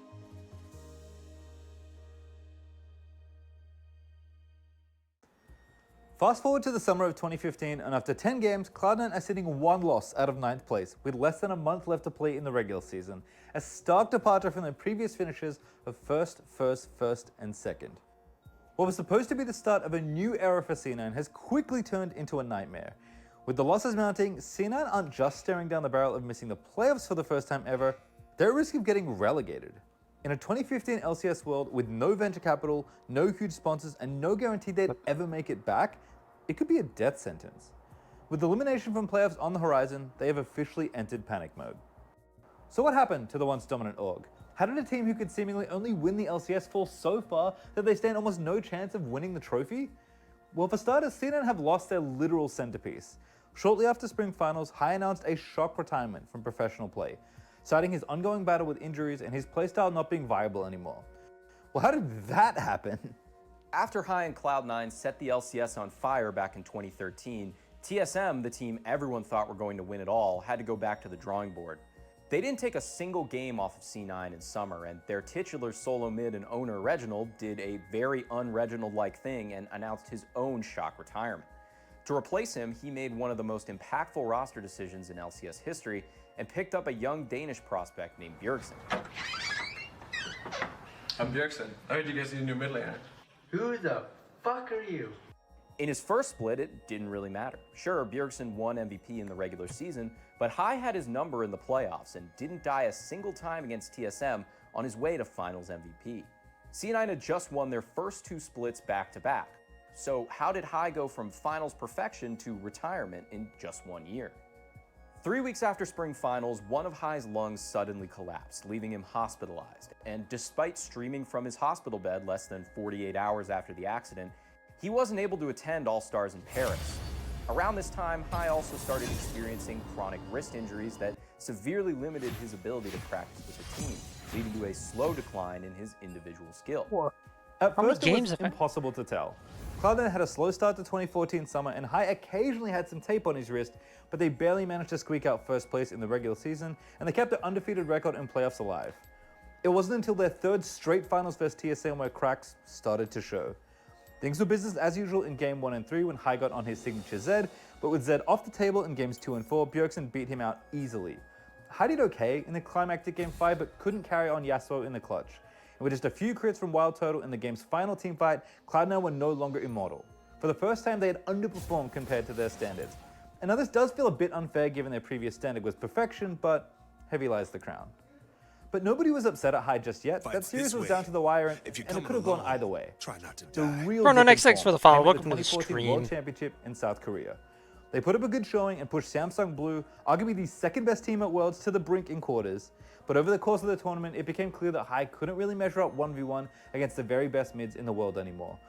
In every other tournament, C9 felt like they were winning because Hai was an elite mid laner with an extra dimension of leadership and creativity. But at Worlds, it felt like they were just using that creativity to get out of tight spots created as a consequence of their mid laner being behind every game.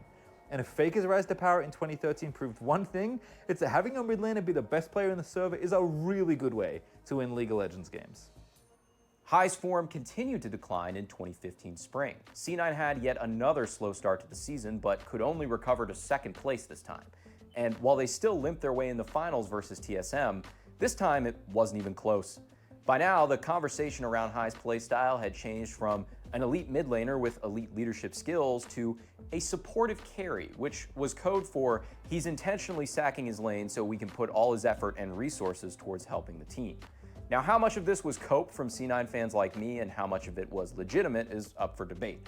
But there was one thing that couldn't be ignored. Hai's wrist issues only continued to worsen. He went on to reveal in later interviews that he was sometimes practicing only half as much as his teammates at the time. And as his form worsened, his team started to lose faith in him, both as a player and a leader, making his shot calling less effective. He also lamented that the game had changed and his playstyle wasn't really viable anymore. You can't just let the other mid laner become the strongest player in the game and expect to win championships.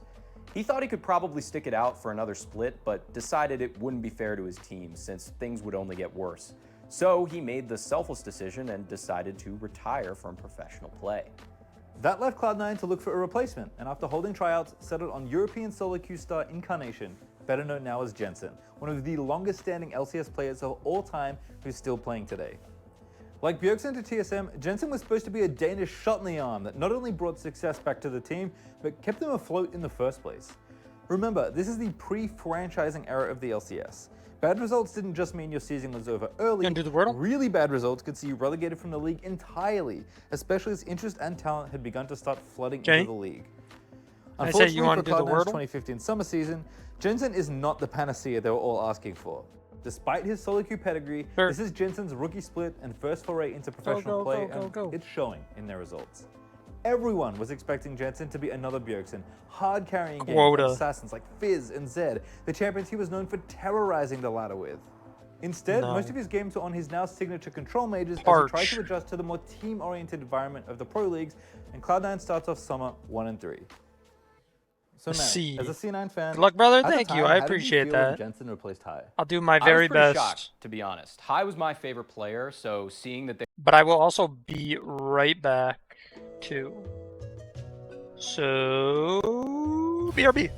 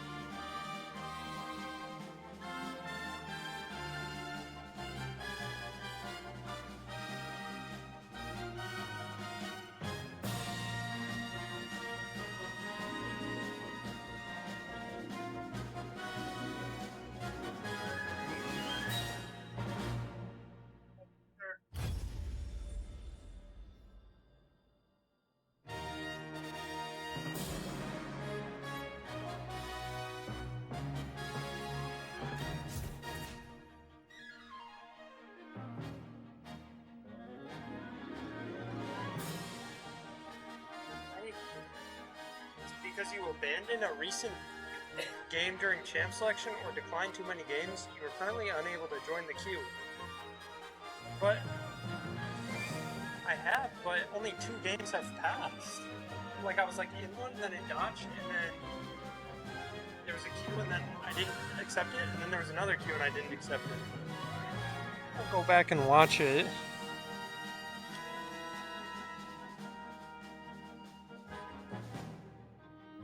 Yeah, right now, what's left is like 2 minutes. Okay, I just don't know why it's happening.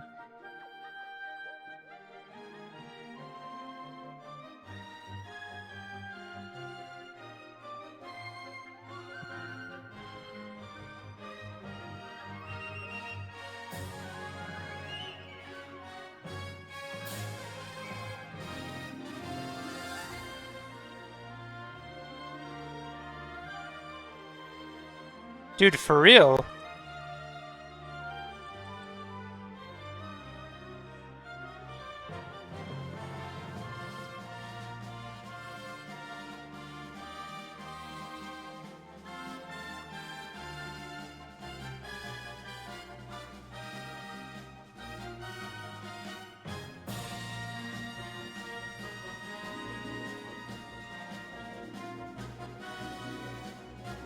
What? Okay, so I didn't even lose anything though, so what? Why is it saying that? What? Okay, there was one, and somebody else dodged. Okay, then there was another, and I didn't accept it, so that's 2. And then here's a third one, and I didn't accept it, and then I was gone.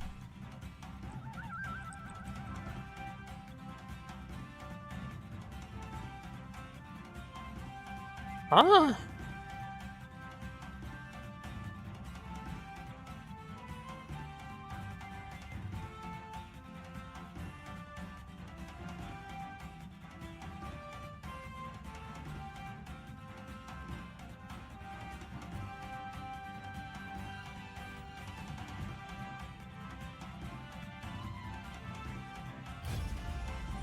Whatever. Weird.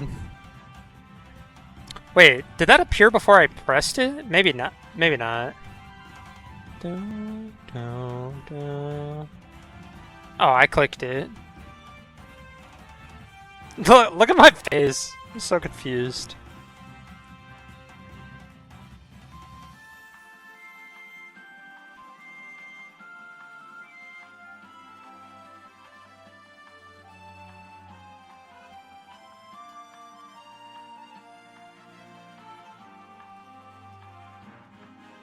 I had to fix my hat, but I'm sure my hair looks absolutely insane right now.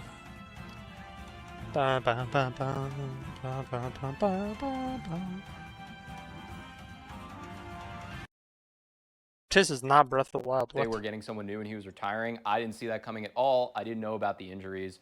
But I kind of had anticipated that Incarnation, you know, I'd seen the dodge lull montage. I thought he was going to be slamming like Zed and Fizz every game. So when this man locked in AP Kog'Maw first against TSM, like, I was like, what is going on here?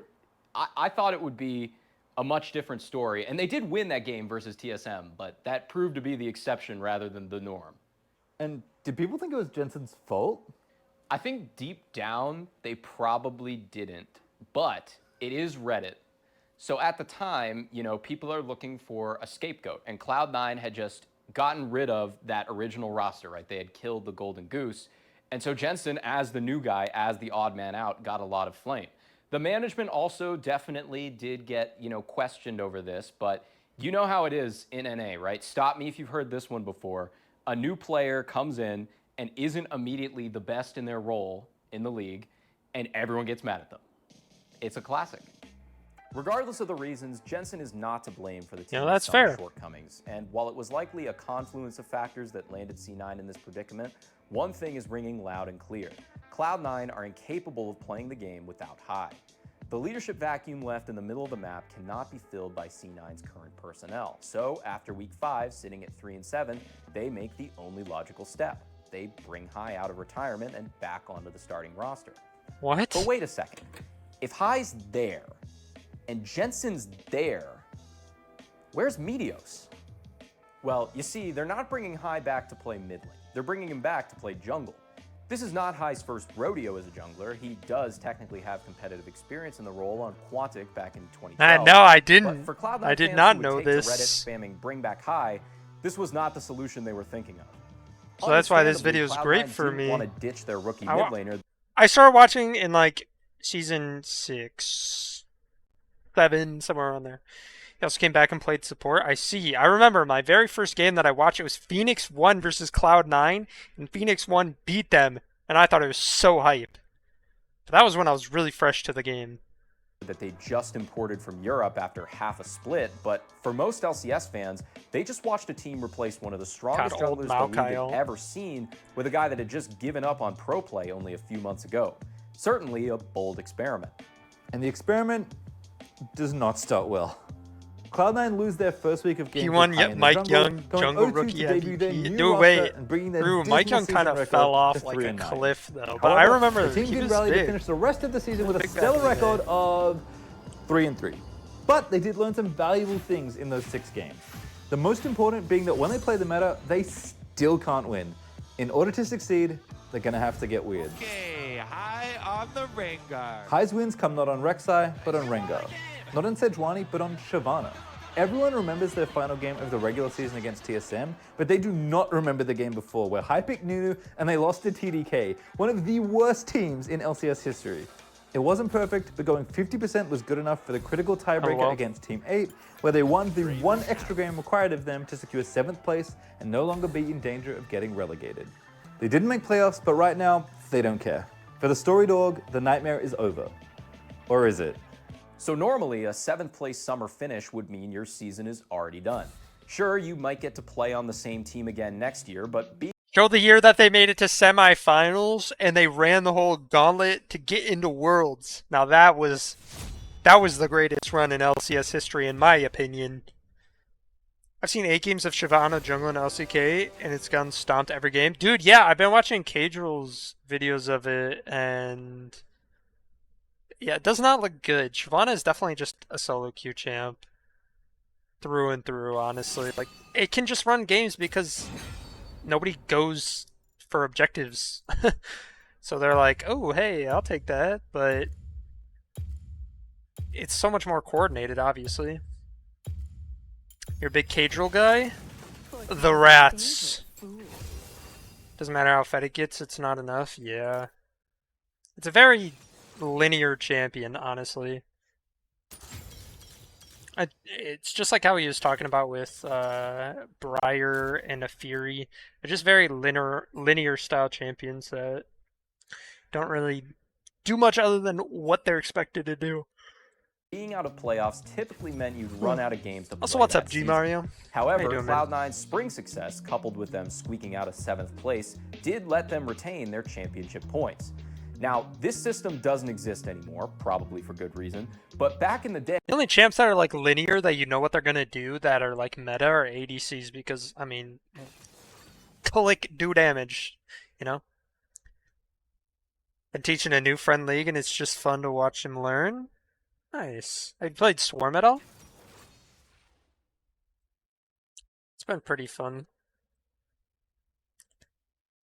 I got a very spicy idea for a video that has me talking about when I learned League, but it's in the works. It's unlocked extreme difficulty. It's mad fun. Dang, son. I played the PBE, so like I haven't really played much of it. I haven't even beat the game on normal difficulty. Me and my friend were gonna do it, but we lost. So, ooh, Yone Yasuo. I really hope that way Zyro goes anti-heal.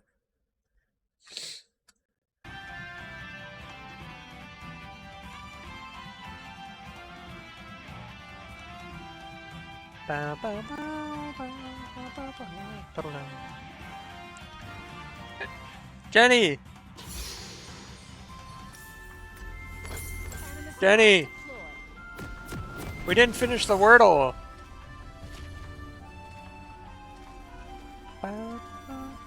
Me? I don't know what it is either. Okay. Maybe it's macaw? It's macaw! What? Thank you. Do you guys do the One Piece duel? Of course we do the One Piece duel. I love the laughing one. That one's my favorite because, like, dude, it's such a good one to add because the laughs are, like, honestly what makes One Piece. You do it daily? Wait, how far are you? Did you do yesterday? No, I didn't. The laugh killed you? Episode, like, 30. Oh, bro, how are you supposed to do it? Oh, your friend is 800 something? So you do it together. Bro, One Piece is on a crazy run. In the manga and the anime. Oh, the newest episode went freaking hard, dude. It was insane. Oh, you're learning. So you're just gonna learn the show by playing One Piece still? Might read the manga. The manga is great, honestly. Oh wow, we both got hit.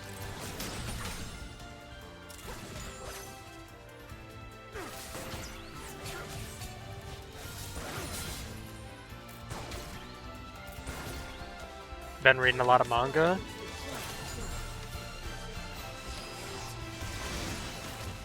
We read a little bit. We finished My Hero Academia's manga. Well, it finished and we read it. Super right for Dandandan? I've never heard of that.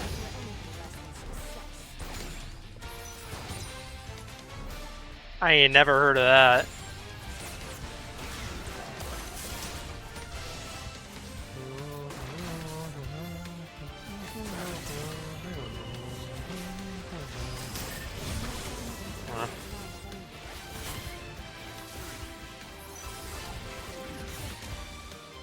Skin is sick, yeah, I like it a lot.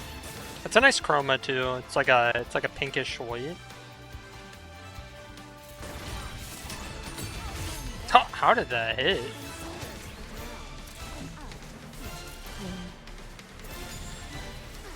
Oh.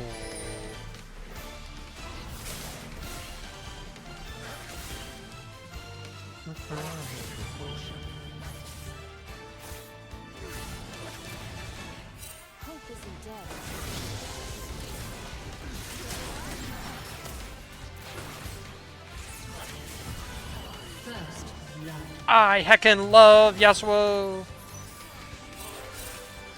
Who's your top 3 for more passive ADC players in like silver / gold elo? An ally has been slain. Misfortune.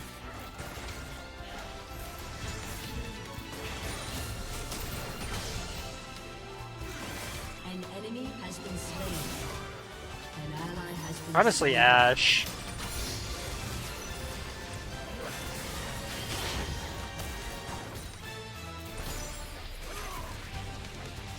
Yeah, honestly, I'd probably say like Misfortune, Ashe, Jinx.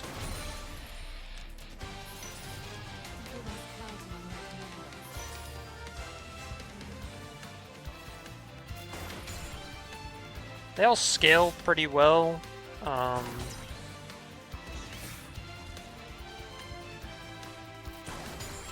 Literally the only thing that's like intense about any of them is Jinx's movement speed.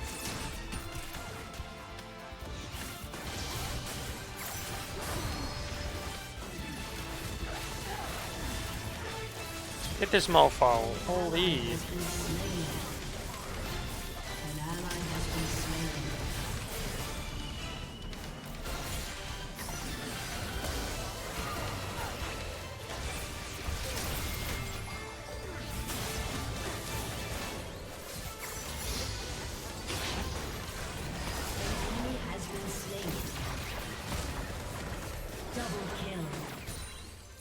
Jeez, dude. Imagine if Zyra didn't go heal. I mean, I guess it helped me out of that situation, but...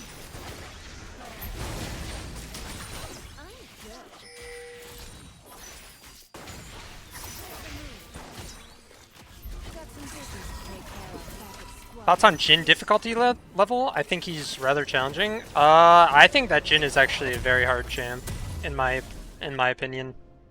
Sure, he has... Okay, so the upside of Jhin making him easy is he only has 4 shots.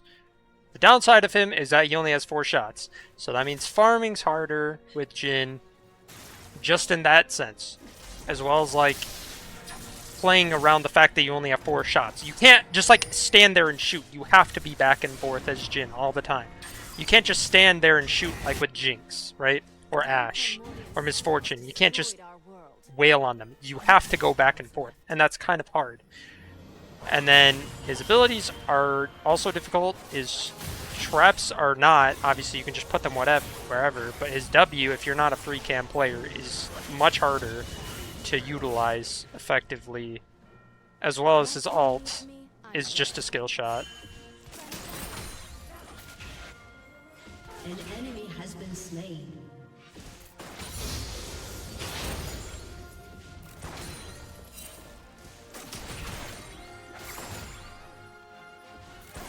And Jhin is like the opposite of everything, you know?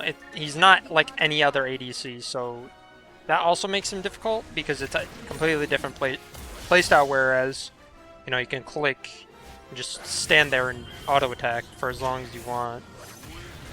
But I mean, if you're good at Jhin, then he's pretty easy-ish.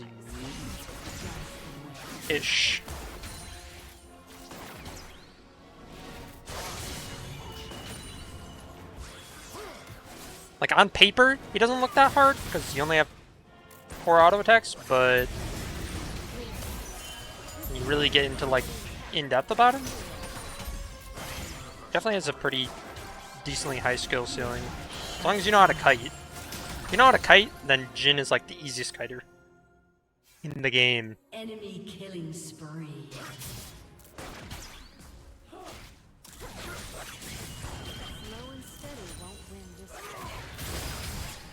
Ugh, that sucks.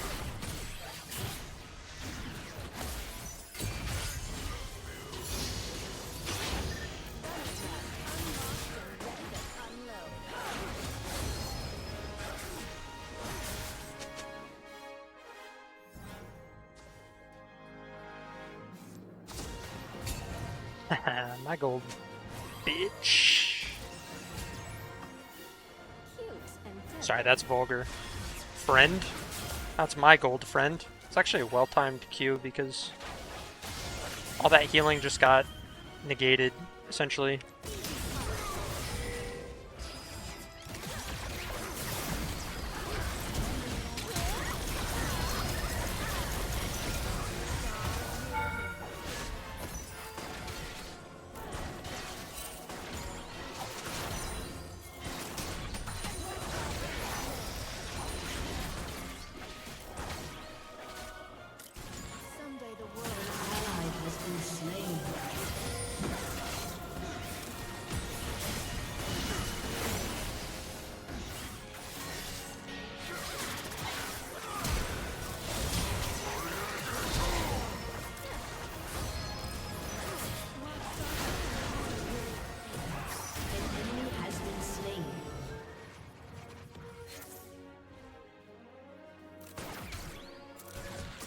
Heal came in clutch again. Maybe I'm just stupid. Man, why is Yone here?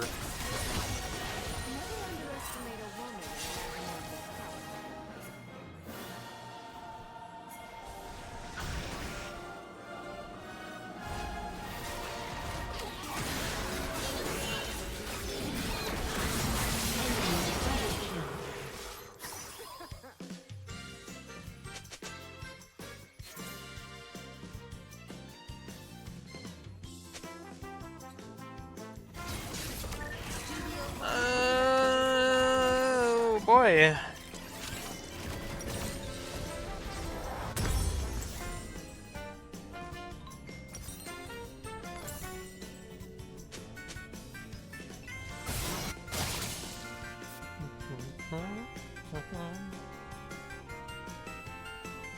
I swear? No matter what team has Garen, they just win. And then no matter what team has Soraka, at least on my team, they just auto lose.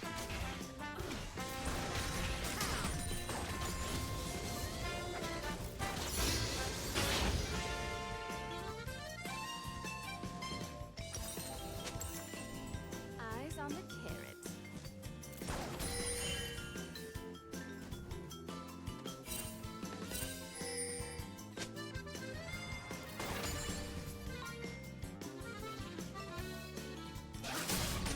Hey, come here.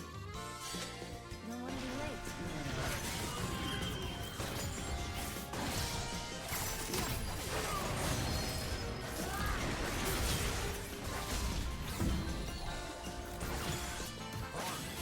An ally has been slain.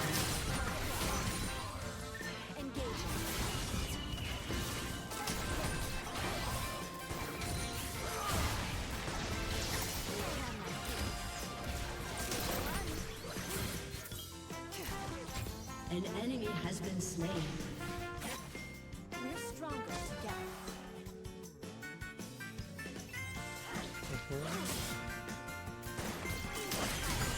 Oh.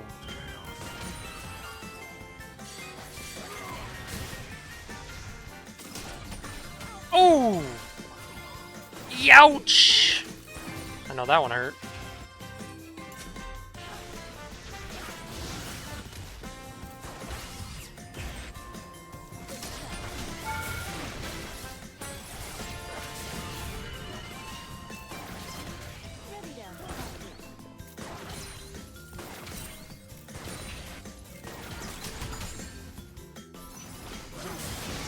Aicaid representing. An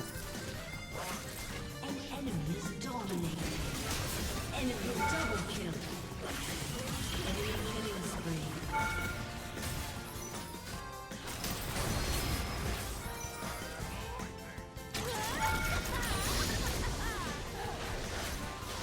Oh, please, Zyra! Maybe I went too soon. Oh.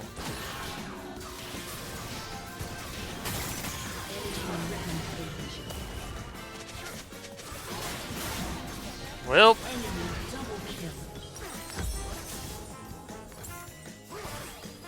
Your turret has been destroyed.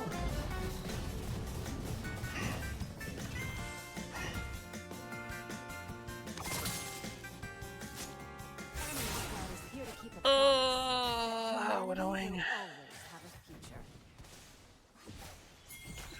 Inbound to target.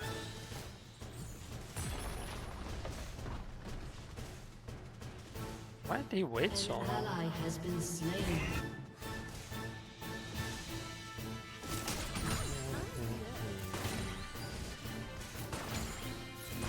An enemy Bro, has my been slain.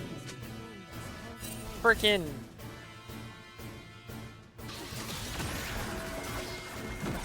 My mouse stopped working on me. An enemy is legendary.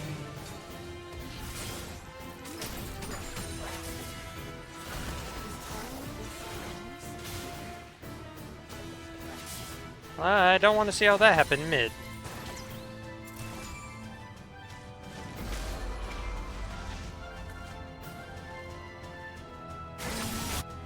But it seems like Yone is just Yoneing.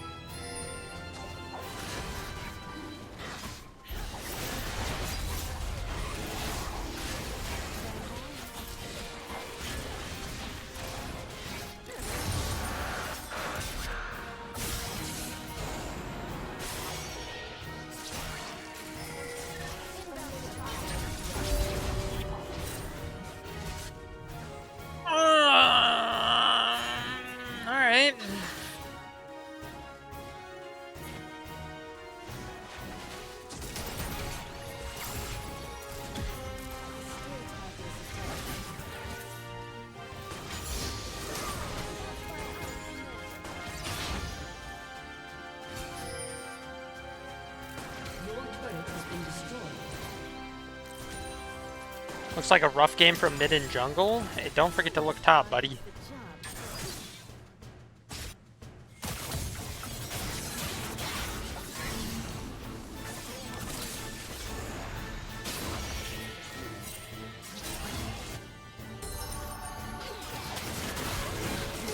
Has destroyed a turret.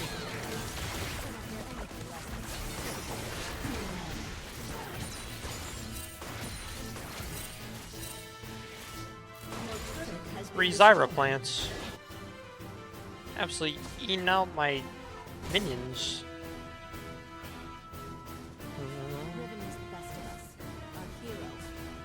Now it's my turn to step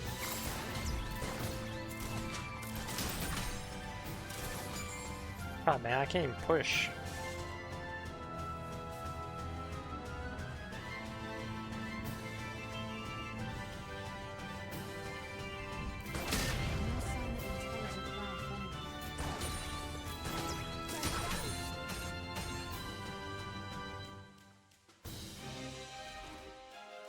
Oh, he's unkillable.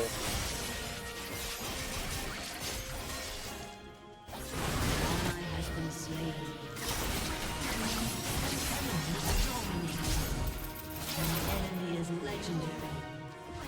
Alright, I didn't even know that he had his Q3. Your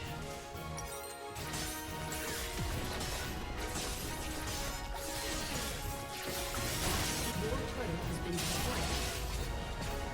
Your turret has been destroyed.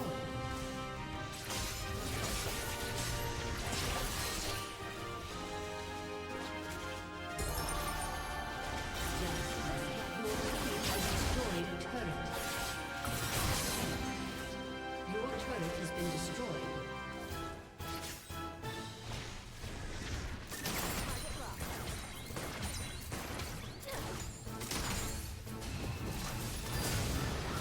Bro!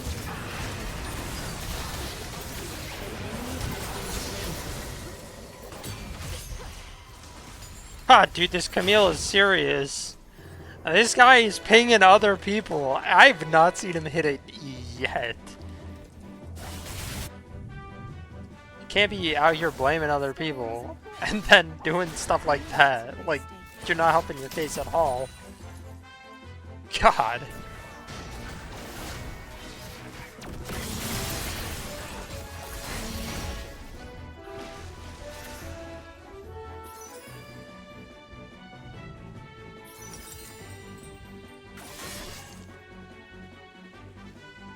Hope is a dead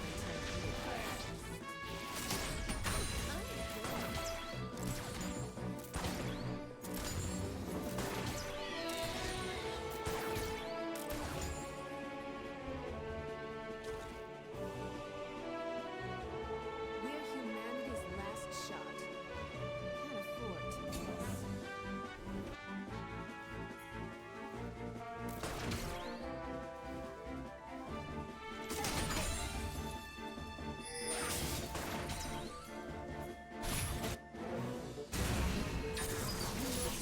Fight like a rabbit. Strike fast, be quick, and I'll be lucky. My eyes, they burn. They burn something ferocious.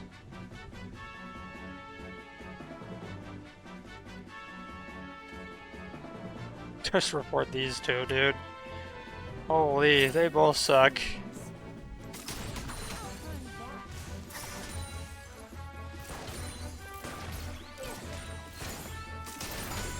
An enemy has been slain.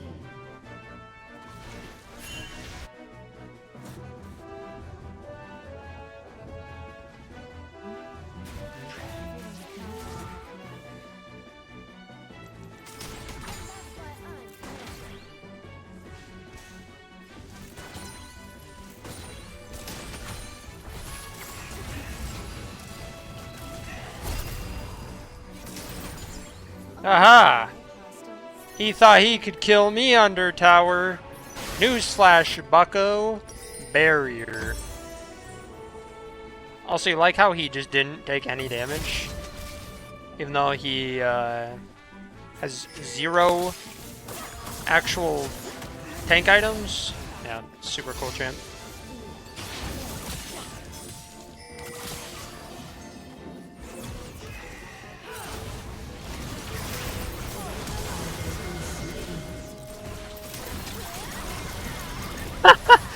I'm tickling this dude.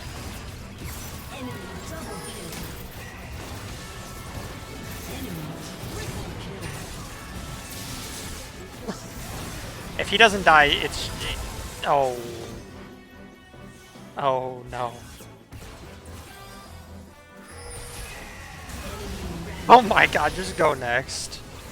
Holy shit, dude.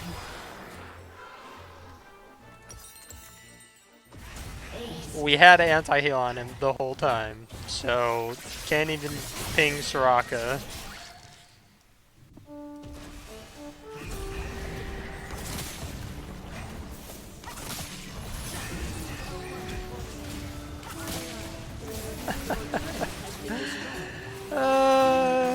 Dude.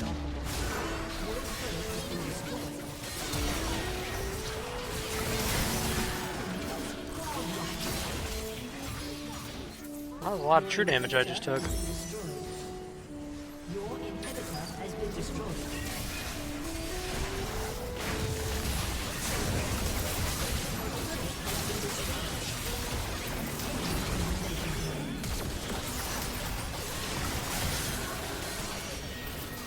I don't do damage.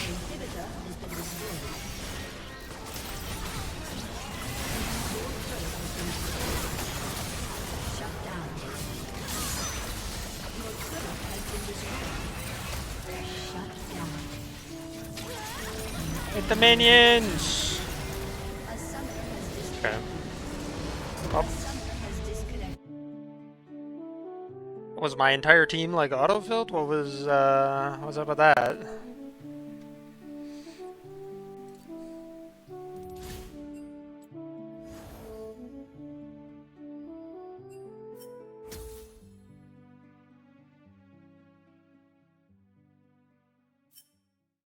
Oh, this guy's just on a smurf.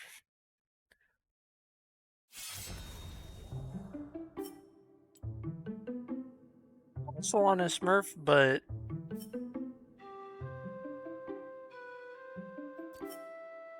nothing impressive at all.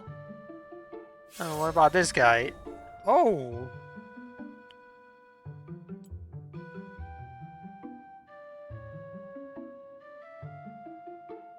Interesting. And a Kali one trick, huh? Yikes.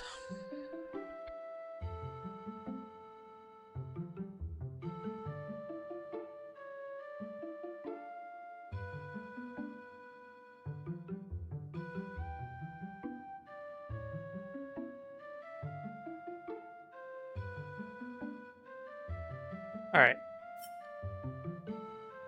I'll be right back.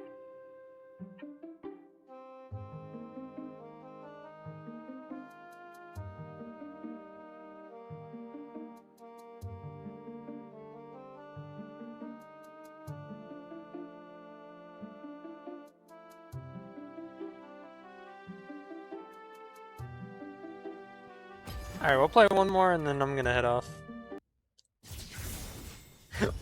Today, teams got awarded points based on their performance throughout the season.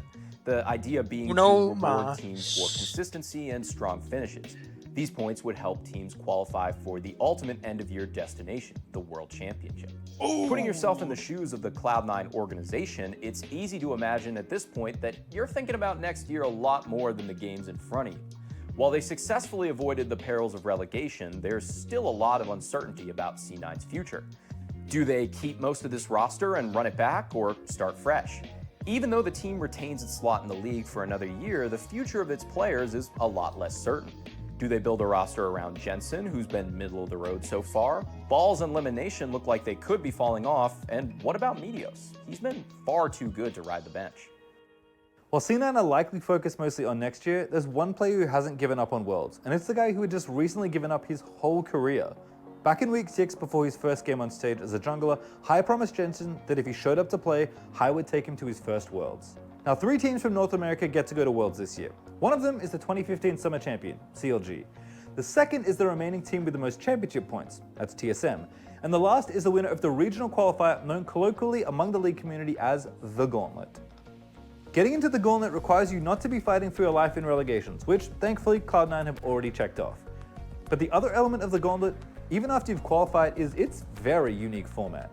See, this isn't a normal tournament style mini bracket, this is a brawl. Teams are seeded based on their championship point totals, with the highest seeded team at the summit, the final boss of the qualifier, if you will. The remaining teams are then seeded by the next highest points and so on, in a ladder-style bracket that sees the best team based on points at the top only having to play one series to make Worlds, and the two lowest seeding teams all the way at the bottom having to play 3 grueling single-elimination best-of-5s in order to qualify. If you haven't guessed it already, Cloud9 are at the bottom for this qualifier that they almost didn't qualify for in the first place. And it's not like this qualifier is filled with NPC teams either. Remember, by regular season standards, Cloud9 are bad. They are not the favorites they once were. They're massive underdogs. To start with, they have to fight Gravity, who finished tied for 3rd in the regular season, but were in contention for the top spot in most of the split, before drawing the short straw that was finals every single split TSM in the first round. Team Impulse is up next, and they also got trounced in playoffs by a finalist, getting swept by CLG in the semis. Rush! That being said, they have Impact playing out of his mind like usual, and the reigning regular season MVP Rush on their squad too. The final boss is Team Liquid, who actually finished 1st in the regular season. They've been great all split with former world champion Piglet and look poised to have a potentially title-winning run in the postseason. Where's Matt? Before being dispatched Team Liquid by Matt. TSM. Oh, and one more thing. The Gauntlet is scheduled across just 3 days. Not only is every single series in the Gauntlet a do-or-die single-elimination slugfest, but if they want to win, Cloud9 will have to play and prep the maximum amount of series. On average, a pro league game in this era lasts the better part of an hour, making this schedule extra grueling for the teams starting at the bottom. If C9 are going to make Worlds, they're going to have to win 3 best-of-5s in 3 days. That's a maximum of 15 straight stage games. So a dejected, underprepared Cloud9 with a starting roster that looked nothing like how they started their season is standing at the bottom of the mountain, looking up. You can't think about next year. You can't even think about Worlds. You just have to play the games in front of you. If there's one thing my experience talking to professional gamers for a decade has taught me though, it's that every competitor's through line is the same. I don't care what the odds are, I just want to win. Let me play, and play Cloud9 will. The Gravity series starts exactly as everyone expects, and C9 are quickly down 0-2 to start things off. Hyde tries to cook a little with the Amumu pick, but it's to no avail. The team just looks lost. All Gravity have to do is take one game in the next 3 and they'll move on, finally putting an end to C9's dismal season. At this point, Cloud9 have a choice. They could abandon their weird picks and go back to the meta, playing around either the new mid laner they insist is the star of the future, or maybe their AD carry, who's been their team's lone bright spot this summer. Or they could double down and give the ball back to their recently retired mid laner, off-rolling in the jungle playing champions that we haven't seen in years. Which option would you pick?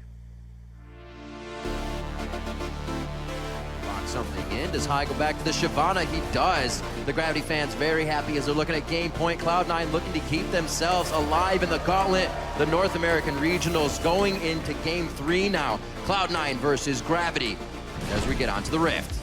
Cloud9 with their first big lead in a game though here. High looking to get out of a bad situation. Hunter goes, oh, hello! Hunter is going to follow. They have vision there. They knew it was a double. Altec has all the peel he wants from High. You can see High now trying to run away. On the other side, a great flash to distance himself. Cloud9 very much so looking to keep themselves alive here. Zeroed out with the shockwave. The ball movement was not known. Cloud9 has their eyes on the prize. That's going to be the last hit. Just a tip onto Altec. And it's 16-12. Cloud9 keeps the dream of Worlds alive. Now 2-1 versus Gravity. Good, that utility that he brings. Oh! Explode if they get it. Oh, from the backside. Oh boy. Oh, even more damage. Is it going to be the kill? Hail of arrows. Sneaky flashes in. I'm gonna go on TF. TF. Oh, TF. TF over here. TF over here. Careful. Ash. Move is down, so it's not even a 50-50 smite. What are they going to do for Buddy? Cloud9 really want this game 5. That's going to be Altec as well. One after the other is, I believe we're going to a game 5. Cloud9 keeping the world's hope alive, and they're going to get their own 2 wins over Gravity. Cloud9 and Gravity are going to a game 5. High is there, no mana, but still staying in spider form, can finish it off. Flashes in with the red buff as well to keep move in range, and they are able to come back from the 2-0, or I should say 0-2 that Gravity put them in, to go 3-2 versus Gravity in the first gauntlet game of the North American Summer Split. Cloud9 Not hype moving enough. on to take on Impulse. I cannot play my own role. Holy. Today. Coming off the high of their reverse sweep of Gravity, one of the most impressive feats a team can pull off in a best of 5, Cloud9 have to collect themselves and come back tomorrow. Team Impulse is next, and things are no less bleak through 2 games. Only this time, the eye test looks much worse. Unlike yesterday, C9 give High the ball right away, giving him both his Elise and Devourer Shyvana, and he falls completely flat. Remember that High, an off-role substitute, is being asked to go up against Rush, the reigning league MVP, and it kinda shows. Despite C9 throwing literally half their bans at Rush, he still styles on them. It's worth mentioning that High isn't on this team, in this role even, because he's the best person for the job skill-wise. Even High himself would likely admit to not being that strong of a jungler. He's certainly not as good a jungler as he was a mid laner, and for the myriad of reasons we've discussed already, his overall health and form is declining.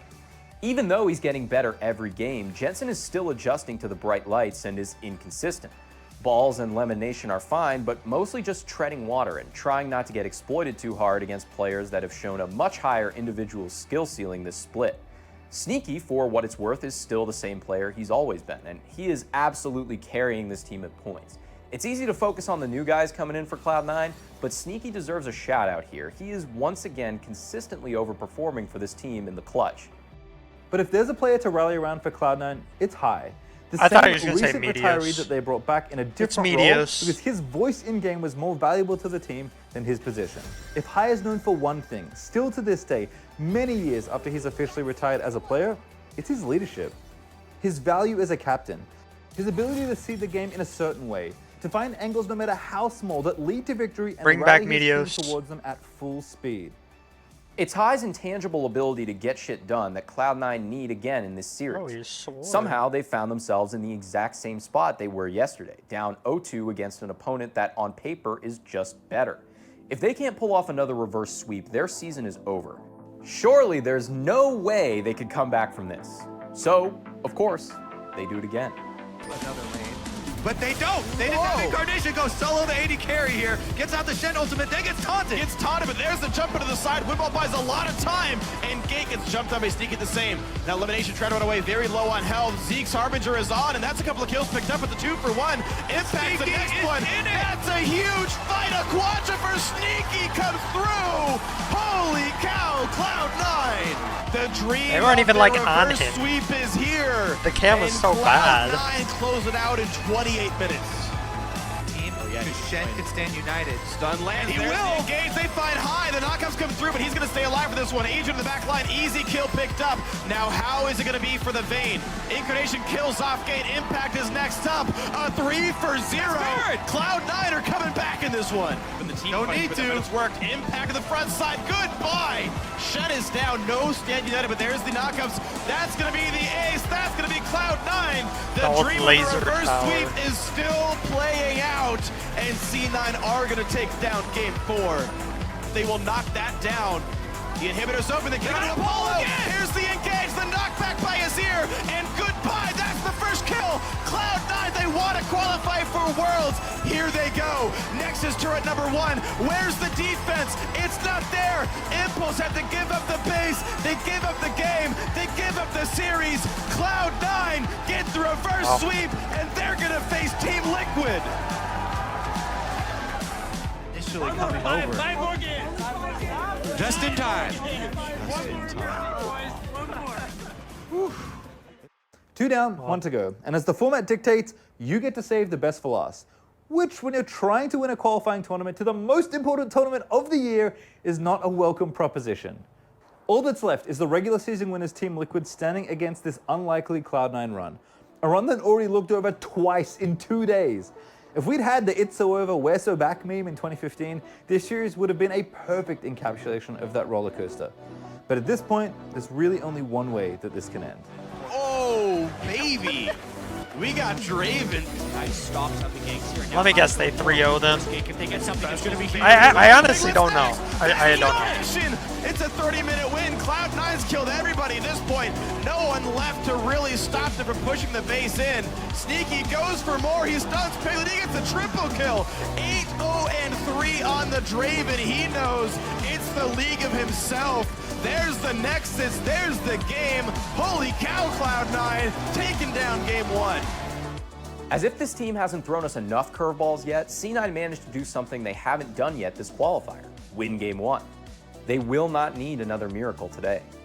What changed? Momentum. C9 have all the confidence in the world and are red hot, having just played over half a regular season's worth of stage games in the last 72 hours. TL, on the other hand, haven't played a stage game in over a month.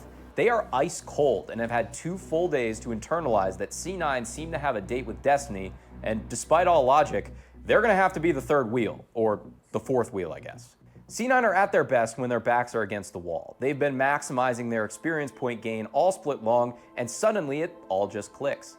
Since facing TSM with their season on the line in the final day of the regular season, Cloud9 have come face to face with the end of their year time and time again. And yet, here they stand. A perfect 8-0 when facing elimination. So when TL stomps them in game 2 and evens the series, C9 hardly break a sweat. They've faced worse. So they put their heads down and get back to work.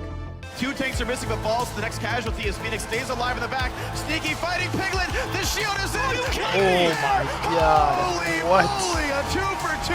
High is just trying to body them because the game is over. 57 minutes, 5 dragons, 96,000 gold and counting. Cloud9 is going to be 1 game away from World. And it's not going to happen. Secure on the Baron, but Quas getting jumped on. Incarnation High in the mix. They've already picked up 1, but they did trade for the Scion. More continues happening as High is in the back line. Piglet's trying to run, and he's going to get away. The Q comes out. Incarnation gets hasted. There's the auto attack. There's the kill. OP pop. They're going to stay for it. Dragon gets picked up just in time, but here comes Scion. Piglet flashes, all is well. With a slow land, they revealed him. High's going to land this javelin. He does. Is he in the rain for the hunt? Yes, he is. There's the shutdown. This might be the push to send Cloud9 to the World Championship. 15 seconds. Here comes Scion.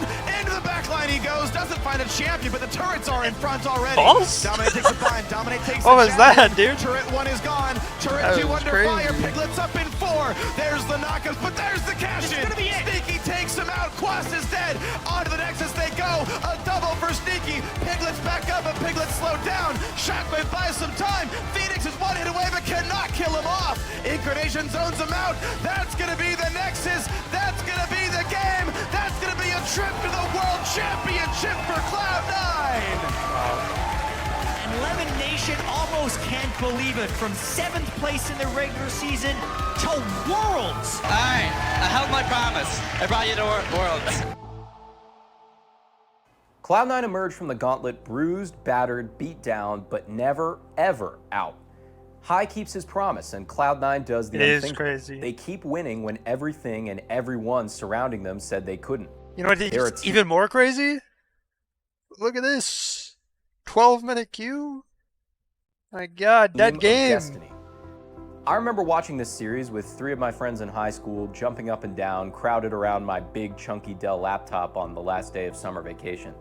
After they beat TL in game 1, it was like we all knew that no matter what happened, no matter how bad things got, C9 were gonna win in the end. The fans knew it, the casters knew it, the players knew it. Hell, Jack had bought plane tickets to Korea before the series even started. It was like after everything C9 had been through on those 3 golden days in August 2015, they had to win. They just had to. And with that, the greatest run in LCS history is complete, as Cloud9 fans witness miracle after miracle after miracle and get to watch their team at Worlds. Oh, but did they win Worlds that year? Oh, dude. Thanks so much for watching, everyone. Make sure you subscribe to the channel if you haven't already, and hit the notification bell so you don't miss out on future videos.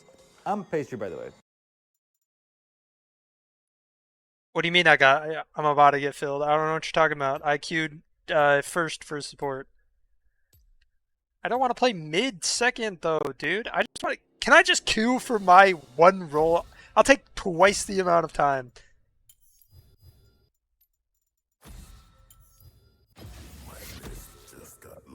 I that was a good video. Yeah, I'll go back and like it. In the summer of 2013,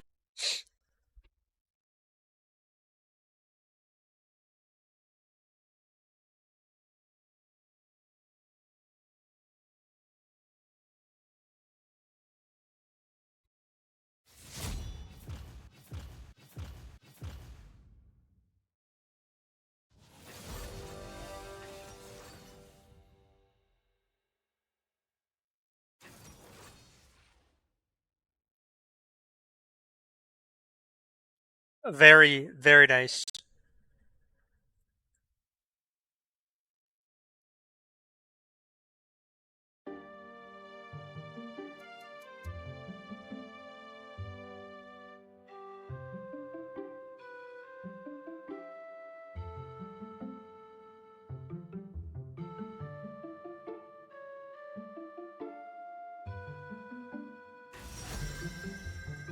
Zeri Rakan.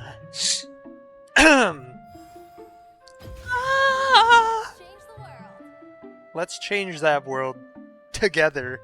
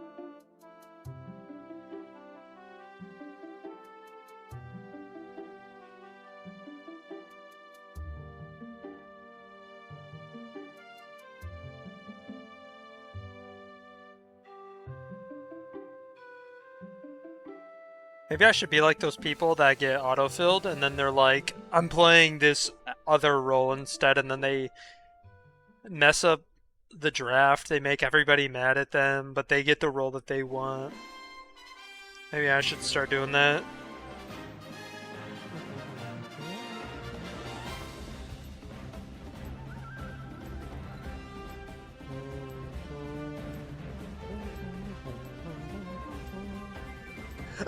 Ooh, Ezreal? I'm not really a fan of Ezreal here. Bow, bow, bow, bow, bow, bow, bow, bow, bow. Ah, dude, not Ego again. This guy ran it down as freaking Zarya earlier.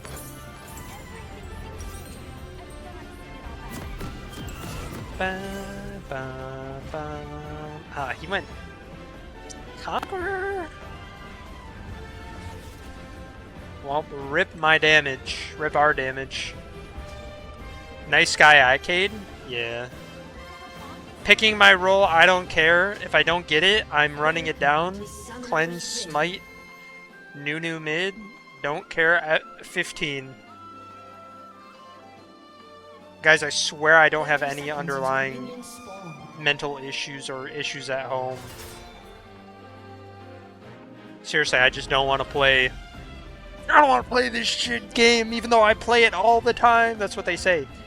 You say try to play, maybe play a different game, bro. Play a solo, single player game. I don't get that dopamine rush. Need that dopamine.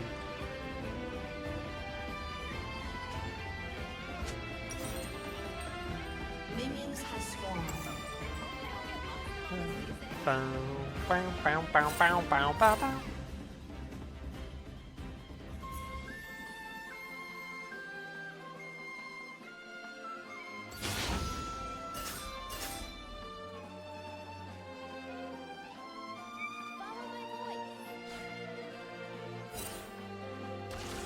What's Zeri doing? Stop shooting the Rakan.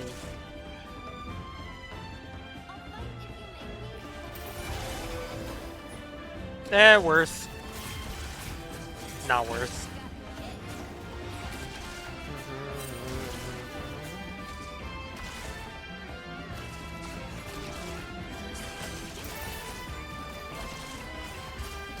Worth again.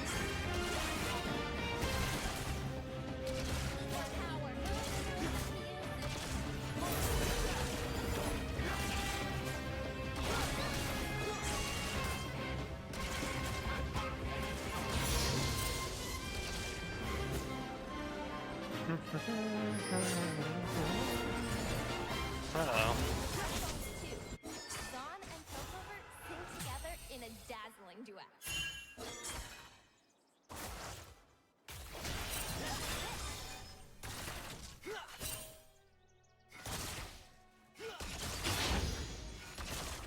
Anybody remember when Zeri's passive used to steal shields?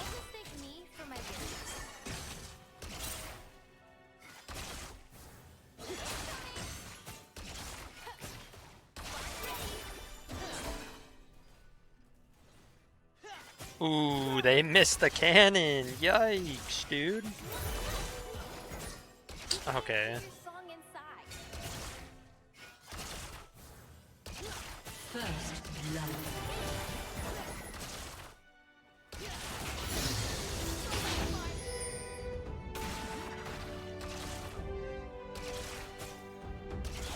Easier to hear someone else than who is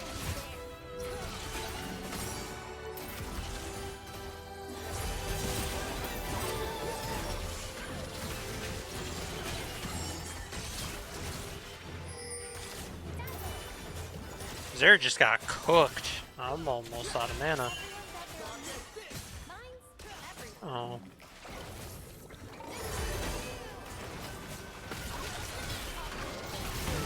Has been slain. They didn't even try to get out.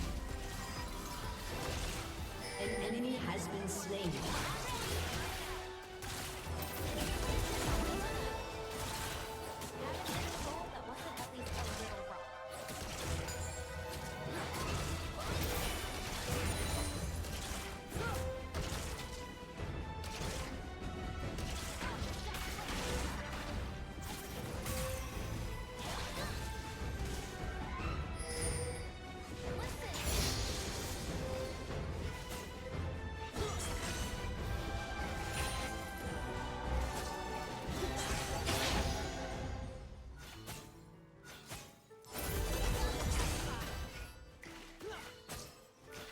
It's harder to stumble on this stage. It sure does hurt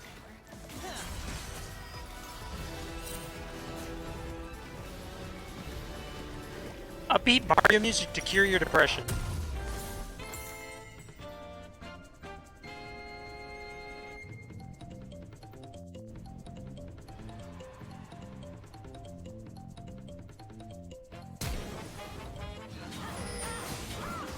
Ally has been slain. Are like magnets. They go up, they go down, and sometimes they surprise.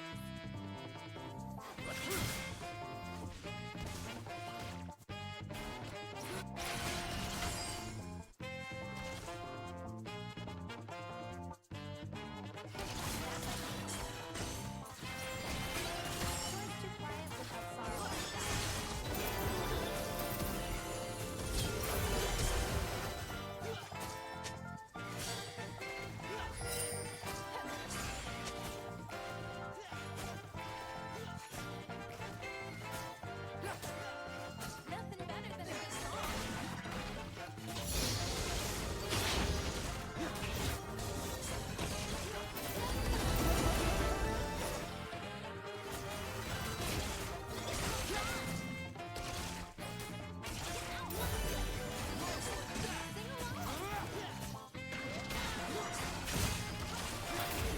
An enemy has been slain.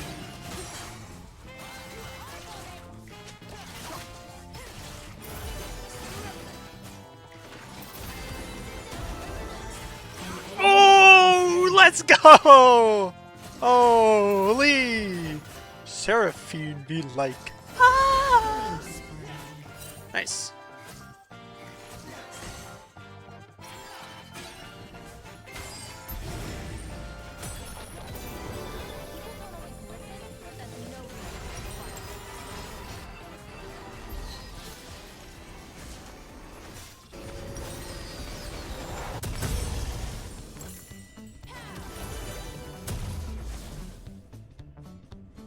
Seraphine support main transition incoming?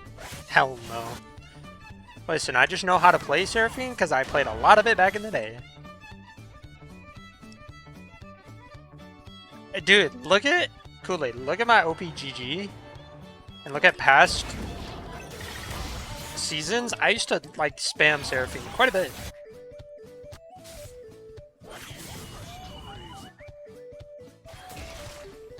Bro, I was rank 1 MF. I posted on Reddit and got shit on by the community. They're like, you're not actually number 1.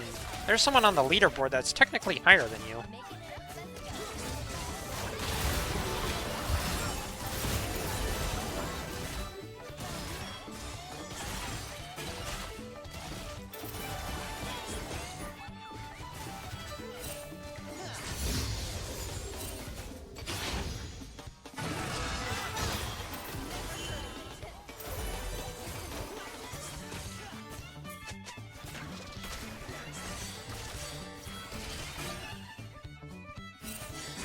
I wish Ezra then uses R.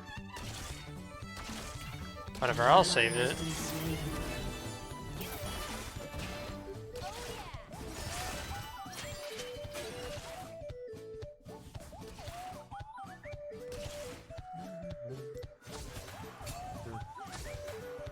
Fine.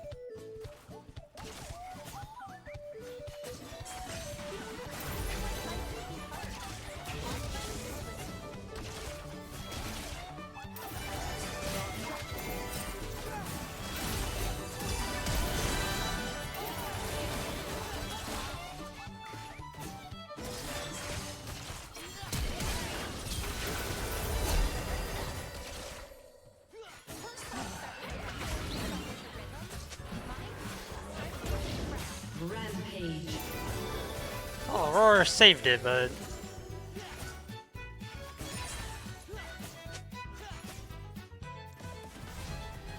Ezra did not play that very well.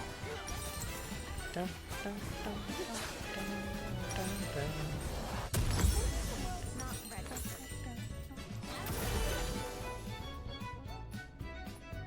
Could have been cleaner. Okay, well, here, I hit them both, which was nice.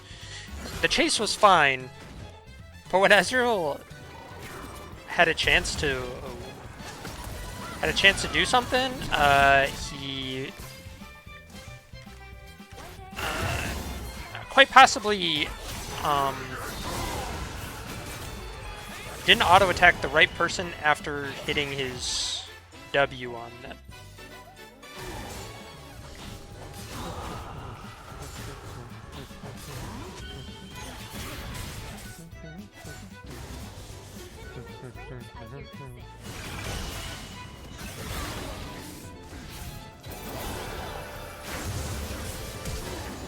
Oh. Oh. That should have been cleaner. Yikes.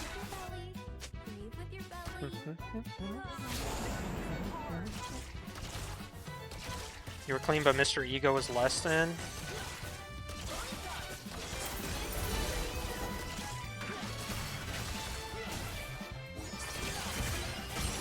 Yeah.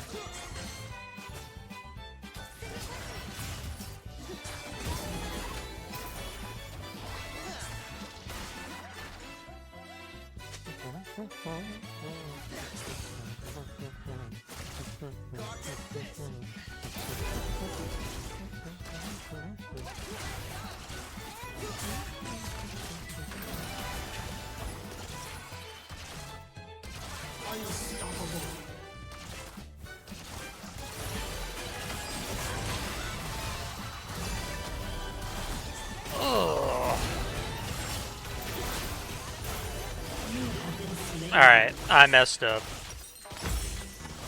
She dodged me. Ooh, they're so low. This is a double, right?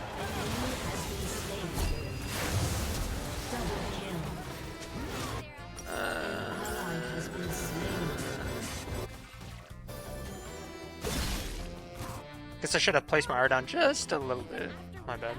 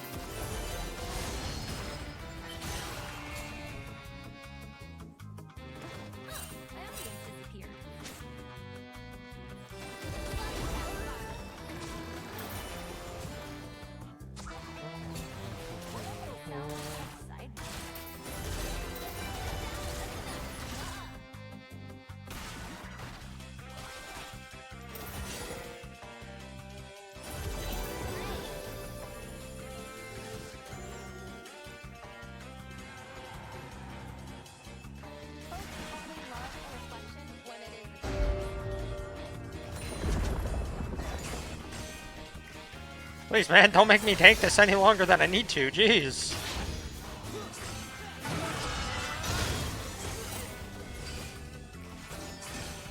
Oh man, my support quest literally just upgraded.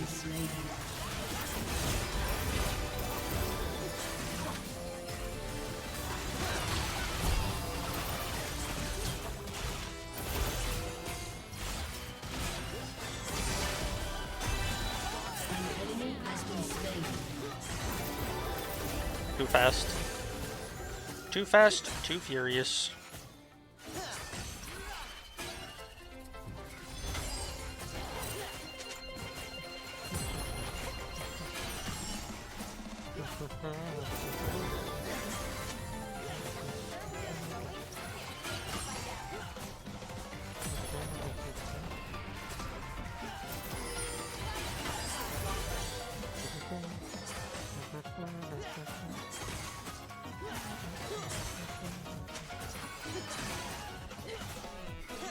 You want to take this? Your team has destroyed a turret.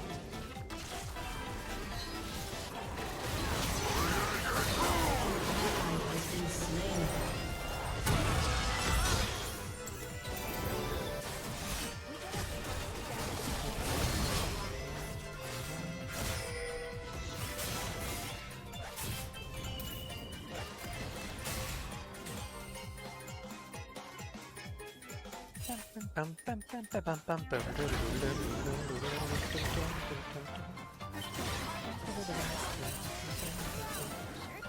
Your turret has been destroyed.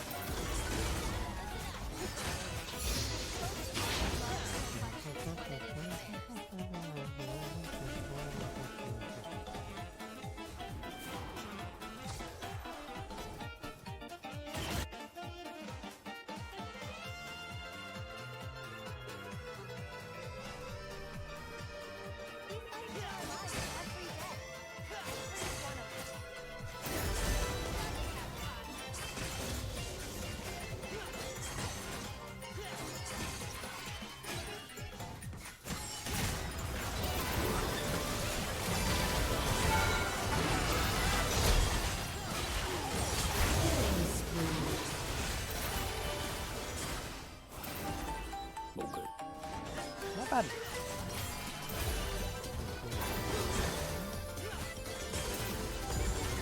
Didn't even have to heal or flash.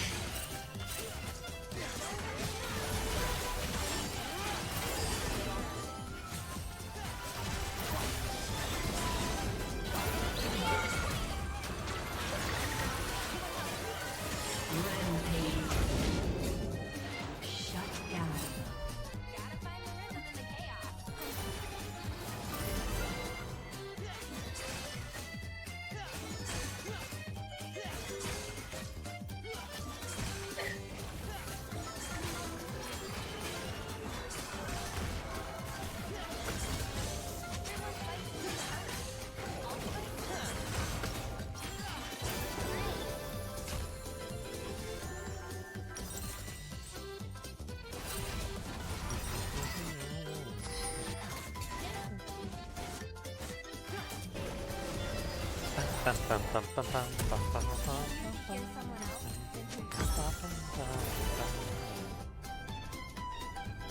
Dum, dum, dum, dum, dum, dum.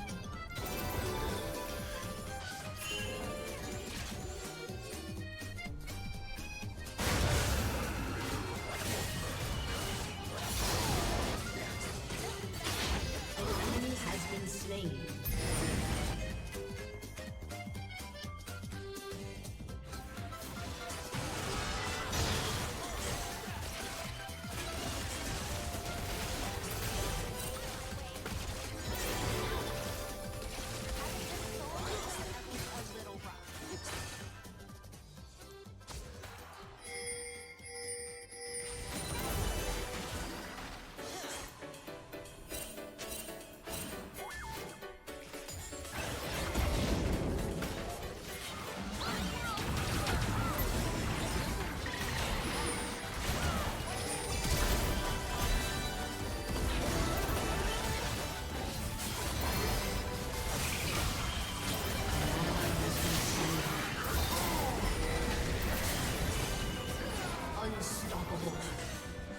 Oh man, Aurora. Excellent. I think she accidentally misclicked or something. Your team has destroyed a turret. I don't believe that she meant to take it back again. She probably meant to just click her R off because it's a toggle. But actually went back. I kind of had that issue when I played it for the first time in ARAM. Like, I felt like I clicked my R to toggle it off, and it just like didn't go off. So. I don't know. You're my man.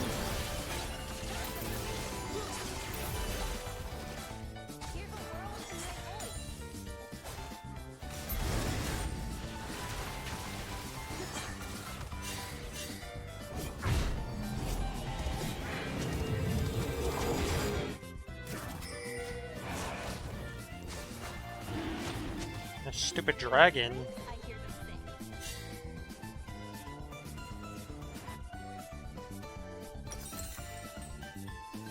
Your turret has been destroyed.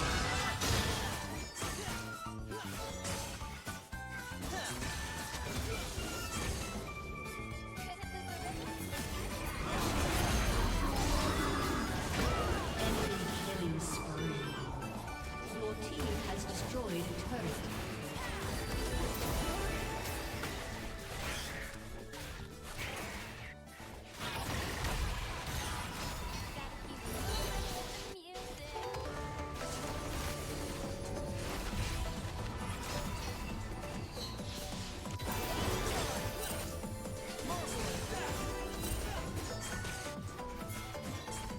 Your turret has been destroyed.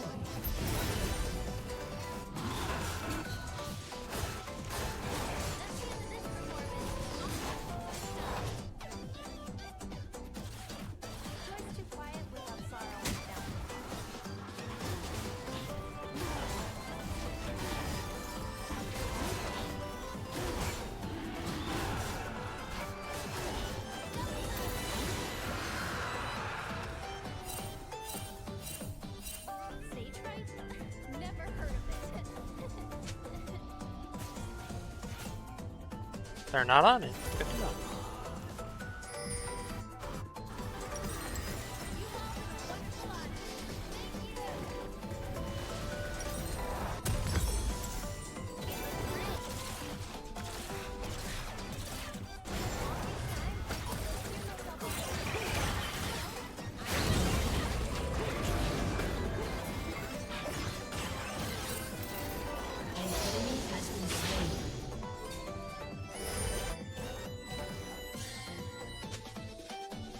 Balanced.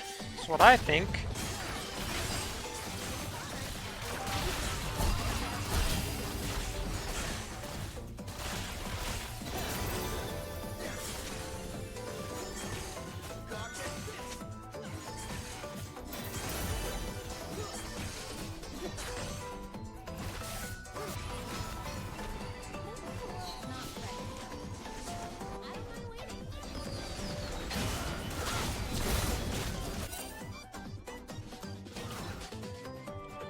Your turret has been destroyed.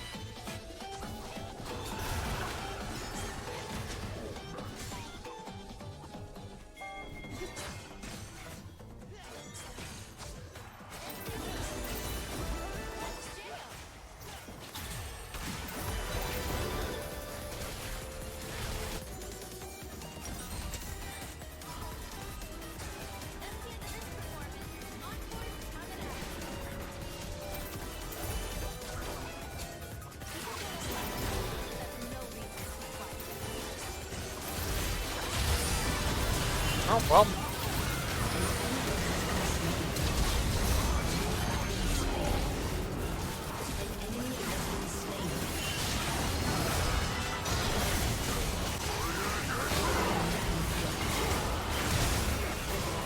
Yeah, that's about what I expected from that. Huh. Driven is an issue.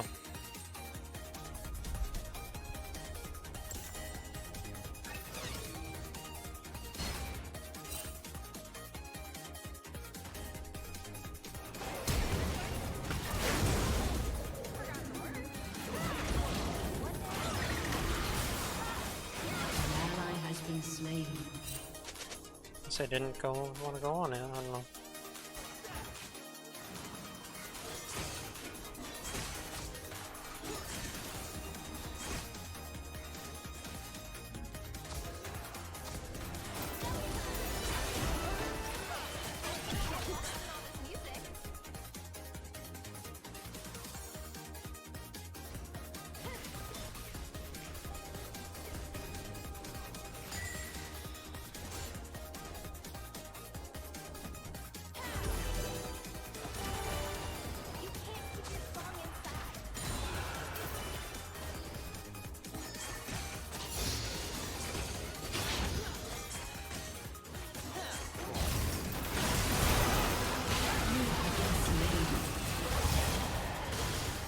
I see they had a ward.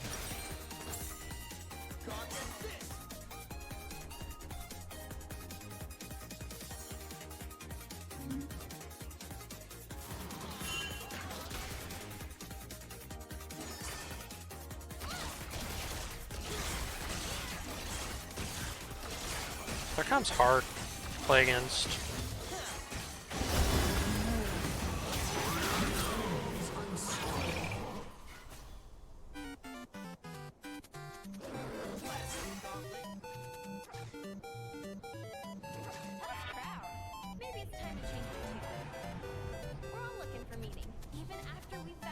I don't know.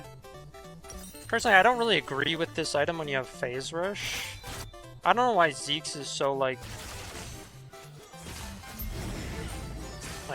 prio pick now, prio build. To me, it doesn't make any sense.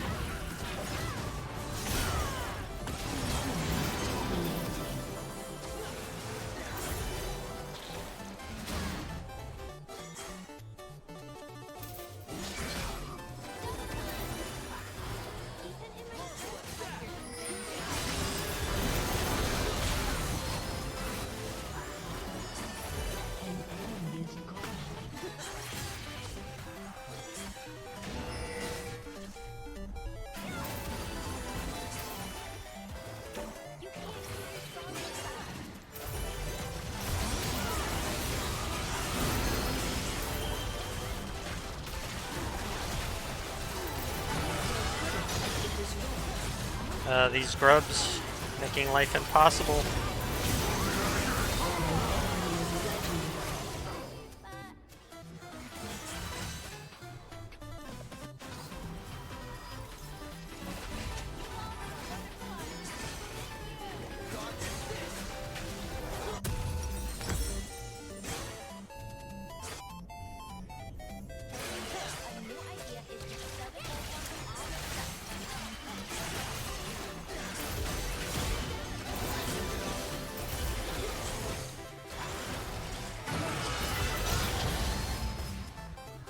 Okay.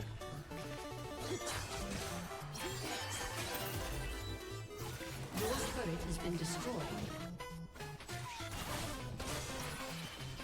Your inhibitor has been destroyed.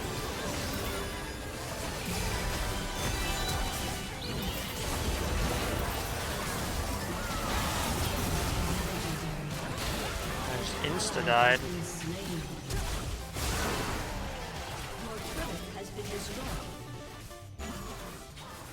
Your inhibitor has been destroyed.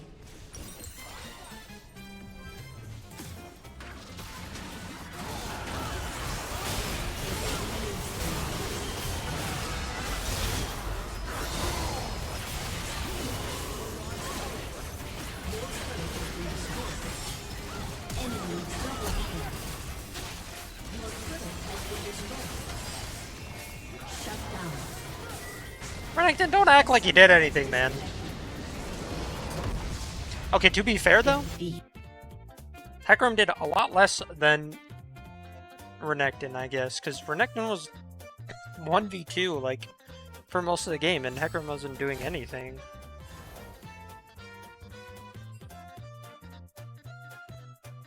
Wow.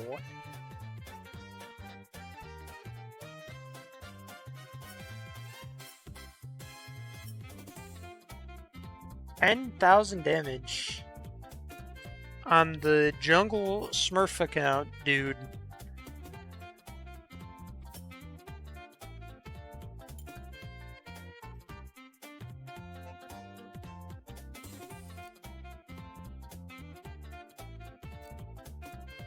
Is that really the build on Hecarim though?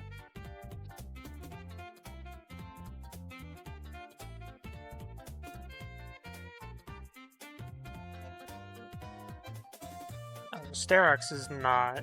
Well, I mean, it kind of is, but why Zeke? Why is Zeke so popular now? I don't know.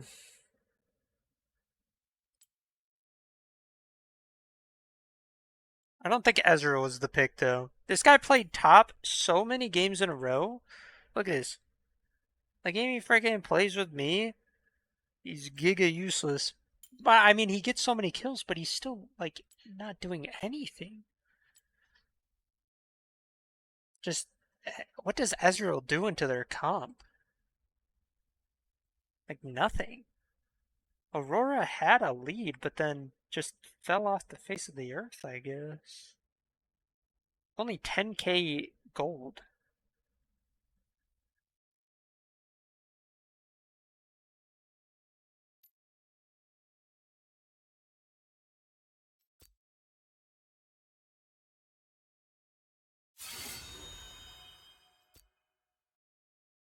Well, how many games of ADC did I play today? Maybe I'll have to just go back to putting it mid.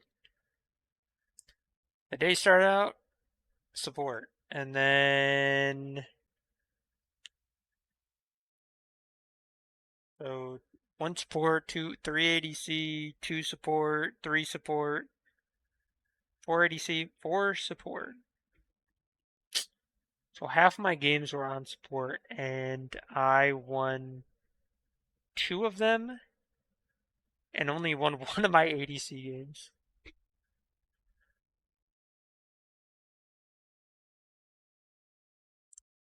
Well, what are you gonna do, right?